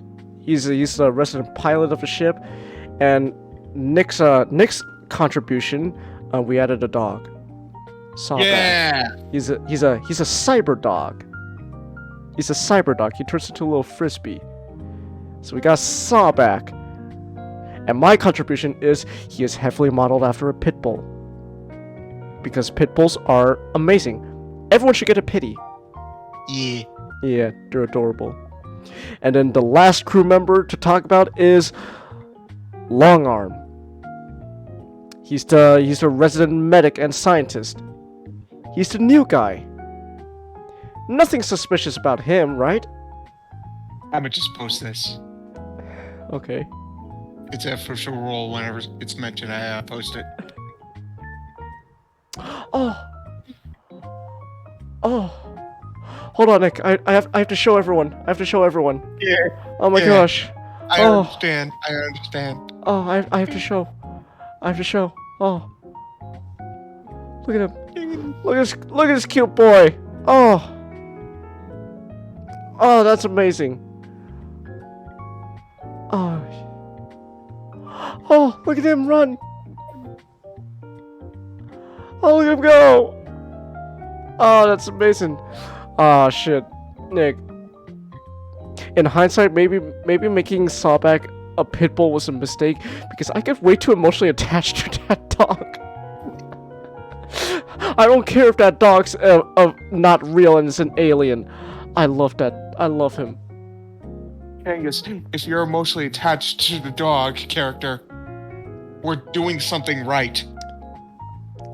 To be fair, though, Nick, yes, I am admittedly heavily biased because I love dogs. So already, you got my attention. I'm not gonna lie, Nick. I won't sugarcoat it. Like, one way to get me invested is a dog. I'm not gonna lie. Dogs get to me. Especially this guy. He's so adorable. Look at him. Look at him. Look at him. Oh, Look at him go. look at him go. So yeah, we got Sawback. We got Sawback part of this fanfiction.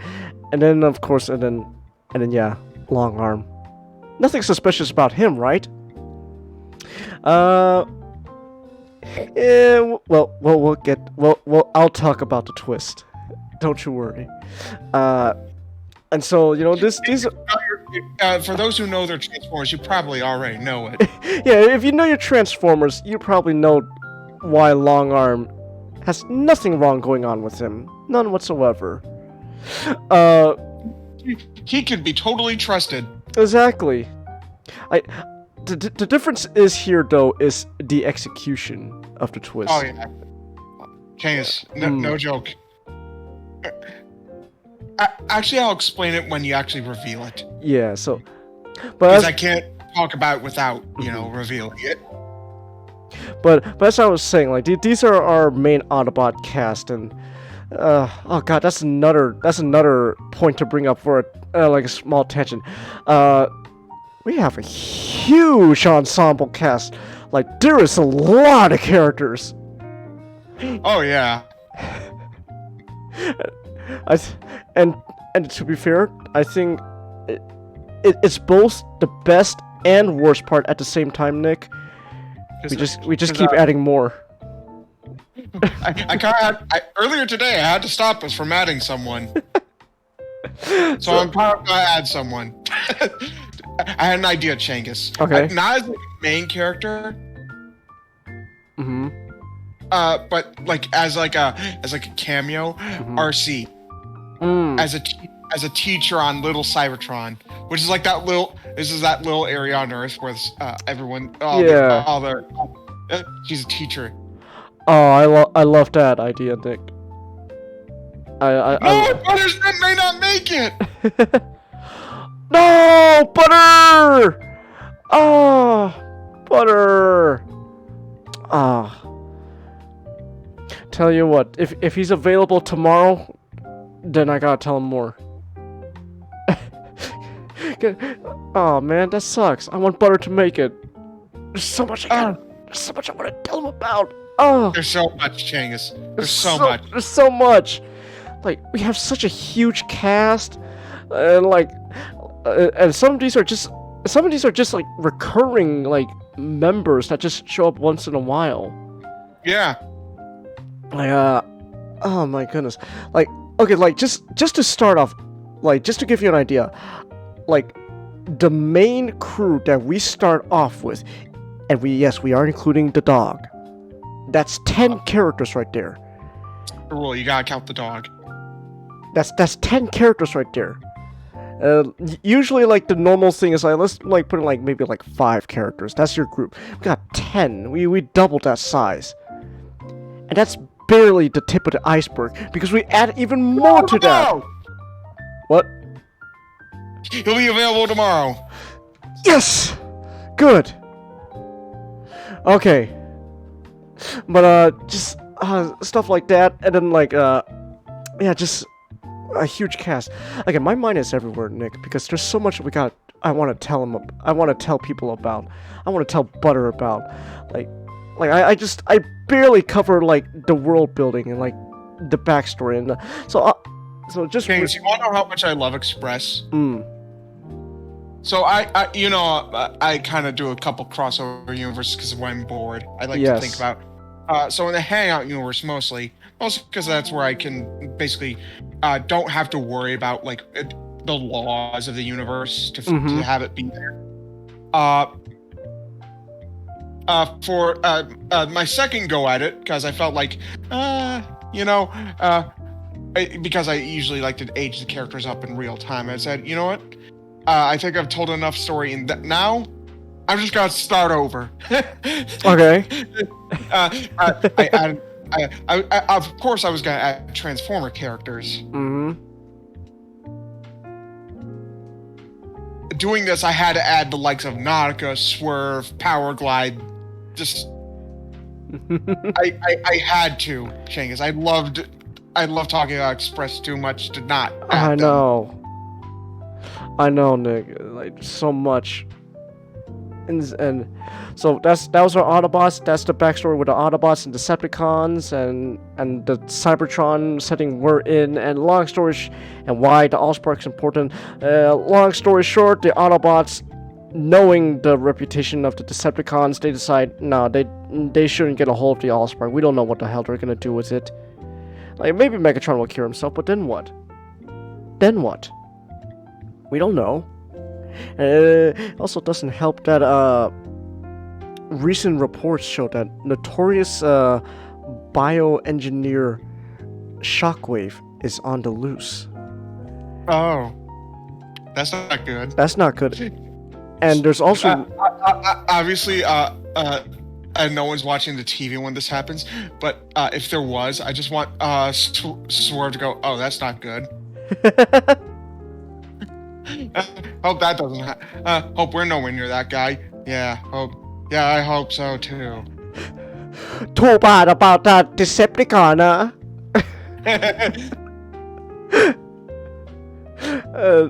So yeah, it doesn't help. Notorious Shockwave's on the loose, and Shockwave also has confirmed ties to the Decepticons, which just confirms that Decepticons have their hands in a lot of illegal, shady shit. So yeah, with that reputation, our crew goes, yeah, no, they don't. We should keep the Allspark away from them. And Megatron doesn't take that too well. They attack. Autobots get stranded on Earth, and the journey continues from there. And it's just a lot of stories, a lot of ideas. Like so we would talk a bit about the pilot.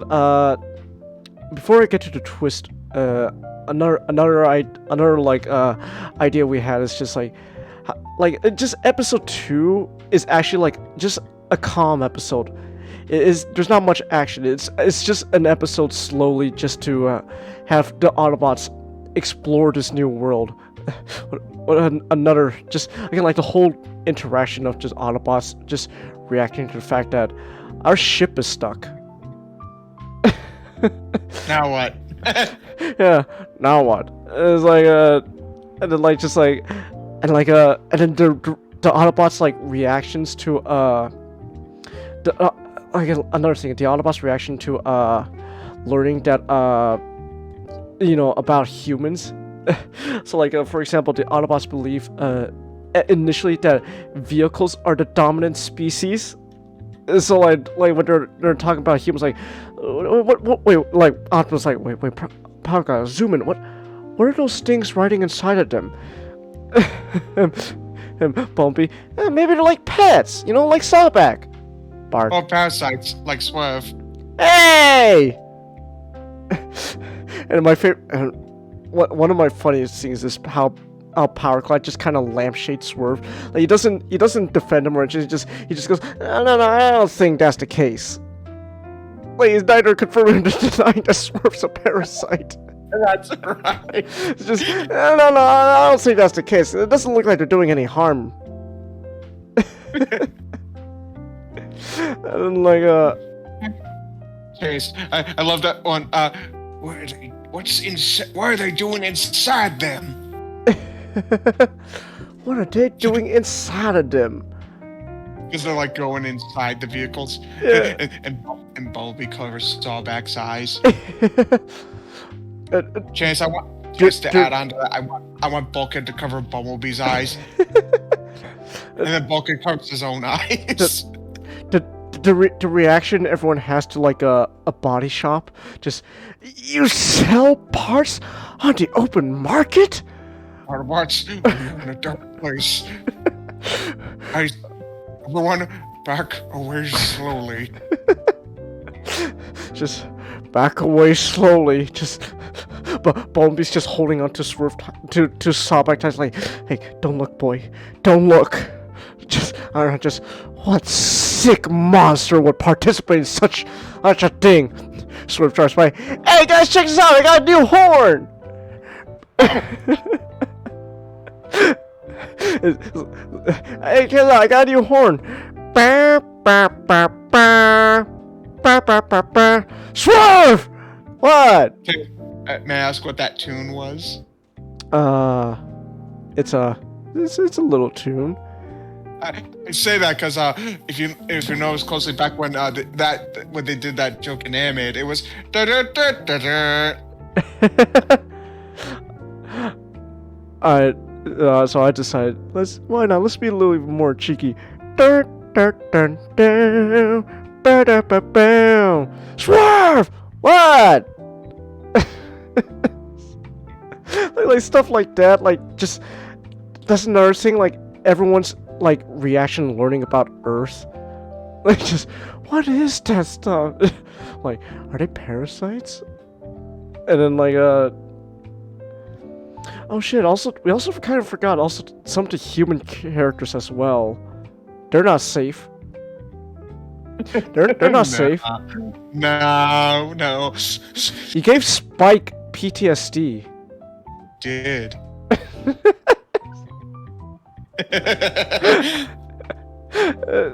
Like there's stuff like that we did, and then like Nick, Bumblebee has an emotional breakdown in episode 5.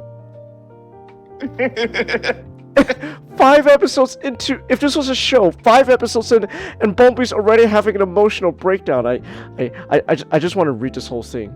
It just I'm actually proud about this. Just it's like everyone's angry at the fact that they're stuck on Earth. They can't go anywhere because their ship is destroyed, and just Bumblebee just loses it. Like, what's wrong with you? Like, why are you so mad, Bumblebee? It's because I'm stuck here. I'm stuck on this scrapping planet.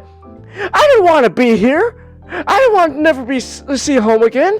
Hey, B, you're out of money. You have no job. Take this delivery bot position. The company you work for is owned by Decepticons, who we haven't seen for more than 65 million stellar cycles. That's right. We've been stuck here for 65 million stellar cycles. But hey, the economy is absolute dog scrap, and this is the only job that I have enough experience for, because apparently to get a good paying accounting job in Slag and Kaon, you need to get a graduate You need to graduate university, but I couldn't do that. And now I'm here with you, Lucknuts. Never to have that opportunity ever again. I can't see my parental units. They probably think I'm dead, because we've been stuck here for 65 million years. My cousin is probably imitating an elite guard member again, and I can't be there to bail him out, because Prowl is a slack and terrible cousin. So I'm sorry if I'm on edge today. When I say to move your scrap to the other side of the room, I want you to slack and guard!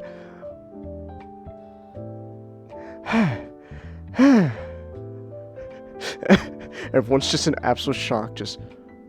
Whoa. Hey man, take it easy, man. I just told you... I just said I wanted to move my boombox here, man.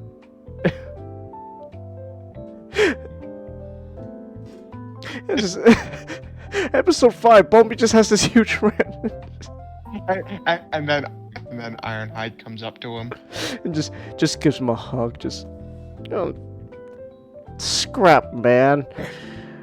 No, don't worry. You just said what we were all thinking. I have a conjux. I have a conjux. I don't think I'll ever see her again. Oh, scrap, man. It's fine. It's fine. Stuff like that. And also just how we didn't flesh it out, but just also I did write down how I want the episode to end.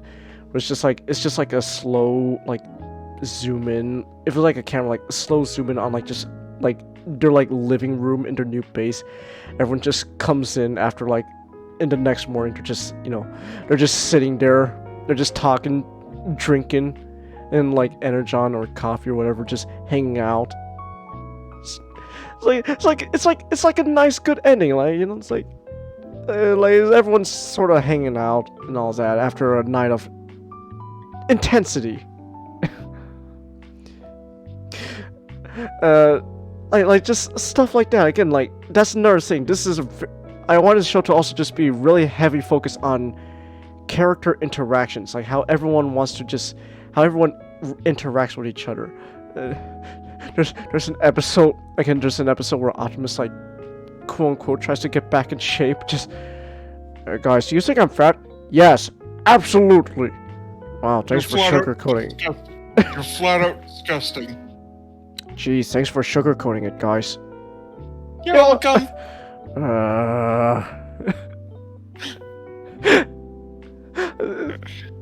Like stuff like that. I'm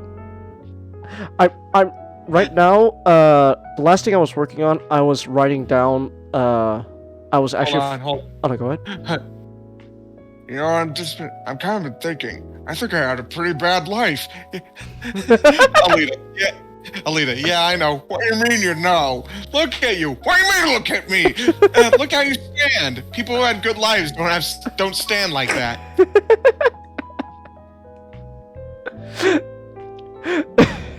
Well, the most recent thing I was working on for like season 1 was actually like fleshing out like an actual like outline of the episode the Decepticons pretty much debut on Earth, and I do know just like the way I had it was like it was just gonna be like a parallel of episode 2 but with the Decepticons, just them figuring out what the hell Earth is like Barricade scans a police car, so he abuses the law. Like he races red lights with the siren on. I don't miss this. Meanwhile, Brawl comes in as a tank, just rolling over cars. Barricade just, Brawl, what did I tell you? All right, keep a low profile. Exactly. And what are you doing? Not keeping a low profile. Exactly. Now come on, let's get going. Okay.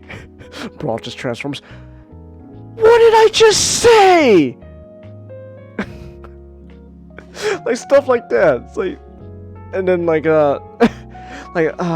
another one from season 1. Just already like season 1 in general, Nick, is packed with just a lot of great moments. the Thief in the Night episode where someone's stealing Bulkhead's artworks. So like everyone's looking through like the security camera footage of like what's going on, and they see footage of Optimus like raiding a fridge late at night. Just Optimus just skips forward. We could just ignore that.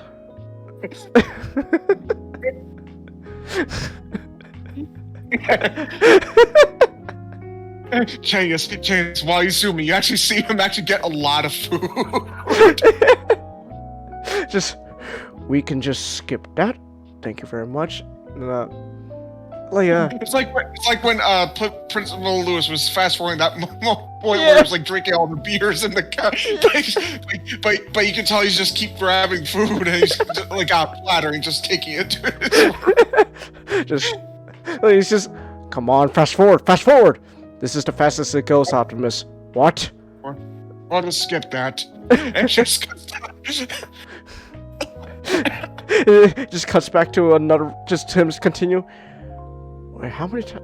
Everyone's just, how many times do you go down? How much time do you go down there every night? I don't have to answer that. As your CEO, I don't have to answer that. First of all, we're not military. Second,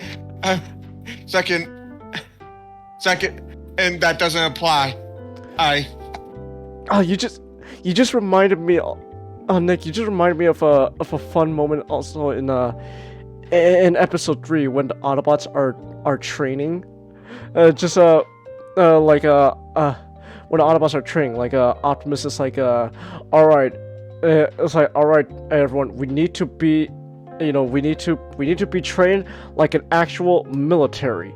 Or else we'll never be able to save the day and stuff. Here, I have the whole dialogue in front of me. Just, Autobots, we may not be heroes, but if duty calls, then we shall answer. To do that, you must become an effective team. Therefore, me and Ironhide have created a basic training regimen based on our boot camp experiences during the war. Nautica, isn't it illegal to impersonate soldiers? Bombi, I heard my cousin Cyber almost got life imprisonment and for impersonating an Elite Guard member.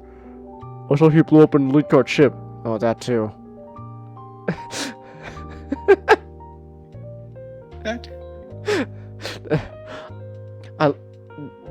That's my reference to just that wonderful idea you had, Nick. Where Cyber impersonates an Elite Guard member.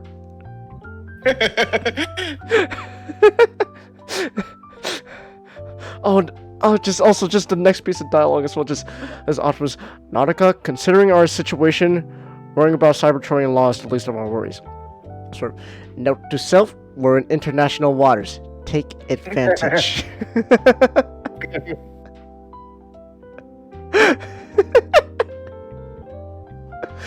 like stuff like that, and then also that same episode where where Swerve accidentally shoots Ironhide. Fortunately, he just shot him in the leg, but still, it's just like knock like Swerve. We shouldn't be out here. Ah, come on. What's the worst that can happen? Just shoots the blaster just openly in the air. Just accidentally shoots Ironhide. Just who shot me? It's kind of like the idea that he's just continues screaming like Drax did.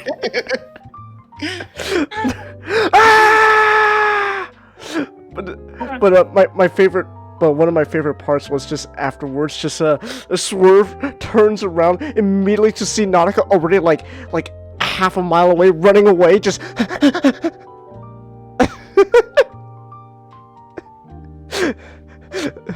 Sort of just like, hey, so am I in trouble? You're lucky I'm not Ironhide, Swerve. So that means I'm not in trouble? And it just cuts to Swerve pushing a cargo container up a hill. Just, oh god, why is it so heavy?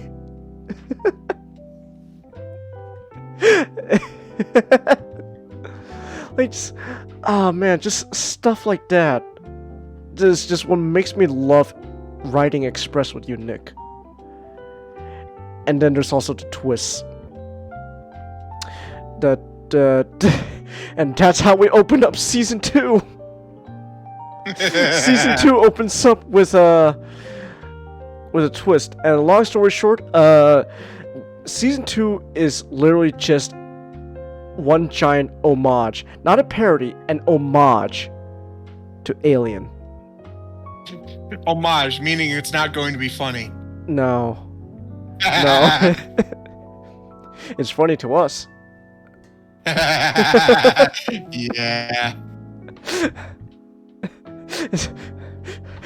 Us to our own fictional characters. Oh, give me your tears. Oh, I thrive off of it.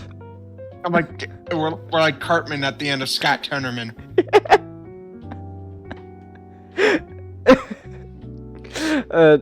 The whole twist at the end of season 2. Yeah, Long Arm was yeah, he's Shockwave. And oh man, I wish Gojira didn't have to call it a night. Cause again, I cannot thank him enough for just the single piece of dialogue he provided. No joke, everyone. Absolutely changed the course of how we wrote Express.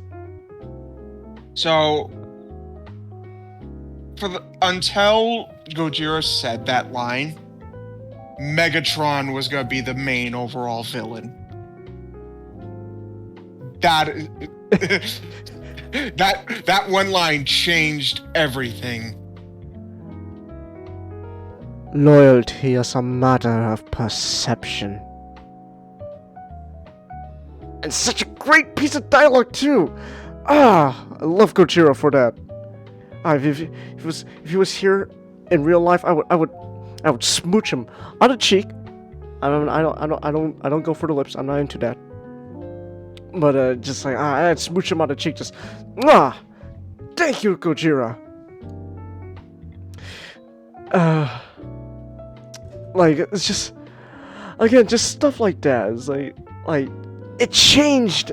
Like it's amazing. Like writing Express literally is a wonderful experience with you, Nick, because like just again like once in a while we like little pieces of dialogue just like that come up here and there that makes us go, oh shit, we're changing this we're changing the way this show goes. This is amazing. Yep. By the way, man, I couldn't stop at just those two. I see. Look at this. All right, let me see. Oh, it's Hulk. It's Hulk. Look at my boy Hulk there. Hold on, I must show Hulk the Pitbull. He's amazing. Look at my boy. Damn, Hulk. But look at that smile though. Look at the smile. Oh, look at this one with the puppies. Oh, the puppies on the basket. Chase, I'm just posting a lot of these. Oh, look at the one under Hulk. He's got his tongue out and everything. Oh, look at that. Look at him go. Look at him. Oh, look at this one. He's so happy. He's so happy just running into the grass. Oh, he's amazing. Oh, I could just pick him up and just smooch him. Oh, he's amazing. Yeah, I'm weak to dogs. I admit that. I love dogs. Oh, look at this guy. It looks like he's giving a little wink.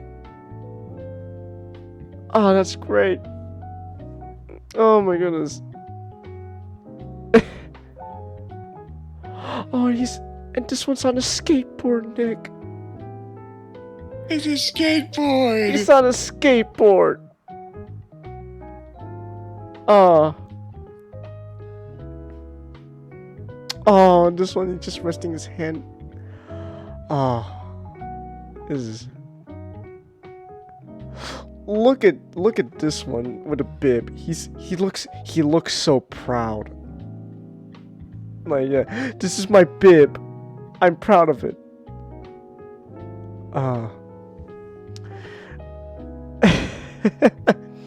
But as I was saying though, like, just overall, there's so much stuff in Express. I want to tell more, but we've already reached way past the 5-hour mark of this podcast, and I don't want to go on forever. And it's almost 1 o'clock where I am. We should at least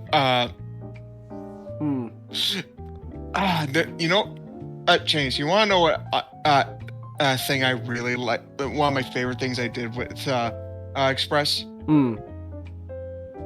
2 characters, both individually and together: Shadow Striker and Soundwave.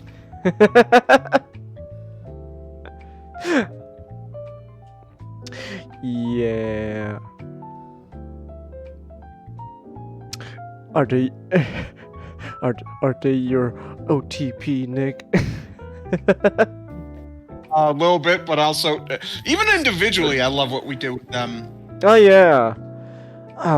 Like they're great individually too. like both when we're being serious, and also like for more like lighthearted, like comedic stuff, like just believe it or not, everyone, we do have an episode where it's just literally the premises: the Autobots go to therapy. That's a comedic episode. That's a comedic episode. I mean, it starts out comedic. It has a little bit of seriousness, but there is also just comedic stuff sprinkled in as well. Like just like again, like just the interactions everyone has. Like one of the things was for like a group therapy session, everyone's like making clay figurines out of each other. Bulkhead. This one is Shadow Striker, cause like her, it's always frowning. You like it? Shadow Striker just obviously visibly touched, but doesn't want to show it. Just, it's fine. This one is Soundwave, and he's surrounded by Rumble, Frenzy, Ravage, Winkting, Buzzsaw, and even Laserbeak. Laserbeak has an halo since he died, but he's an angel now in the Allspark. Agreed.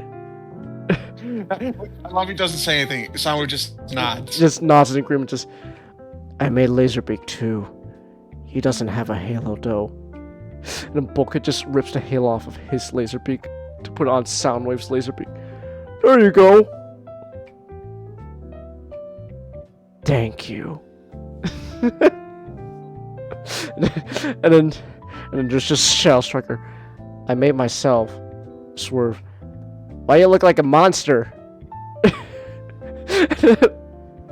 I love what you added. Nick just immediately cuts to Swerve with a pencil in his head.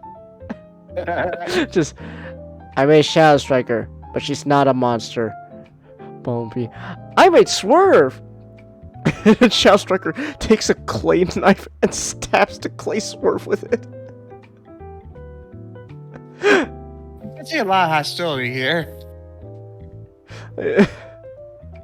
like stuff like that. Like, oh god, there's so much we gotta tell about. Nick, does Butter know about? How much does Butter know about Ironhide?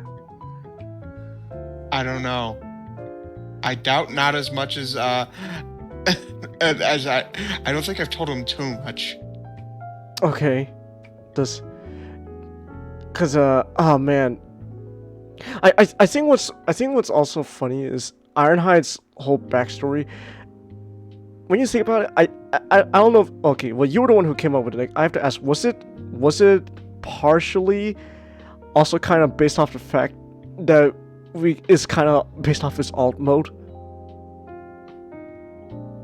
I figured I kind of wanted a Transformer who was like a hippie van, because like it's actually had to do with his backstory, that I wanted him to actually have the hippie van, because he was essentially, before he joined the war with a hippie group.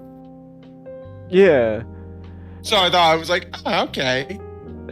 And I like the idea where it's the juxtaposition of, like, the hippie van, peace and love and all that, and it's belonging to Ironhide. Ironhide's reaction. Who has brass knuckles. That says pity and fool, like Mr. T. Like what? Ironhide's reaction to scanning a hippie fan. Oh man, this must be the vehicle of a warrior.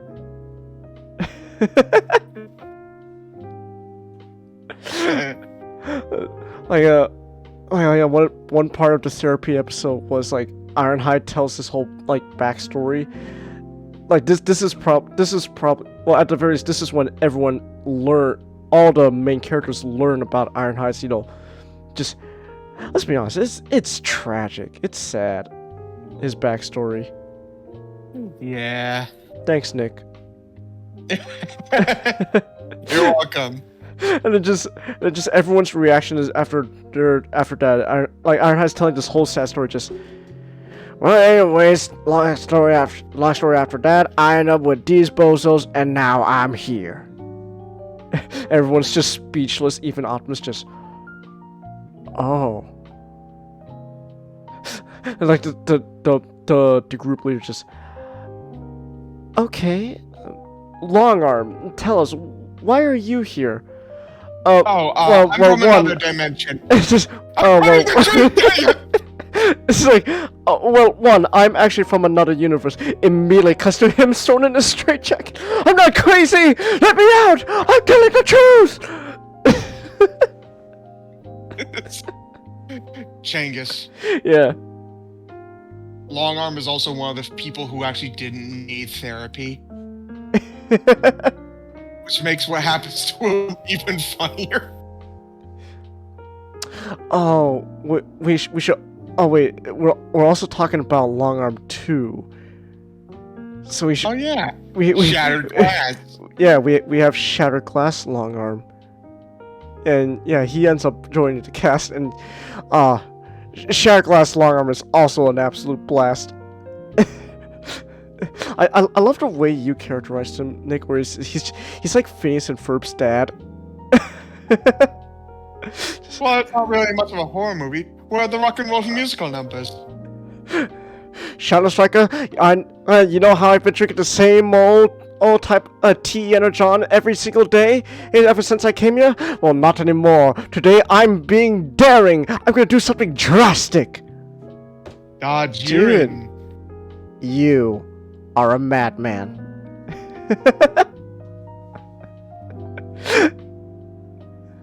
Like just again, like just stuff like that. Just I am like, just no joke. Anyways, we're reaching the 5.5 hour mark. So just to wrap things up, I want to tell more, but I have to wrap things up. Otherwise, we're gonna be here forever. Just Part 2. Part 2 Express. I wouldn't mind that.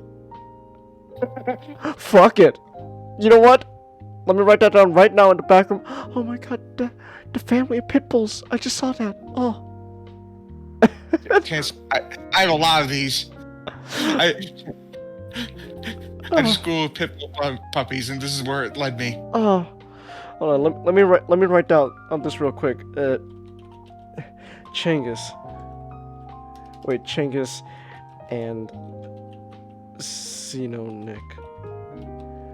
Transformers Express Part 2. Yes, we need to talk more about this. Electric Boogaloo.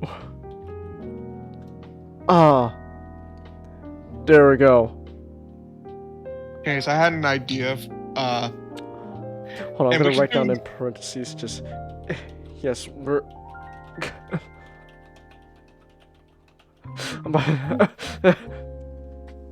yes, we're gonna talk more about it. Don't shame us.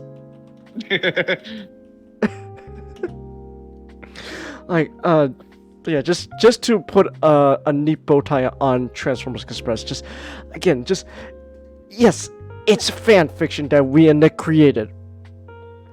And yes, it sounds like we are like stroking our own dicks right now. But you know what? This is something that we have poured a lot of passion and pride into. Honestly, like out of all the like stuff I've written, like original stories, fan stories, etc. Again, I'm not gonna lie, Nick. This is probably what I am the most proud of. And yes, Nick, ever since I told you about this, you did hijack it, but you know what? I don't regret it. Yeah. I don't regret ever telling you about this, Nick.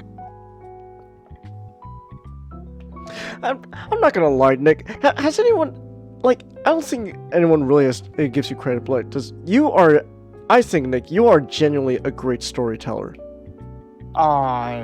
You flatter me. No joke. Like some of the stuff you come up with, not just for Express, but like your own stories, like they genuinely like hook me. Like I get interested. Like, oh, okay, interesting. Like for example, when you straight up got my attention, just like, hey, did I ever tell you about my fan story where Golly drowns people? Just what? In a dark future timeline. and just like, what? What the fuck are you talking about? It's like, well, shit. Now I have to hear about this.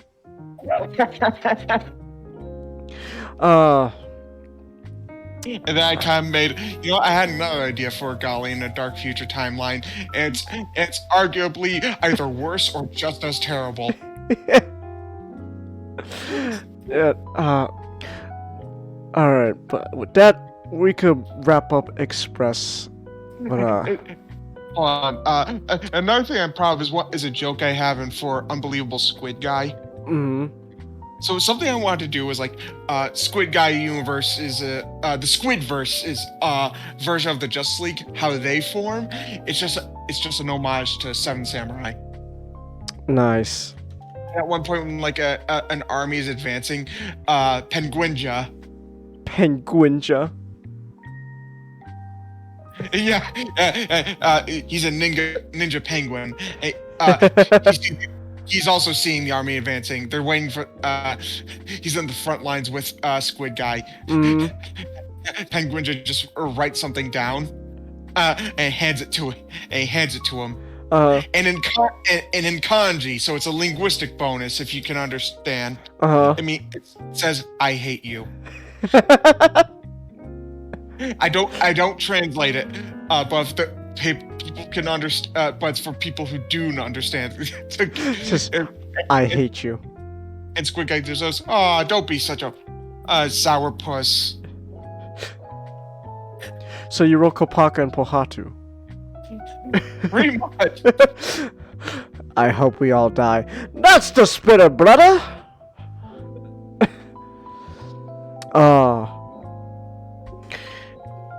Anyways, we are past the 5.5 hour mark. I think it's about damn time we wrapped up this podcast. It's past 1 o'clock where I am. But again, Nick, there's so much I want to talk about when it comes to Express. But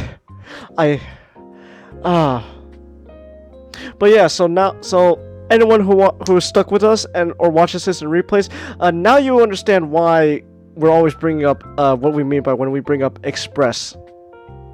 A comedy series, however, is a completely different story. We'll probably have to talk about that later.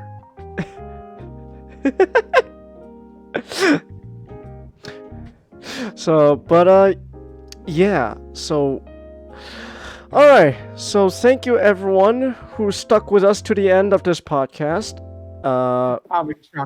Gentlemen, do whatever it takes to empty your coffers, lap dances, champagne dances, shower dances. Oh, the things you can buy with a handful of bills. It makes me excited. It gives me the chills. There'll be filters and breeders, ham bones and tweeners, zobos and debos and blobs like a wiener. But for $1, you can pull down the zippers. I am the Snorlax. I speak for the strippers. Uh, real quick, actually, before I call it call it a show and call it a night, Nick, I think not personally, but I'm just gonna thank him publicly as well. Huge, huge shout out to Not the Last One, our co-host. Nick, he not only gifted me Phasmophobia, he also gifted me Alien Isolation. Yeah. What a fucking Chad. If there was a higher rank than mod, which he already has, we'd give it to him. Well then, you know what? We are. I am the literal owner of this damn Discord server. I will make a position higher. Don't you dare! That means he outranks me, and I'm not. I'm not giving up my power. Damn it! I love not, but not that much. But oh god, big shout out to Not the Last One though. That mad lad, he, God bless his soul, man. Fucking gifted me Alien Isolation and Phasmophobia. So you know what that means? Next week, Nick, Alien Isolation. Woo! Yeah, next week we can start Alien Isolation. Can't wait for those long periods where I'm not gonna say anything and freak Changus out. You asshole. You know what's gonna happen. I know, but that's such an asshole move. And so admittedly, while we were talking about like all this, I was working on a thumbnail for Alien Isolation since I can stream it now. I'm gonna show the chat here. At one point while you're hiding, I'm just gonna go. Play a Family Guy clip.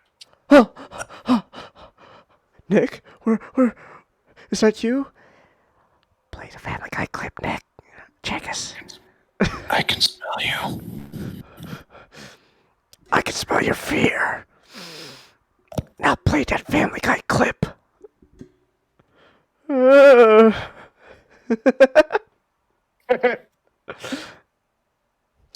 Admittedly, I am also a bit proud of this thumbnail.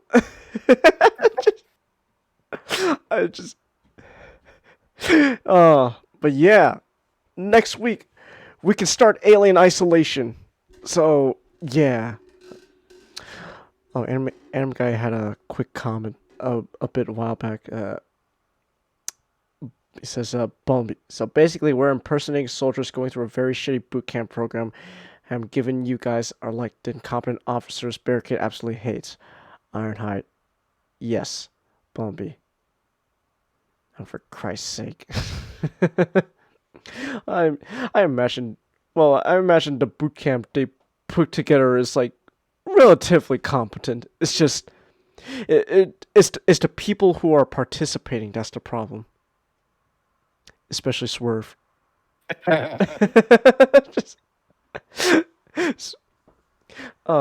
Actually, real quick, just to go back to Express. Again, I should have ended, but one last thing about Express. One recurring gag is that a lot of people give Swerve a lot of shit. Sometimes justly so. Sometimes justly so. Sometimes unjustly so. And this also applies to Optimus as well. Yes, even Optimus Prime in our story kind of gives Swerve shit.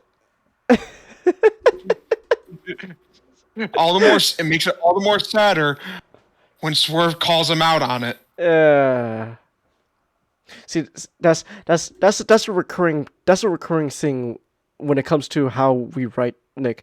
Well, at least how you've influenced me to write. Just all right, let's keep compiling one shitty thing on top of another until eventually, you can't avoid it.